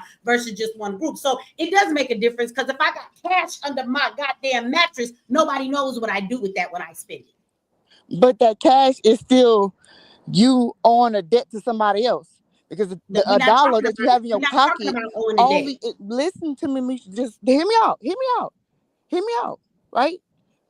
That dollar that you have in your pocket is just evidence that you owe a debt to the Federal Reserve. Because if you it all goes back to the same thing where y'all saying that a few families running all this shit. Who you think runs the money? It doesn't matter if they give you a card or they give you the dollars that they put in the circulation. They still have a serial number on them. So are you telling me that, no, but I thought we're talking about the difference of digital currency versus it being the American dollar. And I just told you what the difference was. I don't care if it's the serial number on it. They can't stop me from using it before I use it, or shut my wallet down, or keep track of who spent it. They don't know who came in the store and gave that dollar with that. They still know how many they got in circulation. They still know how many they got in circulation. Okay, but let me ask you this. What you're not finna tell me is the difference that I just gave you between digital currency and the dollar. I'm not saying that, Mitch. I'm not saying, but you asked me a question. I just told you what the difference was. And when you asked me about a few families as though that's ridiculous, does not the royal family in England? I'm not saying that is ridiculous. Aren't they one family and they run everything, don't they? It's really a total of 3 families that spread it out to different families. Yeah, it's not unheard of, right? It's not I'm not negating that. I'm not negating that. Very rich people run the whole entire country. Is that unheard of? That is not unheard of. Okay. For so many, because whenever they put everything in order, whenever they put everything in place, almost 1,000 damn years ago, this is how it's set up. But when you know and you can see that it is now a turning point where we can actually go, because all of those all those white men that was in positions to hold things down and to make sure they keep a hover over people's head, those old men are dead, and their trust fund babies have now took their spot. Best believe these trust fund babies has not been in the damn office calculating this shit like they fathers and their grandfathers did. Who said that's one thing? Who said that the people in office are the ones that are? I'm not speaking about the ones in office. The ones in office is just the pawns. Okay, so then who are you talking their about? pockets breathe. If you really, I'll say this and then somebody can say, but if you really want to understand how wealthy, not rich, but wealthy families that run everything work, for you to act like they don't have long implemented plans, rules or regulations, things written out in a trust, what you will and what you will not do, how things are going to function. Wealthy people don't die and leave shit to happenstance. They have every instruction written out by order, and those heirs will That's follow my those point, Michi. instructions. They will follow those instructions if they want to be a part of that. So for people who don't know anything about wealth, kill me trying to talk about what wealth be doing. Trust fund babies. They're not just trust fund babies. The people that are the children of those that are in the deep state, they have been handed the country. They have not been handed a trust. What's the They've deep been handed state? a country. So when you came in, you were talking about Federal Reserves and all the rest of this. And what we're saying is the New World Order is going to be digital, right? I understand that. Hold on. When you get a chance, go check out the Bretton Woods Agreement and when the U.S. was taking off the gold standard. And you'll in see 1933, I know about that. Okay. So with that being said, the New World Order is going to push away from everything else. You keep pushing. It's been taken away from that, though. And Michi and I are saying it's going to be digital, right? I'm not negating that. I'm saying it's irrelevant what it is. What's irrelevant? If it's digital or if it's the dollar. But we didn't make that argument. So what part of what we said is relevant? Because you said that we give them too much power. And my first question was, I asked you, who is the deep state? Because you asked who are them, right? The landowners, basically. What landowners? The land. Because the real land, where even if you buy your own house, it can be taken away from you. It can be eminent domain. The Bureau of Land Management, and look up my great grandfather's land patent. I don't care what you got. They have a military. It's amazing to me though. But it's amazing how you speak about, the currency and the number on there, the serial number and patents and land and shit. But you act like you don't understand that America is a corporation. So when you do know America is a corporation. Then who owns who owns America? Because it ain't the government. No, it's not. The people own the government if they know that if they get in their right position.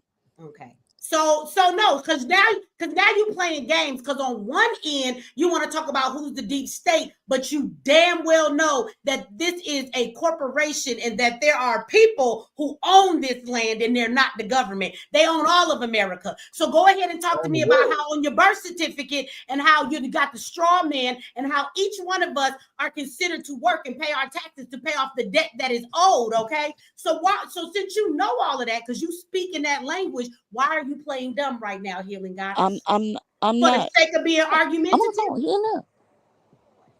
Have you read the book Meet the Straw Man? What book? Meet Your Straw Man. Yes, I have. I know about all that. Right. And so that's my point. So how don't you understand that there is some people want to call it the deep state, but I think you play these games like you don't know. No. Whenever I think about it, the government that is running the way that things go. Do you disagree with that or not? I do to a point, to a certain extent. So who is we giving too much power to, and what is the power that they don't have, and what's unrealistic about what we're talking about? Because if you ask me what I say the deep state is these politicians that have these corporations in their pocket and doing what the government and the lawmakers are doing the bidding of the corporations. That's what the deep state is to me. Because I know that the corporations are the ones that's running shit. The corporations cannot the deep state is not the landowners. This is what I'm trying to tell you. I hear you on that. It's not the corporations are beholden to other people. You understand? You can't just I can build a corporation up, but I'm still beholden to the landowner who owns the land my corporation sits upon. Now, America is a corporation that sits upon the land that motherfuckers own. And how is that? And it's not. And how did they do that? By conquering. This is centuries old, is what I'm telling you. These They people didn't are conquer their anything. They family fucking bloodline is central. flaguzied us into believing and with them rewriting fucking history. It And doesn't the matter. whole thing What I'm is saying is, we are giving what I'm thinking about we're giving them too much power is because we're saying that they're wealthy, right? they Because are. they got They millions of dollars are. in a bank account, right? No, And we're they not can talking about control money. some Their shit wealth because they is Wealth can and pay money is somebody their to do wealth land. some and shit, money is right? two different things. Though wealth and money is two different things. Exactly. I know it Money is. is nothing. Money is fiat. They own Exactly. land. They own land, which is tangible, what you need to If you, live and on. all I said, and I just said, if you can go in the land bureau of the land bureau management, Management. and you can see who owns every piece of land. The land patents are still there. Okay, I would like to bring it back to the actual conversation because just like Tomato Frog, I feel like we're away from the topic. We were talking about the New World Order and what's coming into play. We can clearly see that it is going in the direction for all of us who have heard about the New World Order from many, many years ago, right? Somebody said it's been 50 years. I heard it when 30 years ago for me, but that might not be the first time it was being spoken about. That was just for me. And so we've talked about the New World Order, all the things they said would be implemented, and now we see it happening and coming to fruition today. What I said is that Trump being in the White House, he is actually destroying the old systems, and that's just a way to bring in the new current systems to usher in the New World Order. You said we give them too much power. I would like to keep the conversation to that because, again, I don't understand how we got the land patents, who own the land and all of that. Like, who is it that we're giving too much power to? And what part of what was said about the New World Order and what is taking place doesn't seem to resonate or be true with you? That's what I want to know. Too quickly we make these statements and then we go off into these tangents of, and sometimes, I mean, no disrespect to nobody, but y'all got to know me by now. I'm just be honest. I don't sugarcoat shit. It seemed like some of y'all just be wanting to come up here and y'all just be wanting to tell us what you know. It's the thing of let me show you my knowledge because y'all take the conversation in a direction that confuses me. And I'm not a person that's not smart, but I don't understand how the conversation got to where we are right now. We were talking about what I just said we were talking about, just like with the dude up here and his problem solving self. Can we address the current topic that we're talking about? How are we giving them too much power by simply saying the New World Order is being implemented? This is what they've done. Do you think we gave them too much power when we stated that national elections are selected, that people are not really actually voted for, that they actually pick and rig the elections? Is that not real to you? Do you think that's too much power? I need you to be more specific because I'm not sure how we got on the conversation we on because it doesn't seem to be playing into what we was talking about. So I'm confused. What I mean by we give them too much power, as in saying that they're doing all this. Okay, yeah, they're doing all this, but that takes our power away. You don't have any power. Let me see you exhort it right now. Turn on the camera. Let me see your power against this government. Go ahead.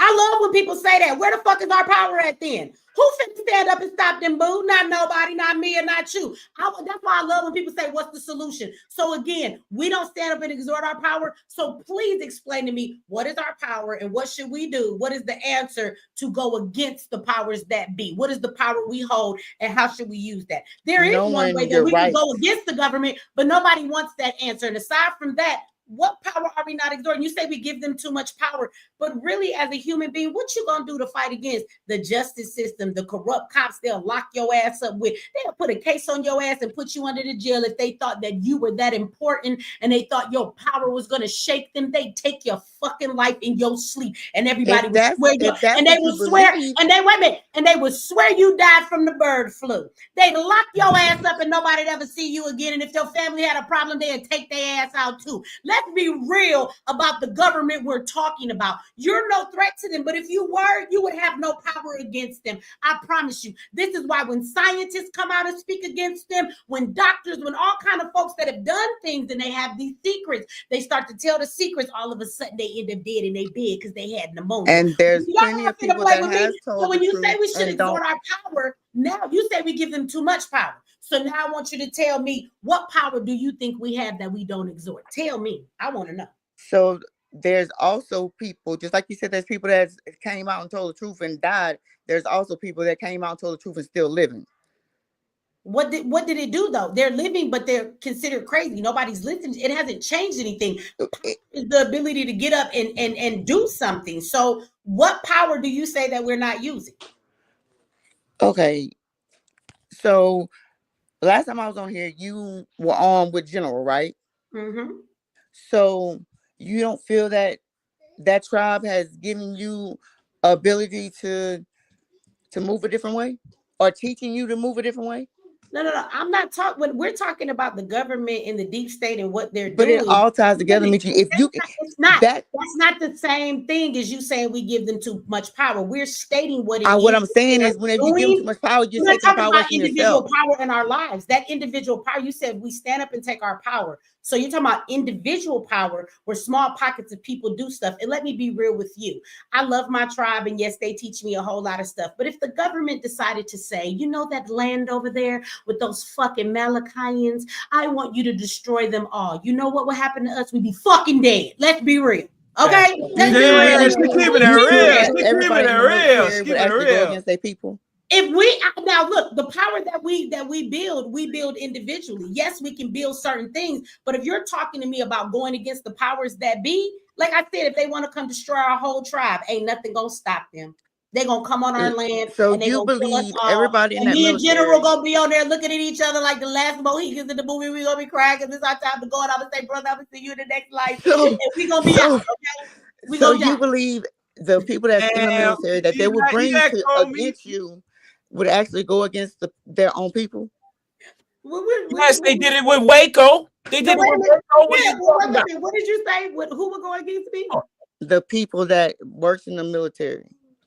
Your brothers and sisters, your cousins, your nephews that's in the military right now. Or anybody that you know that's in the military. Goddess. They don't need, hold on. They don't need that. I'm gonna let y'all talk, and I'm about to go find a video. AI will come and beat our ass. They will zap and set our village on fire with a fucking one of them rays. They'll send a 4G microwave and cook all of our insides if they want to do that. They don't even got to come on the land and touch us. We're talking about the government. Why do we think so small? These are weapons that are facts. You can go to the DARPA website, and if they wanted to send any type of troops, I'm about to show you a video of what the fuck, because the army is using AI now. So I want you to tell me if we finna not get our ass pulled by this robot I'm finna show you. But carry on the conversation, y'all. I'm about to go find the robot for y'all. Yeah. And then they, even if they don't use AI, they did it in Waco, Texas. To the come on. If you want it. They did it. So they use the government in Philadelphia.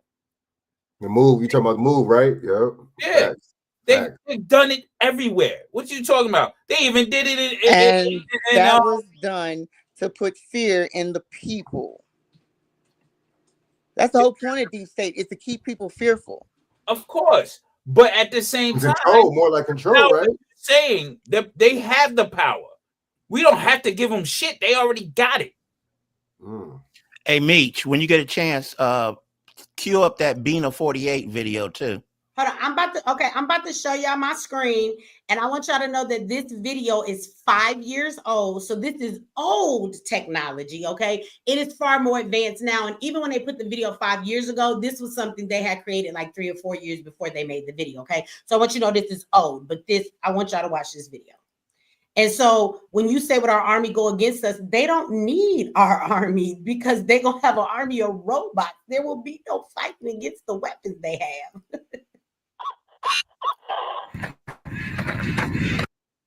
Sorry, y'all.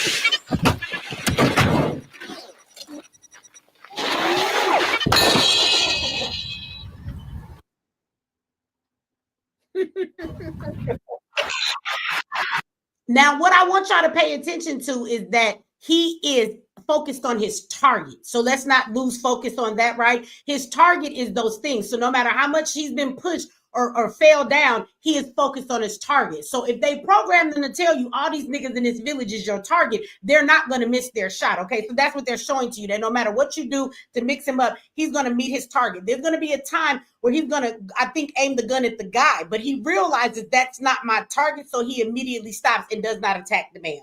So I want y'all to know what y'all looking at. You're looking at the Terminator. That's what you're looking at.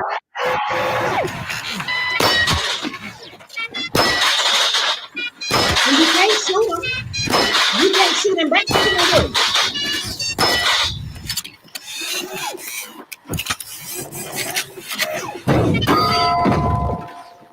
Damn.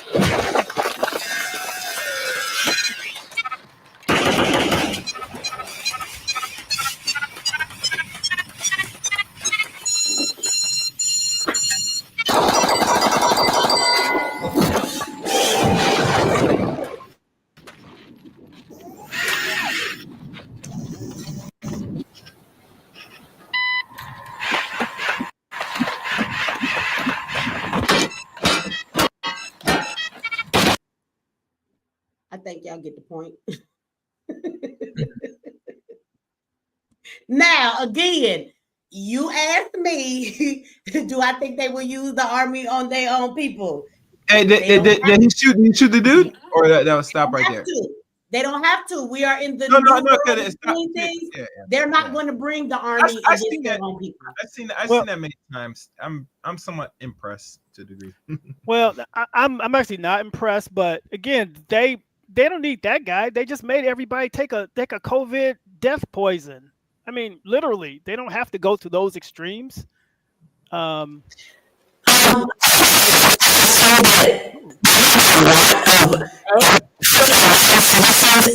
Military.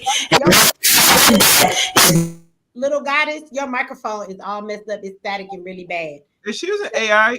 Because no, she was talking earlier. I think it's her microphone. But anyway, when somebody said they wasn't really impressed, again, y'all be going off the topic. The bottom line is, I'm just showing you that her question was, if it's time to destroy us and we had our own power individually as a group of people, all I'm saying is if they wanted to take us, they could, and use it. You're right, our own government. You have your family members who are in the army, in the military. No, they're not going to come out and they're not going to turn around and start tearing up their own people, right? So that's not a problem. The robots don't have no family. They don't care nothing about none of us. So I just want to show y'all the type of weapons they have and the type of military that we're going to have pretty soon. Everything will be AI. And this is what when I say everything, I want to emphasize everything. They do not need you for your military. They don't need you to. So maybe it's showing y'all that. Do you understand now how you don't need police officers anymore? When I keep saying we're not going to have police, can y'all see what I mean now? Right? And so don't get me wrong, as they evolve, these robots might have skin on them. They might look more like a human being. It's the robot. They're not going to look like that. But I mean, why the fuck can't somebody police us that's a robot then? So what I'm telling you is every avenue that a human being runs, it would no longer run it. AI will run it for y'all. I don't know why y'all think it's a joke. But we gotta understand. The robotics really show their head of what is to come 40 years ago, from the Terminator to RoboCop, especially RoboCop. And people forgot how sophisticated RoboCop was, and that made a lot of money. And that is not. It's always got to think. It's what if. You get me? Because if they already show it in movies, that means they already had this technology already decades in advance. Is it that already a progression that they already had that said we rolling out now? You get me? Because movies tell a future. Yes, public notice.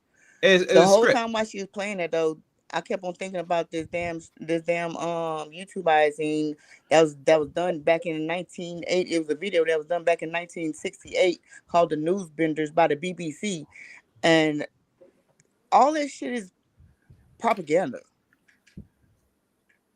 Wait, can y'all hear me now? Is it bad? Yes, we can hear you now. Okay, I just wanted to say about the fact of our military has been getting non-citizens and immigrants, and they've been loading up our military with them because those people don't consider us as quote unquote their neighbors or friends or family, whatever it's like that. So that if it comes down to, because I agree with you, Mishi, it's going to go AI no matter what. But if you're using human beings, you're going to use human beings who don't give a shit about who the hell they're going to go into it. That's why they have all those people in that military, so that when they go into and deploy them, they're not going to think, oh, this is my aunt, this is my mom, whatever. So like, we don't give a shit. Boom. So, Right. and I put that information into the chat as well. So like I, just Google that and put that in there, and how much and how many people are in the military who are not citizens. A whole lot. They have no who don't There's a have lot. any allegiance. Police too. That's Oh, it. yeah. You become citizens once you get into the military. That's the whole game. They come in illegally. Look at before the Ukraine war with Russia. A lot of the Ukrainian men came over here and they enlisted in the military here. You know what I mean? A lot of the Chinese men that coming across the illegally, they're enlisting into the military.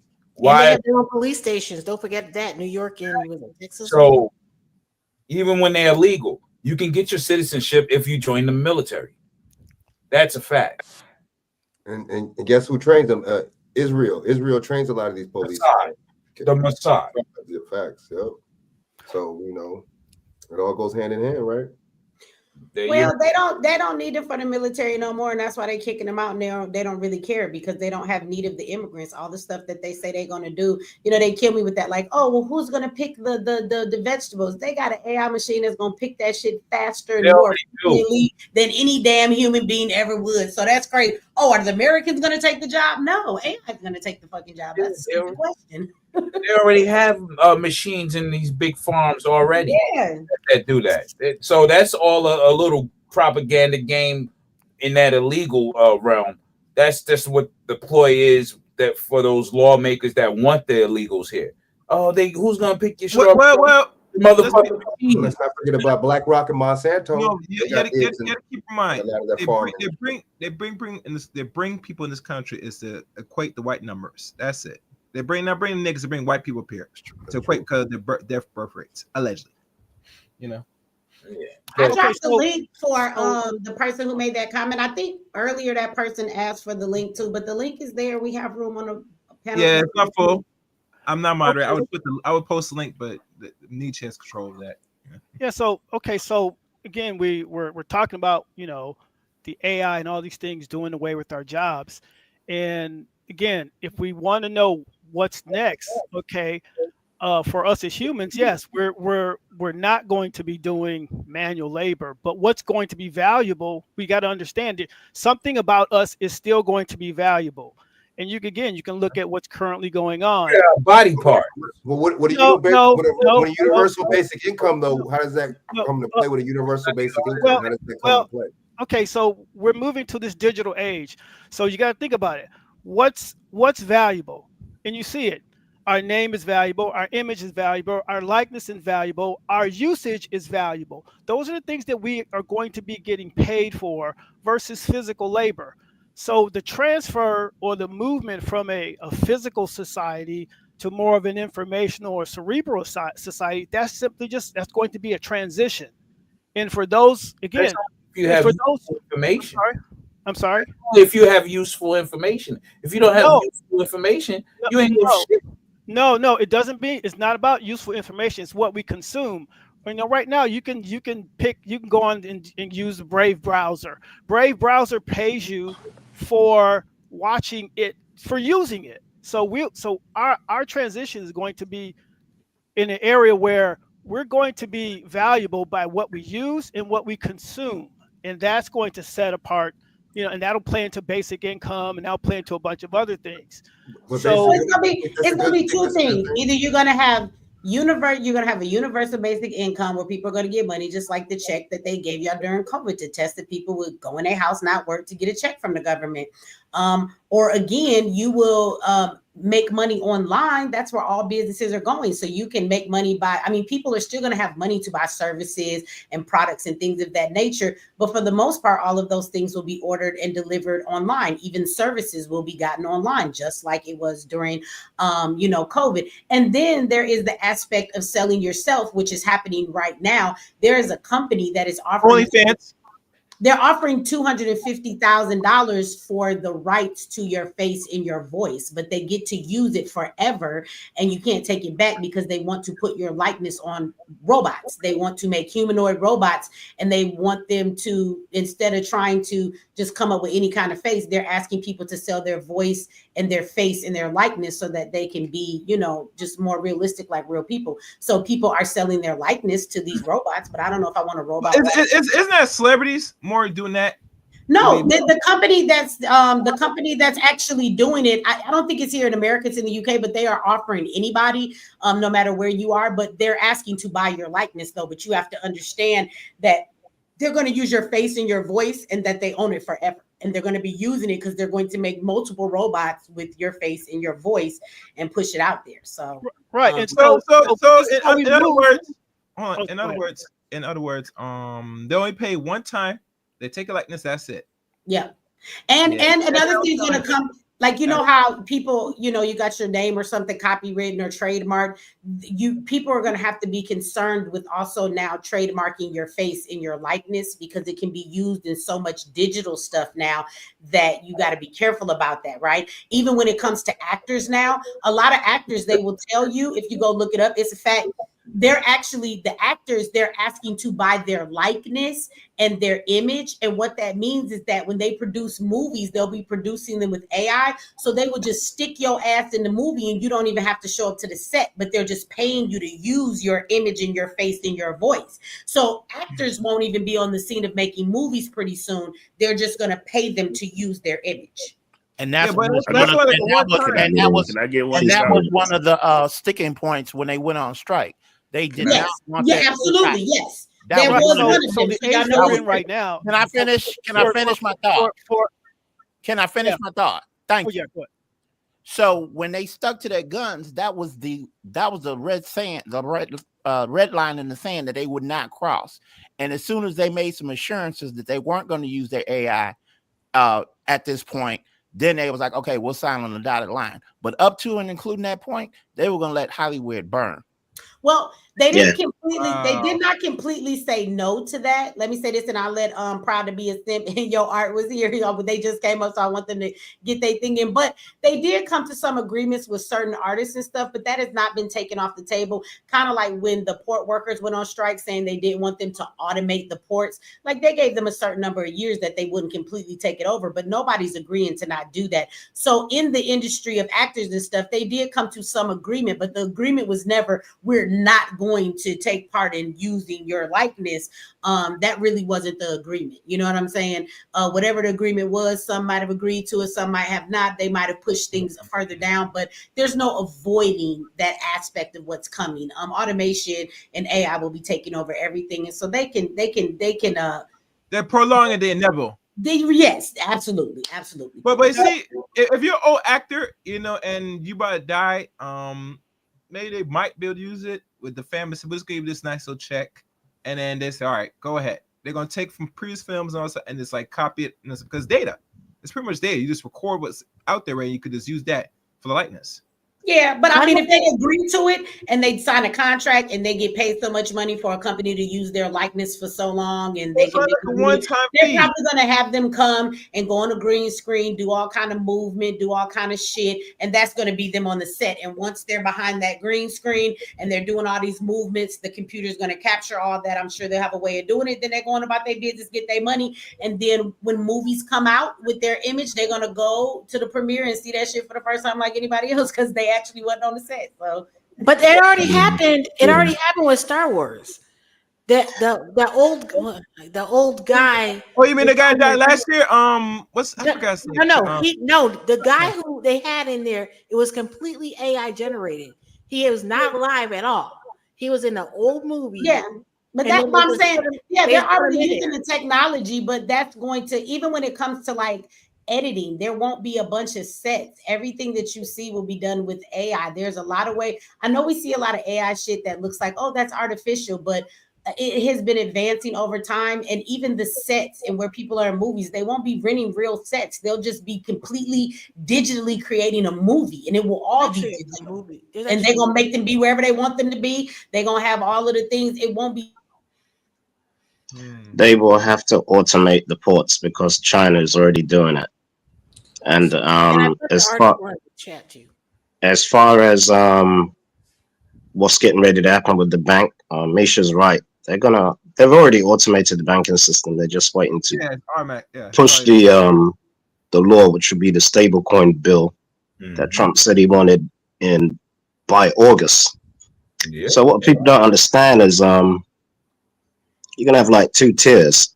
And what people don't understand also is they've been testing the system at its full price range. Like for instance, some people are buying XRP. Let's say it was like 50 cents. It's about $2 and some change right now, right? Yeah. But they had to test it at its full blast to make sure it can handle the load that's getting ready to come. So they're already doing it. I found out years ago that they were tokenizing real estate in UAE in the year 2000. I believe it was called Mantra.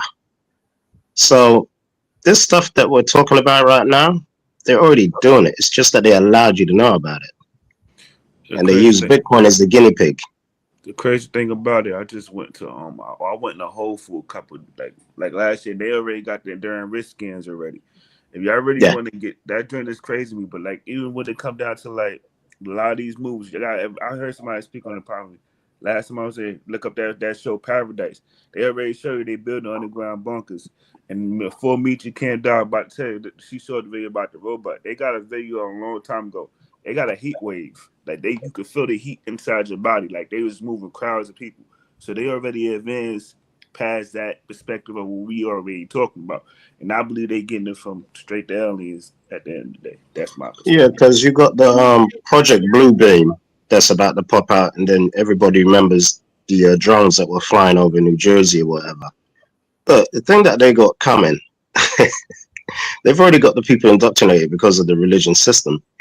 And what some people don't understand is that the heads of state or people that run countries, presidents, if you will, they're all in on it. And how do we know that? The fact that there's bricks and they're using bricks, which they were given permission to do so, proves right there they're all in on it. We're just cattle getting herded. You talking about BRICS? What you mean by BRICS? So BRICS is Brazil, Russia, you talking about that India, BRICS? China, Yeah. and South Africa. That was Without the Bank of International Settlements and the IMF, none of this could happen. And everybody is in an order, and they respect the seat, which is why they can implement what they're implementing. The problem is that the citizens have no flipping clue because they're worrying about P. Diddy, Jay-Z, or whatever the hell's going on. They're in a what you call an insane quagmire. Will they come out of it? No, because it'll be too late. Most people are priced out with what's coming anyway. Most people can't buy 10,000 XRP or XLM, QNT. A lot of people don't even know. Some people don't know what's going on. There's some people that do, obviously, because Misha X does knows what's going on, and you guys on the panel definitely do know. But the way they're going to do things, I really believe the Georgia Guidestones will actually happen, especially with these robots that they got. That's why they blew that mug up. That's why they got rid of it, right? And BRICS started. And when BRICS started, it started with 5 nations. Now it's up to like 30 nations. So that is definitely like the big middle finger to the U.S. and the old world order. So yes and no. And what I mean by that is this. The company's called Ripple. Remember when Trump said we're going to be the number one, right? Well, you got this stable coin coming out of XRP called RLUSD, which is like a form of a dollar. So when he said, I'm not going to do any CBDCs, well, a stable coin is actually a CBDC. But the Ripple, which is the technology, which all the countries are running on that rail, United States controls it. So they're not really going to lose their position. The real game that they're going to play is the Fort Knox talk, when they said they're going to audit Fort Knox. Well, why would they announce that they're going to do that? Could it be no gold in Fort Knox? So they say, well, there's no gold in Fort Knox. The amount that we have is not the amount. So they'll crash the stock market, start over, tokenize it, and the game's over. Which is the goal is really tokenization. Once they do that, it's over. Because now you're talking about AI. I was talking to a friend, right? I said, you know what? You worried about these people printing the money. When they go fully digital, they go to AI. So they'll say, I found this big chunk of platinum floating out of space and it's worth $250,000,000,000. It doesn't exist, but they say it and you just put it in the system. There's nothing you can do about it. Party's over. Right. So they print it out of thin air for sure. They definitely printing the money out of thin air for sure. That's been happening since 13, right? So I mean, no, right. No, Yo, but I think when I say you wanted to say something, when they say they are doing it, but when we talk about digital currency and stuff, they're just catching up. I mean, I've been on the blockchains for 5 years. And again, how do we navigate all this stuff? And we got to look at what we do. We can go and get us a home crypto miner that'll make 10, 15 bucks a day, just plugging it in. All right. Yeah. So as we navigate this, how are we going to move from now into the next phase? We need to think about how we can take control of the different things. So anybody in the crypto miner space knows how all this stuff works, and we've been engaged in this for since the inception of Bitcoin. So Hey, for those that don't know what the miners are, you got to tell them to go look at the Bitcoin white paper, because if you don't know the why, Right. the hows, the whats, and the whens are irrelevant. So Well, you got to know why hold on. Okay. So you got to know the why. If you know the why, then you can make some educated decisions on XRP, Stellar, whatever, Quant, Fetch, anything like that, right? Yeah, So, you're right. with that being said, everybody read the Bitcoin white paper so you'll know the why. So at least But I'm sorry. You heard what you just said, right? Now look at it on a simple level, right? Let's say you got Coinbase and you order a coin or whatever and you want to move it to your wallet. Well, how many people know how to really use that? They don't even know to download an authenticator to move over their stuff. People have no idea what's coming. They don't even have a school on this stuff. And that's what we need to do. What we need to do. And Michi, we're supposed to put something together. Remember, I sent you the. I got to follow up with you. And Coinbase is an institutional. So if they hold your crypto, that's it. If anything happens, they'll make you whole, because that was the deal that they made with the government to come into existence, right? So with that being said, you can learn about crypto in there, earn it while you're learning, and remember, not your keys, not your crypto. Coinbase. And then, I'm sorry. And then the smart thing that they did, they're very smart. So they said, yeah, I remember when Bitcoin was 25 cents. So, I know. Oh, it's no good. It's no good. They go, oh, it's no good. It's no this, it's no that. So what they do is they use the word crypto to turn the people off. You're not investing in crypto. You're investing in the technology. And it's so hard for people to get a grasp on it because they're used to the way things are in the old days. But they're so smart and they herded you how they wanted you to think, to the point where even what you're saying right now, a lot of people are not going to pay attention to it. They'll say, oh, well, yeah, whatever. UBI. See you later. I think that now people will pay more attention, or at least they should, because if they understand that Trump has been speaking about it as far as investment when it has to do with the government, and the government starts speaking about it, I would say we know for sure that digital currency is getting ready to be used in a way that's not just individual people, but it's actually going to be used as a currency. And I think that I think that the fact that gas stations have like crypto ATMs, I'd have been a sign for people, right? Because I don't know about y'all, but a lot of gas stations I go to, there's an ATM that you can get some crypto cash, right? You can buy crypto, you can get your money out, all of that. So that should have been a sign too. But I think it's safe to say that people, if they got any sense, they should invest. Cryptocurrency is not as expensive. It is going to be on the rise. I mean, if you're talking about some Bitcoin, I mean, you can forget that. But there's other stuff that you can invest in right now that is still very low. So there's something called DCA, right? Mm-hmm. And what that means is daily cost averaging, which means dollar cost averaging, right? So what happens is, as long as you get in the game after you do your research, it's not expensive. Everybody thinks you're trying to compete against the Bitcoin price. It's not against the Bitcoin price. It's getting into the game and seeing how things work out, right? Yeah, because you could buy a percent just like any other stock. I'm just saying, like he said at one point, Bitcoin was like 25 cents, and we missed that train. You know what I'm saying? You could really be looking at your bank account happy as fuck had you bought like 1,000 of them at 25 cents, and now look at how much they cost. You'd have been rich. Yeah, but the question with the Bitcoin. Don't forget too that what they're also doing is the reason why they're having all these people go ahead and doing the rug pulls is because they're trying to have you not want to either invest and or not trust it, and have them be able to go behind and say, oh, you need regulation. Because the whole thing with crypto is it's not supposed to be regulated, you're not supposed to be able to be followed.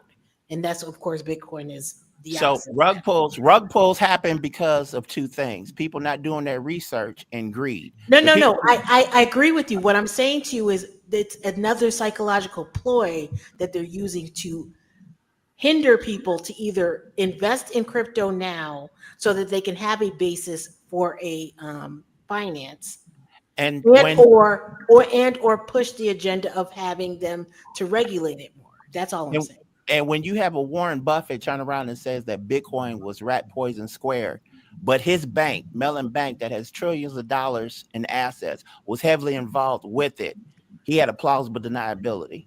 So MicroStrategy, they're buying all this Bitcoin. If they see the vision, I'm done. Well, no, you should Google new bank. You need to stop listening to anybody that's building this telling what you should not invest, and don't see and really see what they're really doing. What they said not do, you should do. The new bank, especially man that's a billionaire like Warren Buffett. That last person I want to take advice from him, and he tell me what I should put my money in, and then he tell me not to do this, and then he go around through it. Nah, I don't do that. Yeah, why would they really give you the game? Like, exactly. You need to Google. I want to say this. I think that people should look at crypto and investing just like you look at the stock market. None of y'all should go in willy-nilly, blindly, or listening to what somebody say, or pump some shit online, or what this real rich man person say. A lot of times when wealthy people jump out there and say something, they're actually saying like that for a reason, for you to actually go and invest your money and get a whole lot, then for them to pull out. Wealthy people aren't out there publicly giving you their secrets. They're not doing that shit. So at the end of the day, it's like I'm saying, they didn't give you the game. Look at crypto just like you look at the stock market right now. The stock market is down, and you have opportunity to invest in that as well. But that doesn't mean just go throwing your money at it. Do your research on all of that stuff. And then when it comes to crypto, once again, and in doing your research, I would say don't ever invest nothing that is going to break your bank. But we waste money on bullshit all day. So even if you had $25 a week and you went in and bought some pieces of crypto, that shit adds up. You know what I'm saying? So, if you get a chance, if you get a chance to research, the people that's listening, look up ISO compliant coins, because they're going to tokenize the planet. Once you understand what the ISO compliant coins are, I would humbly say that's where you should look into your investment. Because as far as Warren Buffett, they got a bank called NU Bank. That bank is a different bank that is holding from his investments with the Ripple company. So when they tell you they're not doing something, that's a fabrication at its wildest. But look at the ISO compliant coins. That's what they're going to run the rails on. And they're not in competition with each other. They all help each other out. But as far as the rug pulls, that would probably be your meme coins. But what we're looking at is price manipulation when it comes to the crypto market. The fact that some of the stuff is on NASDAQ should be the green light for you to understand what's already here. And Meech, this isn't financial advice, but there is a tokenized AI coin. It's called Fetch AI. Yeah. And it's quite interesting. Okay. I would say this too, and in any investment too, y'all, don't be trying to think you're gonna put it in there and get rich overnight. That's with any investment. Hold that shit and wait for everybody. But when he said at one point Bitcoin was 25 cents, I promise you, the people who bought it at 25 cents, they waited a long time before it got to where it is now. But the fact that they waited, it paid off really well and changed a lot of people's lives, I'm sure. So in any investment, don't be, I mean, unless you want to be a day trader and that's your job, that's one thing. But don't be putting your money in here and then you be like, dang, I want some DoorDash. And then you decide to pull something out just because you ain't got no money to get your nails done. Don't do that shit. Your investment means you got to leave it in there, okay? Let it get to where it got to go. You got to let it marinate for a little while. And timing is everything, because as far as what you just said, let's use Stellar or XLM. I mean, what Stellar is XLM or Ripple XRP. Some people's been waiting about 7 years already. So for those that are blessed to have money to drop down and get in, timing is everything. So what they're gonna do is they're pretty much gonna go back to the gold back standard. I predict that gold will probably be easy 10,000 an ounce. I don't think that's far fetched. That's around the corner. But that's what they bought Trump back for to do anyway. Yeah, But they're definitely the other using them piece for too. sure. Yeah, and the other To carry piece out too this is agenda for sure. They're definitely using them, like you said. That's a fact. That's a fact. Yeah, and the other piece of it, you know, we got more. We can do more than just buy into crypto. We can be part of the network. We can actually, if we want to own things and have assets, again, we can. You can do nodes. Again, that's another form of creating crypto. You can do mining. You can, again, a lot of this isn't that difficult. Okay, you buy a machine, you write a line of code and you plug it in, and you can be part of the network and participate and generate the rewards. So rather than us be consumers, again, because if we are part of the network, then that network can grow as a result of us being part of the And network. for those that is invested in crypto, or those that's thinking about getting the crypto, half of it is getting it. The other half is securing it. Storing that sucker, yeah. So get you a cold wallet, and when you get the cold wallet, do not get it from Amazon, Facebook Marketplace. Get it straight from the source. If you get it, it's going to take a few weeks or whatever. It's worth that because it's going to have seed phrases that only you have. If you get it from somewhere else, third party, Amazon, Facebook Marketplace, or person, it'll have fake seed phrases in there. And as soon as you load up, they have the seed phrase too. They'll unload you, right? And also be very humble, because I got the ledger, right? So but I also got Tangent. I wasn't finished. Oh no, do you think, man? So the ledger and the tangent is what he was gonna say. I had the ledger, but about a month ago, 2 months ago, one of the founders got his fingers cut off on some extortion stuff. So people got away from ledgers. The tangent is excellent. Back to you, man. Yeah, but the thing is, back to you, man, like this the news and shit. Go back to you, bro. Go ahead. But the thing is, Tangent has this ring, and I'm saying this for a reason.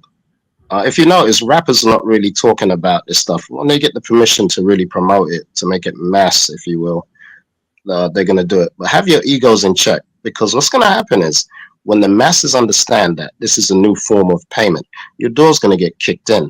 So you better know how to be quiet about what you're doing. Yep. It's going to get very serious out here. And the Tangent has a 3 card. It's like $90 whatever. You don't need all the fancies. You take one, you carry one with you, you put one in a safe spot, and you dig one up in the ground. And like my man says, you move in silence, because a pipe can bust your knees and get the seed phrases. So you want to keep quiet on that. But Y'all the be thing is, watching TV too much. He said a pipe and bust your knee. He said they gonna kick in your back door and be like, "What is your code, motherfucker?" They're no, already doing that. no, they're already doing that. It is real. A lot of guys. Now the other thing though too, if you lose those 3 keys, your money's gone. No, if I you know. lose I the see C this man phrases, online, if you and lose the C phrases, he deleted his key or his wife. He deleted something, and he was crying because all the money was gone. His wife was laughing, and he like, "Bitch, this our life. It's gone." That's right. Yeah. She sound like a keeper. as long as you got the seed phrases, you're good, because then you could just reload on another Tangent code wallet. The seed phrases is the key. That's what you need to procure. Also, the tangent, what you can do is you can also upload the code without the C phrases because it's on the chip, and the company doesn't know it and you don't know it. But the problem is, if you lose the card, well, you're going to be a bum. Okay, y'all. Do y'all mind if it's getting late, and I want to switch it to one more conversation. If you guys are okay, this will be the last one for tonight. Maybe we go about 30 minutes or so. We'll see how much y'all have to say about this, and then we'll call it a night. We have tornado warning and thunderstorm. When it kicked me off earlier, my power went out. I'm glad it came back on so I could get back on the live. So if I get kicked off again, it's because the power probably went out.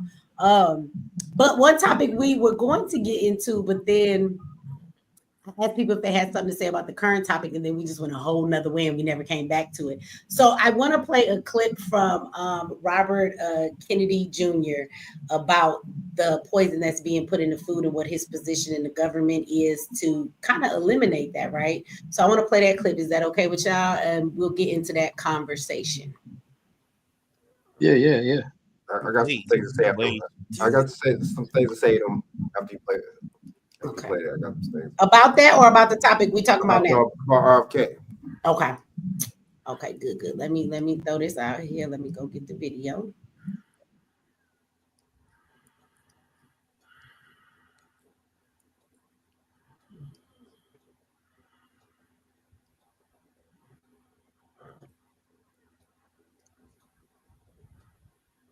I always find it interesting because me and the way that I look at the government, it's like, I know y'all admitting that they in here poisoning us, but I still think they backdooring us some way because the way food is created and all this digital printing, like I just feel like we also going into a new era of what food is gonna be. And I think somehow this is still a way to like, tear that shit down. So I don't know. You tell me, that's me and my conspiracy theory mind, but I mean, we talk about all the poison in the food, but they got 3D printed meat and shit, and then they are like shutting down all the farms and having farmers destroy their crops, and it's just so much shit. It's like, where are we really going with all of this? You're gonna take us from poison to eating fake food? I don't know.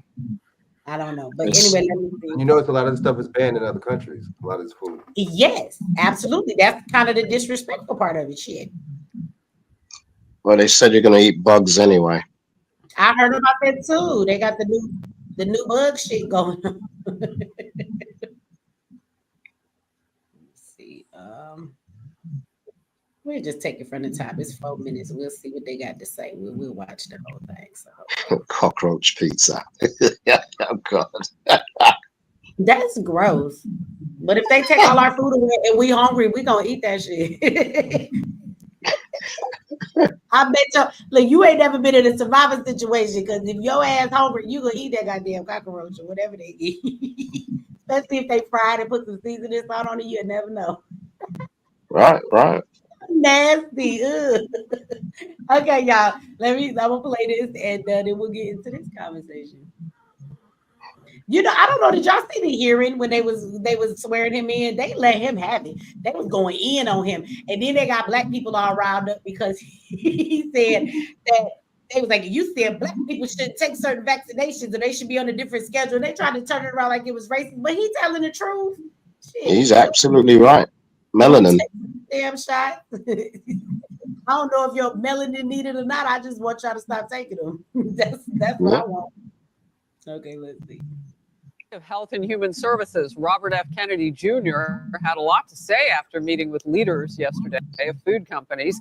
Kennedy posted great discussions today with the CEOs on advancing food and safety, radical transparency to protect the health of all Americans, especially our children. Interesting, because some of the companies he met with, he'd already publicly called out previously. The Consumer Brands Association president wrote this in a statement after that meeting. It was a constructive conversation, and we look forward to continued engagement to support public health, build consumer trust, and promote consumer choice, end quote. RFK Jr. also talked with Sean Hannity over the weekend. We are poisoning ourselves. And it's coming from, principally these ultra-processed foods. There are studies coming out of Stanford and Harvard that show a lot of mental illness, including anxiety and depression, are related to food. And that changing your diet, food is medicine. By changing your diet, you can lose some of those diagnoses. People should be able to make their own choices. If you want to eat a donut or seed oils, you should be able to. You should be able to exercise informed choice. We want to do everything that we can to incentivize these companies to be transparent, to switch over from ultra-processed food, and to be part of this movement to make America healthier. Dr. Mark Siegel, Fox News senior. Yeah, that's all we're going to listen to. We won't want to hear what them other people got to say. We just wanted to hear what he had to say.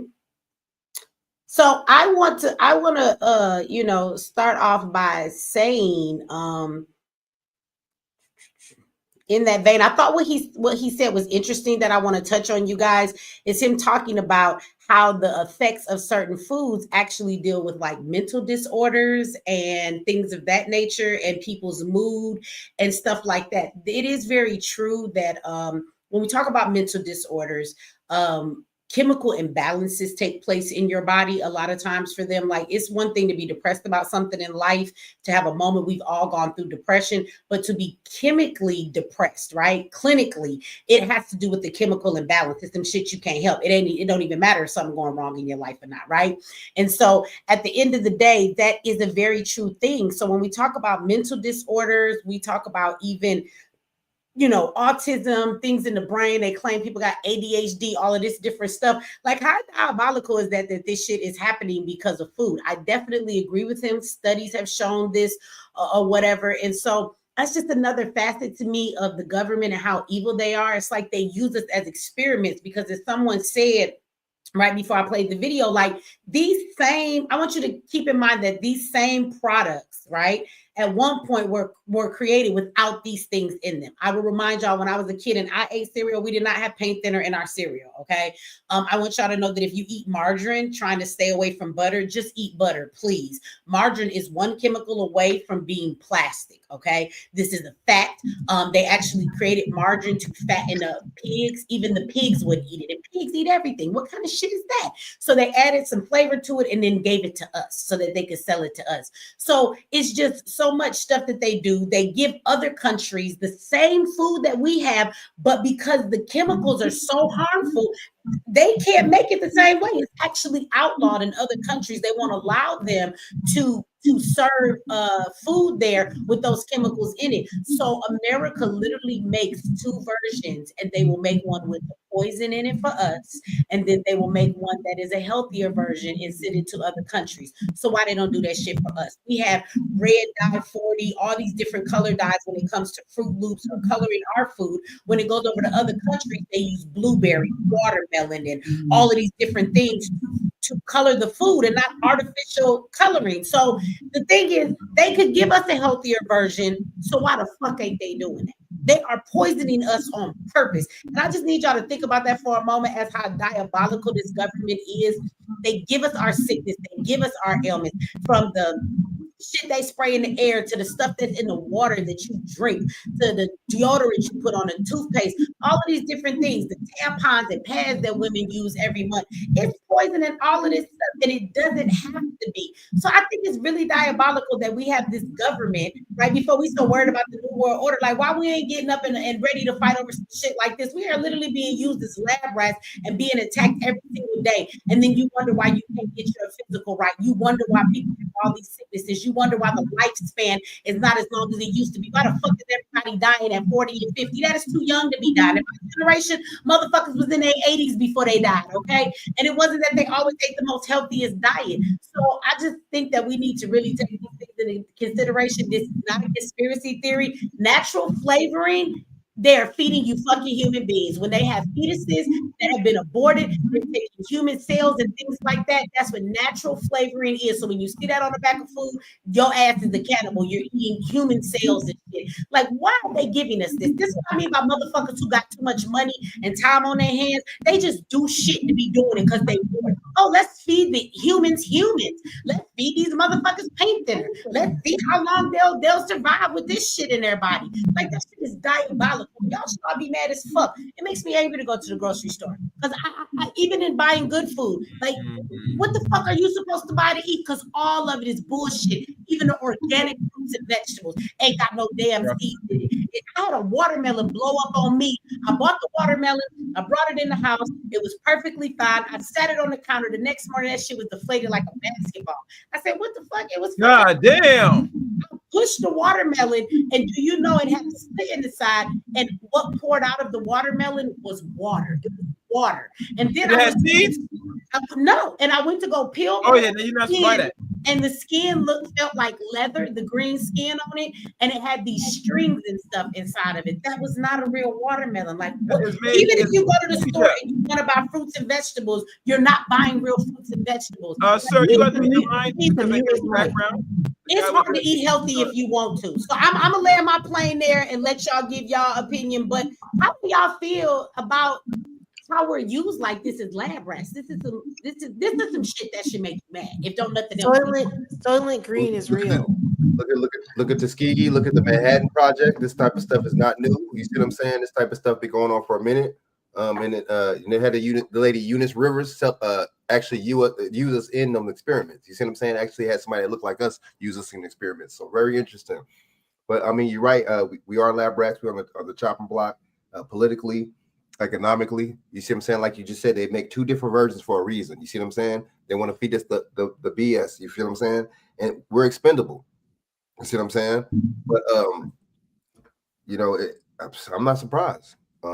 Like I said, the Manhattan Project, Tuskegee, they've been literally using us as guinea pigs for the longest time. So, and look at Cancer Alley. They got a thing. They had a thing recently just came out with Cancer Alley. They were saying that Biden had the lawsuit, and they were saying that Trump took the lawsuit away from the people that were had the lawsuit against the people, the companies, the corporations, and that were the fumes and the toxic fumes and stuff like that in the factories over there in Louisiana. So that's another thing. Did y'all hear about that? The thing with Cancer Alley and the lawsuit? No, I did not hear about that. Do you have I'm sorry, X, do you have a farmer's market? And I got a question for the panel. Yes. RFK would be. We have a farmer's market. We have plenty of black farmers out here, yeah. We got. I mean, I'm in California. You know what I'm saying? So I'm in Southern California. You see what I'm saying? I'm in Orange County, so it's like low key bougie out here. So we got them. Oh yeah. Well, the question I have is for the panel is RFK, whatever his name is, Kennedy's son or whatever. I'm going on it. Whatever the hell he is. He's around now. He will be affecting the pharmaceutical department with what he's doing. So why are they allowing this to happen? That's my question, because this is the thing.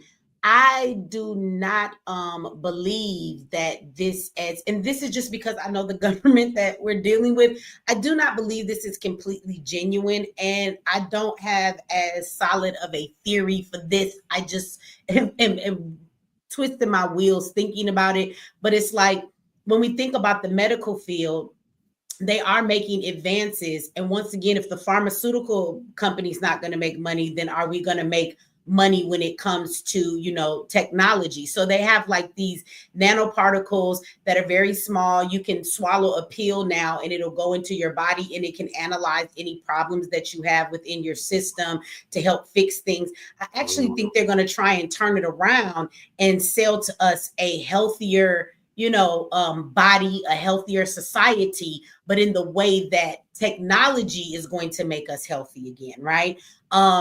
And I think somehow that's how they're going to sell it to us, because for Robert Kennedy to cause all of these food places to take the poisons and the stuff out of the food, what that means is that we're going to then not have the sicknesses that we have, which means we're not going to have all the ailments we get money from.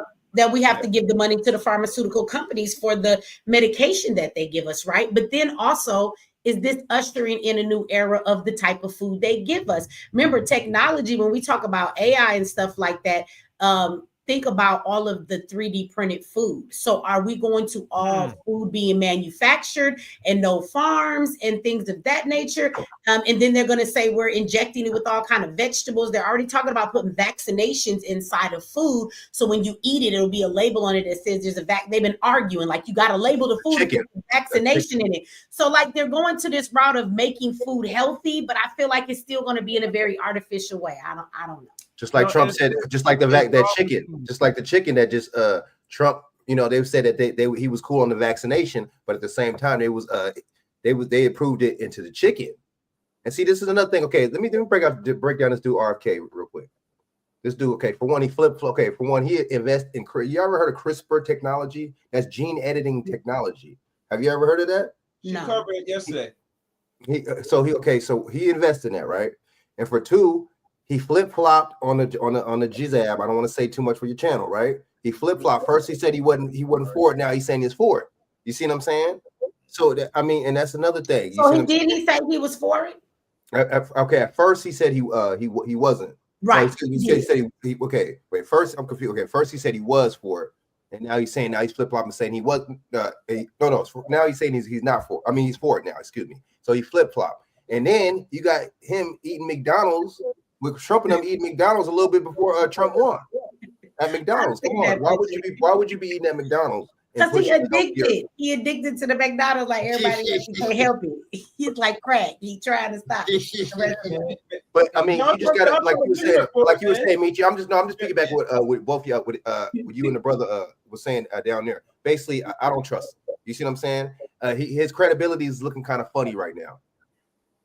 I just feel like everything the government does is to usher us into another plan. And I know that they never just tell you what something is. And so again, I see what Trump is doing by tearing down the old system so they can bring in the new ones. But I just look at all the newer technology. Like I said, they're talking about making food. We're putting protein by bugs in it. They're just, I don't know. I mean, there wasn't too long ago, the government paid the farmers to destroy their crops. Like they said, we're going to give you money, but we need you to destroy them shits. Like, why? They are like, everything is like farm raised. And when you talk about AI and you talk about facilities, like if you could clone a baby, then you could clone any kind. You could clone cows, clone chickens, like some way. I promise y'all, I ain't figured it out yet, but I'm gonna figure it out. But this is leading us into something that's not as good for us as it seems. I do not believe that the government is allowing this man to come up in here, talk about all of these poisons that they put in our food, and then allow him to change it. So we have healthier food? Nah, I don't believe that shit for a moment. Well, okay. It started off with the GMO, right? Mm-hmm. Remember what GMO and they had all the organic farmers that they had, and then when the GMO seed had went and flopped into their crop, what happened? And they told them they had to destroy the whole crop, right? So think about that. How long ago did that start? So that was like, again, one of those slow creep of what they're doing. And I just want to say a side note too about what they're doing. Like, I know somebody whose wife is having problems with her stomach. They got a chip in her neck right now, a chip in her throat that she got to press a button that if she eats something and it causes a thing. So she's got it's got a remote outside that she's got to press buttons for the reaction that she's having. So if it's like, if she's getting gastric reflux, or if it's, burning or anything else like that, she presses a different button when she does it, and it's a chip in her throat. And this is like just a week ago. Well, I suggest that people learn how to go back to fasting. And Monsanto, which is really a government within itself, was taking especially the black farmers. They had this little ring going on with John Deere and the bankers, where they force you to get new equipment even if you don't need it. You can't flip and afford it. So you get this loan with these absorbent prices. And then when Monsanto's seed, if you will, germinates into your farmland, they can legally take your land. So a lot of people getting frigged up. They really want to control your eating ability. And unfortunately, we've gotten away from agriculture. We rather go to the supermarket. And it goes back when Michi was talking about, well, somebody on the panel was talking about having power. If you don't control your water and your food supply, you're impotent. You have no power whatsoever. You can't feed yourself. So I don't know what we're going to do per se. I would say fast and really get into your spirit. I mean, really get into it. I think that's the only break, in my opinion. Yeah, I think that we have to one thing that I've been saying a lot, and I know that it's difficult with the, life that everybody lives. Maybe when AI take over the jobs and they give everybody a universal income, maybe we can focus a little more on, growing food. But let me throw that out there that like if you just go to the regular store like Walmart or go to the gardening section, those seeds that you buy are not heirloom seeds. So know this too when you go into gardening.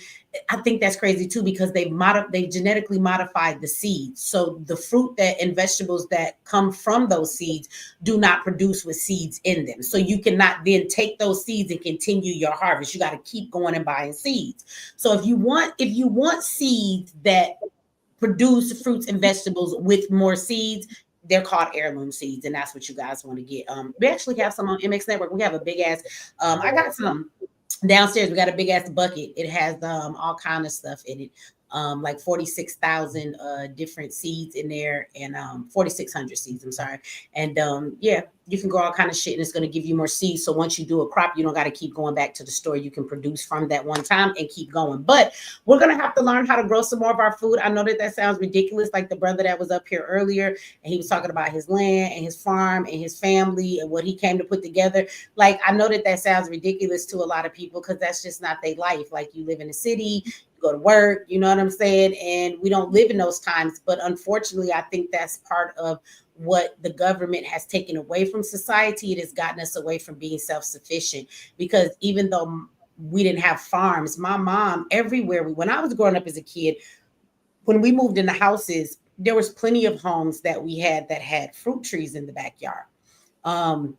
And I just remember eating pears and eating apples off of a tree a lot. Like I remember growing up in Detroit and we have apple trees in our yard. This is Detroit. Now drive your ass around Detroit and see if you can find a motherfucking apple tree. You cannot.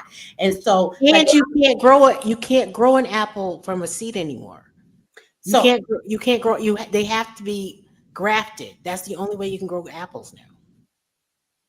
What you said, to grow apples, you have to graft it? The only way you can grow apples right now, they have to graft the apple tree to another tree, another fruit tree, in order for it to grow. You can't. So if you got an apple, if you took an apple right now and took the seeds, you're only going to grow a crab apple. It's not going to grow a regular apple. It's not going to grow the apple that a Fuji or whatever. But they have to graft the trees now. All those apple trees that you see in the apple orchards are grafted. Well, that's what I'm saying, but that's the only place you see them. So my question is again, what happened to all the fruit trees? Like I said, I grew up in the ghetto of Detroit, and we was on a ghetto ass street, but we had two big ass apple trees in the yard. I remember because when I was in trouble, my father would punish me, and he would tell me I had to go outside and pick up all the apples in the yard, and there was tons of them everywhere because they would fall out the tree and be rotten, and they was mushy on the ground because we didn't pick them and eat them all as fast as they grew. So peaches on the tree, stuff like that. So I just remember living in different places and having fruit trees. And my mama always had something in the backyard, even if it was a small little garden where she would be growing something, right? Just something. It didn't have to be a full-blown garden, but she had some things she would go out there and go get. So we just have to get back to that being the norm. And I do think that is a true solution if y'all care about your bodies and your health.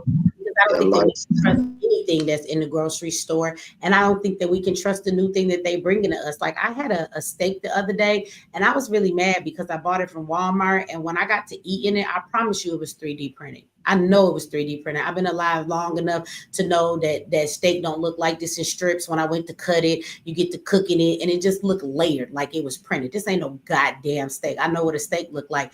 I didn't even want to finish eating shit. So it's like they already have some of this stuff in the store and they're not even telling you on the package. It don't fucking say 3D printed steak. It don't say 3D printed chicken breast. But I've been around long enough to know that this is not normal chicken breast. The way this shit is falling apart, this steak is not regular steak. And so I think that's what pisses me off a lot is that even when you go into the store, they're still labeling this stuff like it's regular food. They're not even making you aware to have a choice if you want to buy this shit or not. And so I just want y'all to think about that. I think one of the things that he said that I don't want us to overlook, what do y'all think about the statement he made? Because it's very true about the foods that we eat that has all of these chemicals in it, it actually causes a lot of mental disorders. Do you know how many people have stopped eating the type of foods and gone on like vegetarian diets or vegan diets and moved a lot of meat and different things and sugars and stuff out their diet, and it has literally healed them from the shit that they have? Like, I think that's crazy for people to have depression based on the food that they eat, but it's true because it fucks up your chemical imbalance. And if you understand mental disorders in psychology, those are, we learned about that in psychology when I was in college. So that's not that's not a medical thing. When you have a mental disorder, you go see a psychiatrist, right? You don't go see your doctor at the hospital. So it's a doctor of the mind. But the mental disorders, a lot of them are based off chemical imbalances in your body. That's what they are based off of. People think somebody just lost their mind. Well, the truth of the matter is that you have these chemical imbalances. And even when you have clinical depression, it's because your body is imbalanced. There's the chemical that is released into your body that allows you to feel joy or feel certain things. And because that shit is off tilter, this is why you're always fucking depressed, even when you don't have a reason to be. So when people are clinically depressed, it really ain't shit that they can do about it. It's not their fault that they feel that way. And you can't cheer them up. You can't try and talk them into being happy. You can't take them on vacation and they're gonna feel better. Like, that's not how it works. It's the chemical imbalance within their brain. And so when we eat these foods, I'm sure it causes chemical imbalances. So now you have people walking around with all these mental disorders. They're giving them medication and shit when you could heal it if you just stop eating this garbage. You know, not only that, not only stop eating the garbage, but how about some natural supplements, some stuff, some herbal stuff that doctors don't really promote because the pharmaceuticals got them in the trick bag with the money. Yeah. So it's all interconnected. You know, it's another thing too. It's them sugar and salt. That's another thing that's getting people too, man. Sugar. You mean fructose? That white sugar and that white salt is. That little white bitch on the salt box with the yellow on and that umbrella, she done killed more niggas than fentanyl dealers have. I do not have no seasoning salt in my house. I don't keep it in my cabinet. And if I find something in there, because I got a kid visiting there and get cussed out, why you got this shit in my cabinet? I don't do seasoning salt. I don't even do the regular salt. But you're right. And sugar, they say sugar is addicting. Like, you know what I'm saying? Like, crack is addicting. Like, it really, people get addicted to sugar bad. And it's not a matter of just, people say they got a sweet tooth. No, your ass addicted to sugar. Yeah, sugar in the blood, diabetes. Sugar in the mind is what is dementia, right? It's white. What do you expect? It's white, so it's gonna be just like crack. It's white. You ever see a movie? Those movies when they snort that, they're snorting that confetti sugar. They go like this. That shit go to your brain, they be fucked up. But look, you know what pissed me off too? You ever gone to the store and you call yourself buying the natural sugar, the turbinado? That ain't shit but white sugar, and they put some molasses over it to make it look brown. That ain't even natural sugar. That's the bullshit. Like, I'm saying, even when you try to eat right, it ain't even right. That brown sugar is not brown sugar. That sugar cane, that's not real sugar cane. It's not. It's white sugar with molasses. Hey, Meech, do you ever remember growing up where the pops and sodas had what they call now high fructose syrup? Yeah. Do you remember? Syrup. Yeah, that's addictive in and of itself too. Give you the sugar. Well, high fructose syrup is in everything. Exactly. Well, you know why though? Do you know why how it happened? Do you know how it happened? It happened because when the cigarette companies got in trouble when they found out that it causes cancer, and actually their lies of them saying that the doctors are saying it's okay, and then they actually came out with the truth. They bought up a bunch of those companies. They bought up a bunch of the food companies, and then they researched to see how they can get people more addictive and make the food more addictive. Hence why the whole thing with the natural flavorings came into play, because they found out that those cells and stuff like that, and making those the taste buds and how it affects your brain. That's how that happened.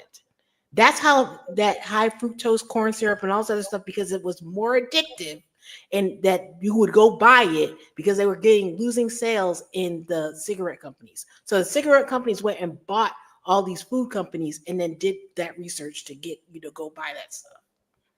I just want y'all to think about how diabolical that is. Like, we need food to survive. You have to eat. And then they taint all of this. Like, oh, who thinks put some paint thinner in the cereal? Like, motherfucker, why? The cereal's fine without it. Like, what is the purpose of even putting this shit in here? Capitalism. No. It's very good. It's things the same light are three things. We all know the three things: the shelter, the food, and the clothing.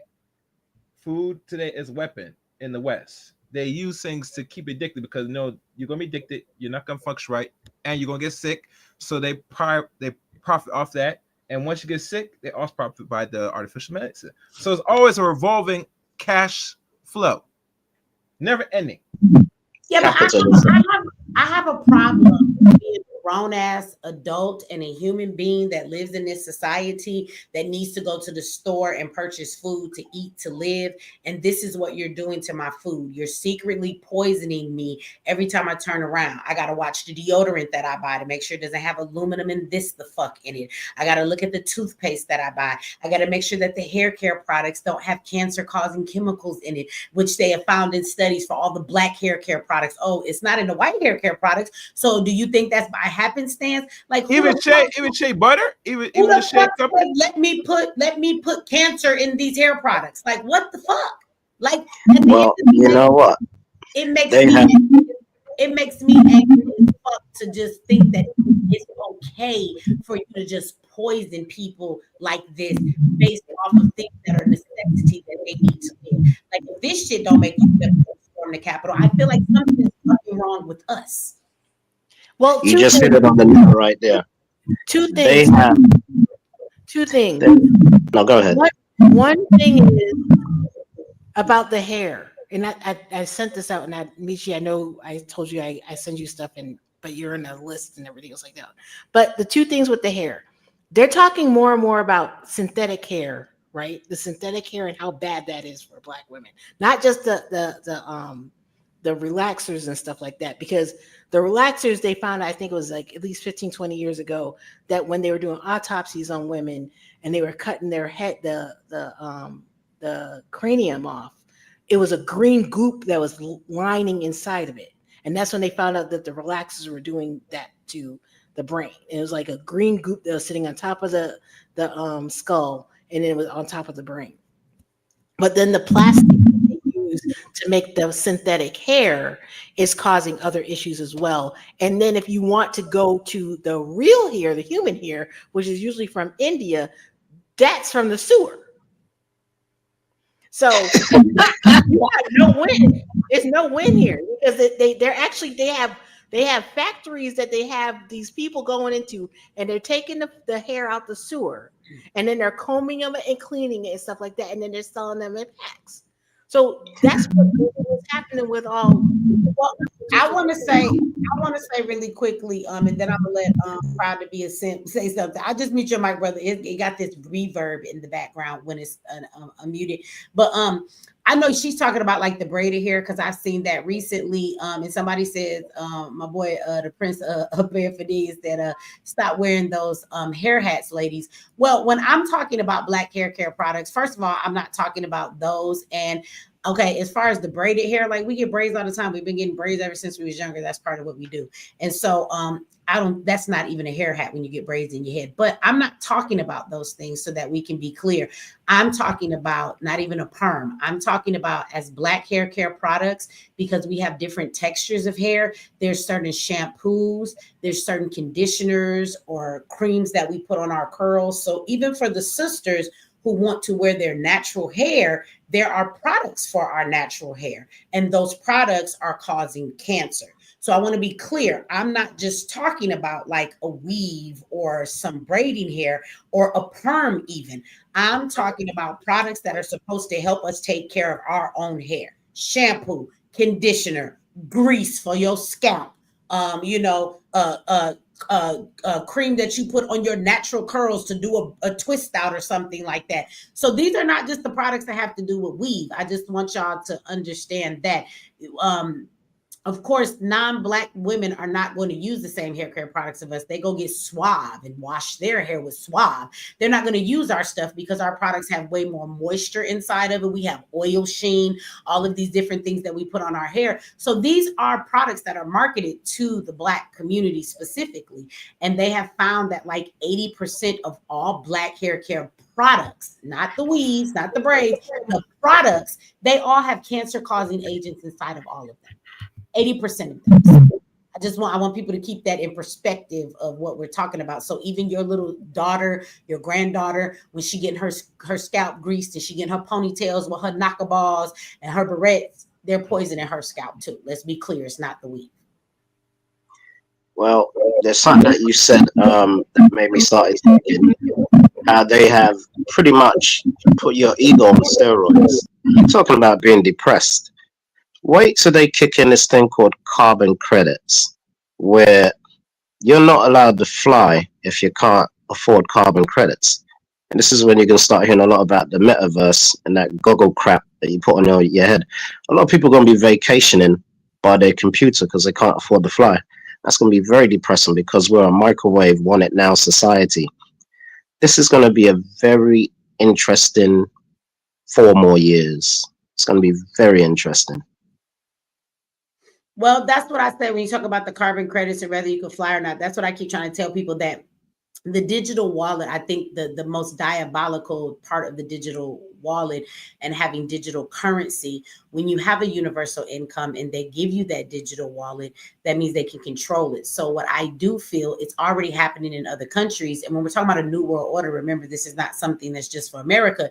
It's happening in other places. So this is already happening. But what happens with that digital wallet, like I said, they can put stipulations on it. So if you are, for example, let's say you want to go fly somewhere, but they claim we got some type of virus going on and you went to the doctor and it said you were sick. They can put some type of thing on your crypto wallet that says you can't purchase anything to travel anywhere. So you can't get any plane tickets until you get a pass, you get cleared by the doctor or something like that. And if you try to go to the airport, it will decline your purchase for you to be able to do that, right? Or let's say they have something going on with food. Or they try and tell you that you can only get so much food and allow so much, right? You're going to go to the store and they may limit, and your card may not allow you to purchase more than that. If you are a certain kind of a criminal and they say you can't live in this certain part of town or you can't live over here, your wallet might not even work anywhere on that side of town because you're not supposed to be there. So all I'm saying is that just opens up a lot more. It's different. Even when I have an EBT card or a debit card, right? Because people might say, oh, but they could do that too. Understand, if they give you a digital wallet and digital currency, the government is giving you that. So that's like a Social Security, EBT card. It's their money. They've given it to you, right? So when they give you that money, you know, for you to be able to use it, they also have control of it. And being that it's digital, it's not the same as if they just put your food stamps on there for today, or, oh, you got your money on your EBT card. That's not the same.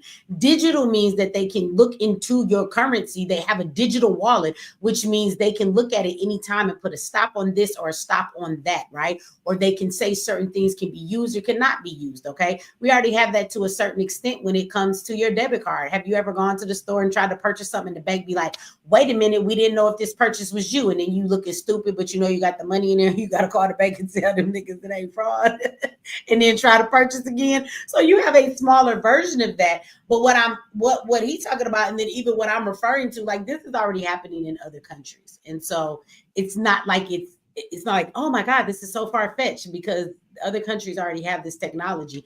And if you are not supposed to be purchasing something, or you haven't, you know, comply with certain rules or guidelines, you can have your wallet, your digital wallet not work. And then you're not able to purchase food or anything that money is necessary for, okay, until you do what you're supposed to do. So, well, that'll be interesting to see where that goes. Let me see. We got Rastaman coming up here. And Bro Burn, you wanted to say something? Hey, I just want to know, I just want to say peace and blessing to Michi X. Michi, I love you, Michi. I've been looking at you for a long time. You know, I got love for you, Michi. Respect to you and your family. Beautiful queen. You know, preach that word, beautiful queen. Preach that word. That's all I got to say. Preach that word. Thank you. Thank you, brother. I like your hair. Look, why you ain't come on camera in the first place? That brother got them locks. Billy Go Gruff is in the house, bro. You gonna come up here tonight and talk to us? We were fighting last time. You know how you be fighting with your folks. We was fighting. We gonna make up now because he back. Hey, Billy Go Gruff. I'm sorry. How you been?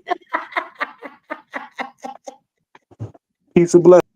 Peace and blessings to you too, brother. Bro Byron, you been up here. You wanted to say something? You gonna take off the mic and start some shit. Michi, I dropped those articles in the chat as well too. Okay. Bro Byron, you done came up here. You ain't even said nothing. You done fell asleep on us. You done fell asleep. I'm about to kick him off the panel. Let me drop this one last time because we going on 5 hours and 25 minutes. We about to get out of here and call it a night. Let me see. I tried to do some of the articles. Some of them. Hey, can you hear me? Oh, there you go. Okay. Hey, bro, Byron. What's up? Yeah, I had to find the mute button, but I did want to say the Department of Education is trash and it need to be overhauled and done with. Because I always knew it was trash, and I just recently figured out why it's trash. And I even worked with the boys club, and I just seen a lot of corruption. And it's like, policies that you got to go by, and I witnessed sexual assault, and possibly worse. I mean, it's just crazy that the stuff that they get away with. And I mean, and have we forgotten that that's connected to the lottery, the Georgia lottery, which is where I say. I mean, it's just crazy, man. That's another thing that need to get blown up. I can't wait till he go through that because it's straight trash, and they what they doing is they like I don't know, conditioning them for CPS, I guess, or whatever, but. They damn sure ain't conditioning them to be productive citizens of society and live Oh, wonderful hell lives. no. That's what they ain't doing. Yeah, prison pipeline for sure. Yeah. For sure. And I mean, these people are evil too. I think she put something on me. She put something on me because I had got sick. I mean, I ain't never called out of work. I had to call out of work and everything. It's just crazy. I ain't gonna even go in, and prolong the show or whatever. But I just wanted to say that they is trash and they need to be done with, like a lot of these alphabet or organizations and stuff. And that's what I thought Cash Patel was gonna do. Due to the Chevron difference, I believe that's the name of it. Chevron difference. All these organizations, they're illegal and they're going to be done with. But yeah, I'll land it. But thank you for coming up. I know you was up here. You was patient for a minute. I'm glad you found the thing to unmute your mic. So thank you. It's always good to talk to you, brother. You as well. Thanks, Queen. All right, no problem. Have a good night. You Okay, too. y'all. Let me see. We got 1, 2, 3, 4. We got a couple people up here. This how we gonna do this? Y'all get the last word, and then we gonna get out of here, y'all. So y'all tell me, and you can get a last word on anything we had in this conversation. Let me see in the order. We got Chaos Rain Show. Go ahead, Chaos Rain. What do you want to say to sum up what we've talked about tonight, or any points you want to leave, or anything that you want to say? If you have anything you want to say. Man, that's a lot, man. Oh yeah, that's too much, man. I mean, it's the second day we talk about the NWO. This is gonna be maybe some of a constant ongoing conversation, but not much. People already knew about this already. Those that don't know, that's their business. I mean, I knew about it for I think close to 20 years now, and I thought when I first heard about it, I thought it was here much earlier than that. I think right now what you're saying is when things are complete collapse, there's going to reusher a different way of things for more control. That's all it's about, controlling people completely. They don't have a real slave system yet, but what they try to do is condition the minds of enough people across the globe to accept this type of system or new systems coming so they could be permanent slaves. Think about it. In America's existence with black folks. We've been fighting for such long, up to the point to the 60s. Now we got so lazy and we got so weak to the point now that if they usher in, either we know or not, it doesn't really make a difference because most black people are very compliant right now. Very compliant now. We don't even fight properly now the way they do to us now. So imagine they step forward and say they're going all the way through with it. Black people just gonna be comfortable and accept whatever is given. Yeah. And I don't say, but so when people talk about the solution nonsense, let's just knock it off. Unless you want to work with other black folks, grow some food, or hell, what they say, go off the grid if you can. I mean, that's something you could do if you can, but other than that, you're gonna be compliant to the system that's already structured. Yeah, I think that solutions come down to groups of people coming together, individual things that you can do. In order to fight back as a collective, we need more than black people. We need all Americans, because it's not enough of us to, even if we all did come together to fight back. So you're going to need everybody to stand up with you as Americans that are sick of this shit, which is not going to happen. Because we are divided in too many ways as Americans. And whether they are real divisions, people are really racist. These different things do go on. It doesn't matter whether it's real or whether it's a facade. The bottom line is we are too divided as American people for us to ever come together on the same accord, the same way black people ain't coming together, So I agree with you. I think people's best bet is to find their tribe, whatever they want to call it, family or group of people, and just be prepared. And if you don't want to live in this, go back to your God-given rights and senses, grow your food, get you some land. I mean, at some point, if you ain't got to work, you got a universal income. I think that maybe you should find some other people, your family or groups, and y'all put y'all money together and go find somewhere where you can live and do things the way you want. Have your water, have your electricity, whether it's through solar or whatever, grow your food. And guess what? Mind your business. You don't have to be alone, and you got all them people living and working together, so you're not by yourself. And I guess the name of the game is survive as long as you can, because if they decide to come and take anything you've built, come against you or make you comply, the truth is there's nothing you can do about it. So survive as long as you can and try and be happy and survive with the people that mean something to you. Period. Exactly. All right. Yeah. All right. Let me see. And thank you for coming up tonight. I've enjoyed this panel. Not that I haven't enjoyed, right? All of my panels I have, but I think this one we had a good back and forth dialogue. We didn't have as much. Sometimes the topics we have, people get really heated and everybody's talking over each other because they all passionate about what's going on. But I think tonight's panel was really good in being able to converse and letting people talk. And we didn't have a lot of over talking. So I thought it was good in that vein. All of the conversations, all the panels, I think have been good, but that was a little different with this one. And so I think it was great because we were able to hear each other dialogue and see perspectives and, and stuff like that. So I want to say shout out to this panel for, y'all probably followed the rules the most out of all the panels I had. Shout out to this panel. All right. Raw motherfucking truth. You still there? Let me see. They got their microphone on mute. People be up on this panel. Y'all be falling asleep and shit. I ain't mad at you. No, I'm here. I'm here. Okay. So what do you want to leave us with tonight? What's your last words on your mind, or what you want to sum things up with? Oh, last word. I just say, just don't be afraid to build with family, or those who you consider family, and and just pay attention to what's around you, because it's already set that way. If you look around in our country, we're the final experiment, and we just gotta look out for our family, build that up so we can at least have a chance to even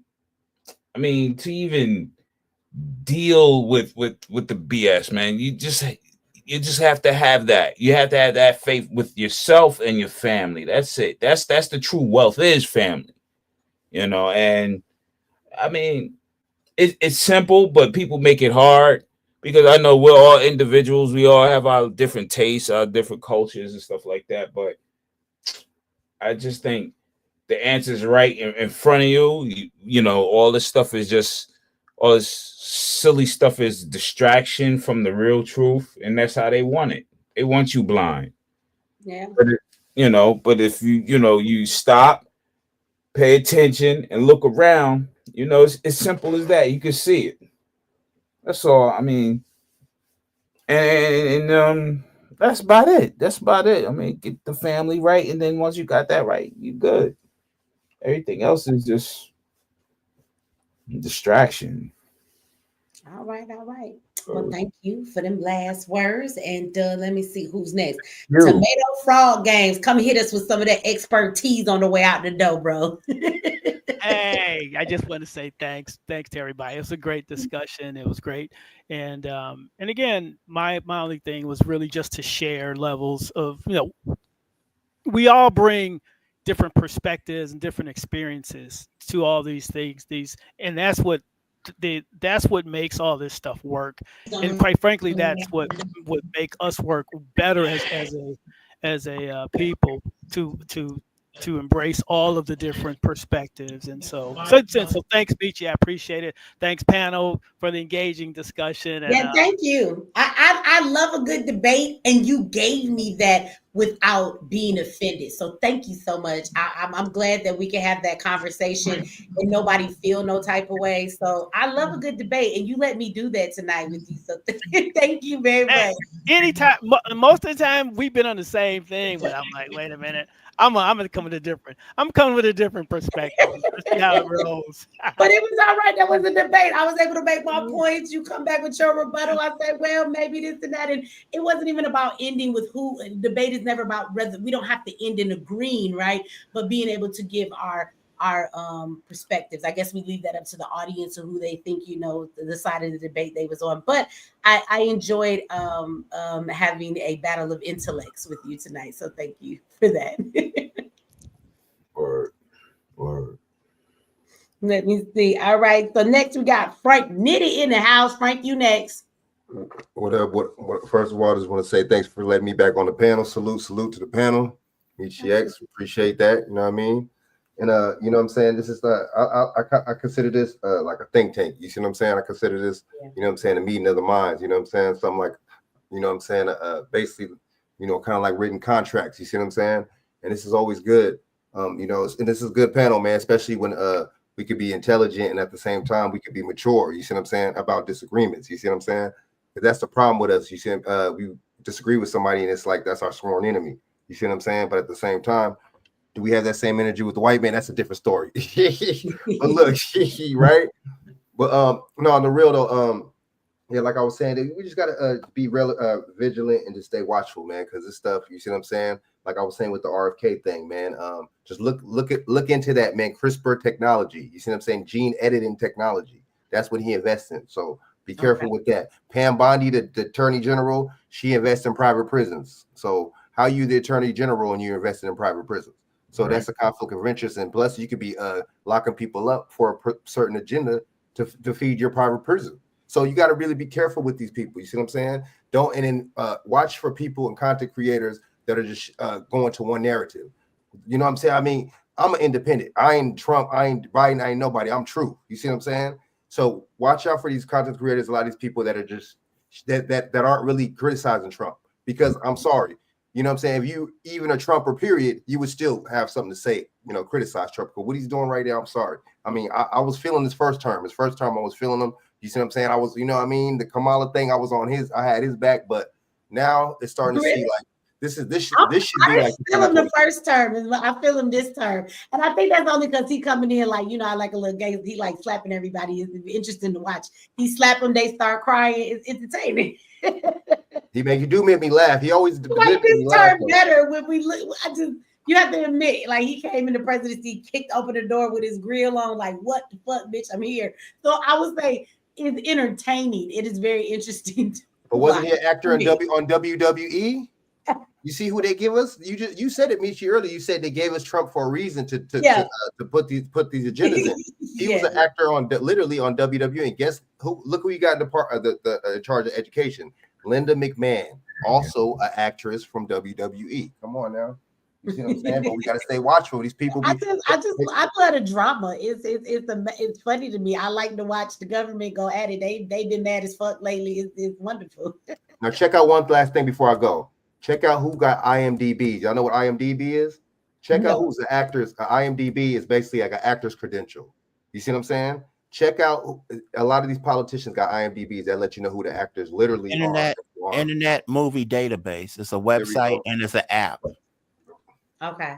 So, oh yeah, but good looking out though, man. You know what I'm saying? Sharing this good information, y'all. This is a cool panel too, man. Well, thank y'all for chilling with me on these Saturdays on these panels. Y'all make it happen, because if it was just me, I'd have been gone at about an hour and 30 minutes. But like I said, I think tonight was a really good panel. So thank you for the dialogue that we had with each other. I think it was a really good panel. So thank y'all for that. Let me see. Little Goddess, you next. What you want to say to sum everything up before you get out of here? I think I'm gonna say something that might piss people off. That's okay. It's all right. I piss people off all the time, girl. Go ahead, piss them off. I think that we are basically at the point of, if you know it, you know. If you don't, you don't.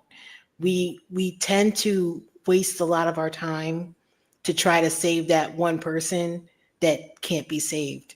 And you need to just basically find your tribe. And it doesn't matter if it's family or friends or whoever else, just someone that you trust and is vibing on the same frequency as you are, and just go ahead with them. It's just the fact that we keep trying to throw out that lifeline, and you're expending your energy, and you're going to end up getting yourself killed because of that. Isn't that like how the scenario usually goes? That you're people who don't follow the directions, or people who aren't going along with what's supposed to be happening.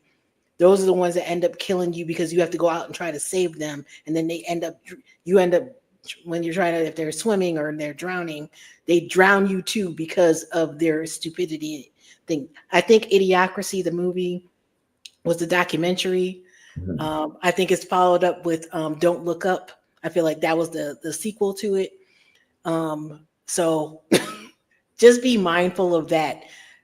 Take care of yourself. It's super important. We got too many things that are against us, as we said, the food, the air, the water, the chemicals we're putting in our hair, everything that is going against us, that sometimes you just need to do that self-care. And that's including mental. And us as Black people don't usually try to do things. You're supposed to just be strong and instead of taking that time and just focusing on yourself. But again, you can't save everybody, and that's all I have to say. Thank you. And thank you. I have to say thank you again. Wonderful, always awesome. Love you. Thank you. Love you back. And thank you for joining us on this panel tonight. I appreciate y'all hanging out with me. Before I go to the last person, because Bro Burn already went.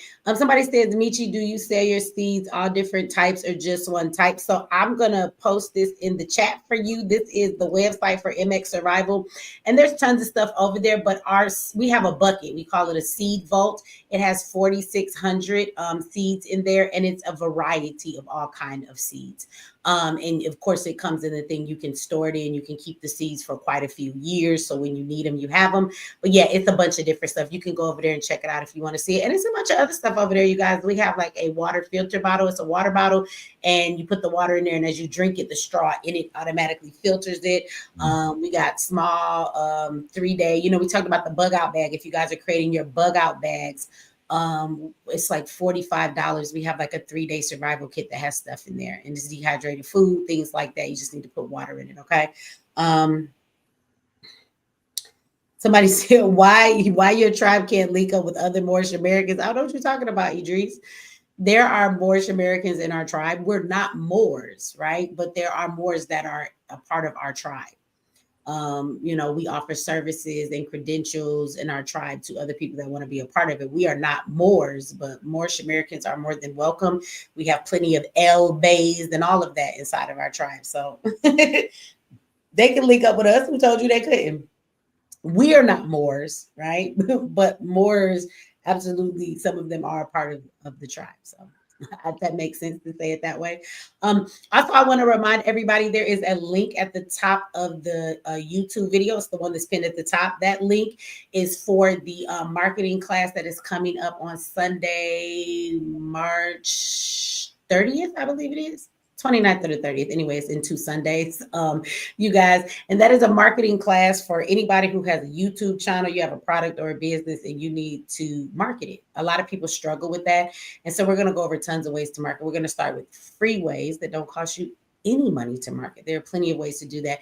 Then when you do decide to spend some money, we're going to talk about where's the best place to spend your money first and foremost. You do not have to have social media platforms, you guys, to market your products. And then we're going to go all the way into if you got some real money, and not that it even costs that much, but how you can place your stuff on TV, streaming platforms, radios, and things like that, and how you create the ads to actually be able to do that. And it's much more affordable than you would imagine. So anyway, we're going to get into that. Now, the link up there is going to take you to MX Network, you guys. If you are a paid subscriber to MX Network, the monthly subscription for $12.99 a month, you can actually watch that class. So you can click it and go ahead and hit the reminder. So you will get your reminder when the class starts. If not, you can get a subscription to watch the class. And if you do not want a subscription, you would like to just purchase the class so that you can watch it whenever you want, it's $29.99. So you guys can click it and do that as well.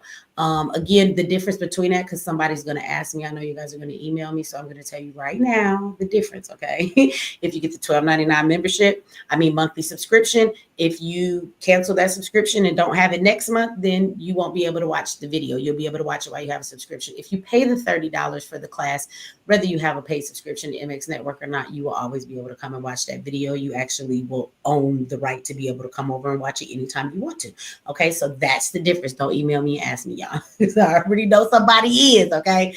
And with that said, in the description of the YouTube video as well is the link for the realmichiX.com website if you guys are trying to get into the 6-week boot camp that is coming up April the 6th. We still do have some spots in there, but we are filling up. A lot of y'all signed up the last time I brought it up. So, but we do have some spots left. So y'all get in there and fit in there, because as much as this conversation we've been having, there's going to be a time in between universal income and y'all getting laid off.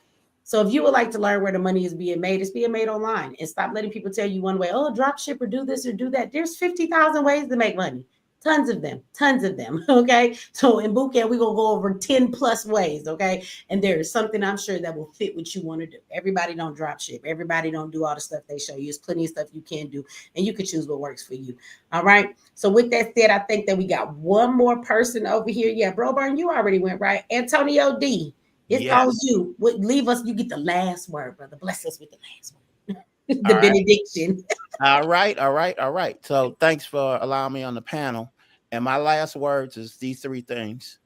Empires have a life expectancy of 250 years. America is at 248. So do the math. With this new world order, when you stay ready, you ain't got to get ready, right? And the second point, everything we talked about crypto tonight, learn the whys. So when you know why it was created, you can make some educated decision. Research. And the last thing, I believe in following the money, because when you know who's dishing out the money, you know who's spinning the narrative. And the people who don't have the money is living the spin. So with that being said, Open Secrets is a great place to start. And SenateStockWatcher.com is another place. And I land. Thank you. Thank you so much. All right, everybody. I want to thank everybody that came on the panel tonight. Thank you for everybody that hung out with us for 5, 6, going on 6 hours. I don't know what time it is where you are, but it is 3:49 here and on the East Coast in the morning. So shout out to everybody that hung out with us all this time. Shout out to Sean. I got it right, Sean. I ain't forgot. It's late, but I remember Sean. Shout out to Sean, not Sean. He says, child protective services are now in the school system literally to create or find reasons to confiscate your children. This is not fear porn. That is sad, and I do believe that. I haven't had my children in there in a long time. But yeah, they got the police in there for one reason, so I can believe it. Get your kids out these schools, shit. That's all I can say. Thank you for that. And of course, my boy Billy Goat Gruff came in here late tonight, but he said, no, I get the last super chat of the night. You fuck out of here. He does this every show. Thank you, Billy Goat Gruff. I know you came in here late, but I appreciate you. And I thank you for the last super chat of the night. Y'all have a good night. And hopefully I will see you guys tomorrow, because we have a lot more to still talk about that we didn't get into today. So I will probably be live tomorrow to do a show by myself, not a panel, but I will see you guys tomorrow if something else don't get in the way of my life. All right. Y'all have a good night. And I will see you guys on the next live. All right, yo, salute. All right, everybody.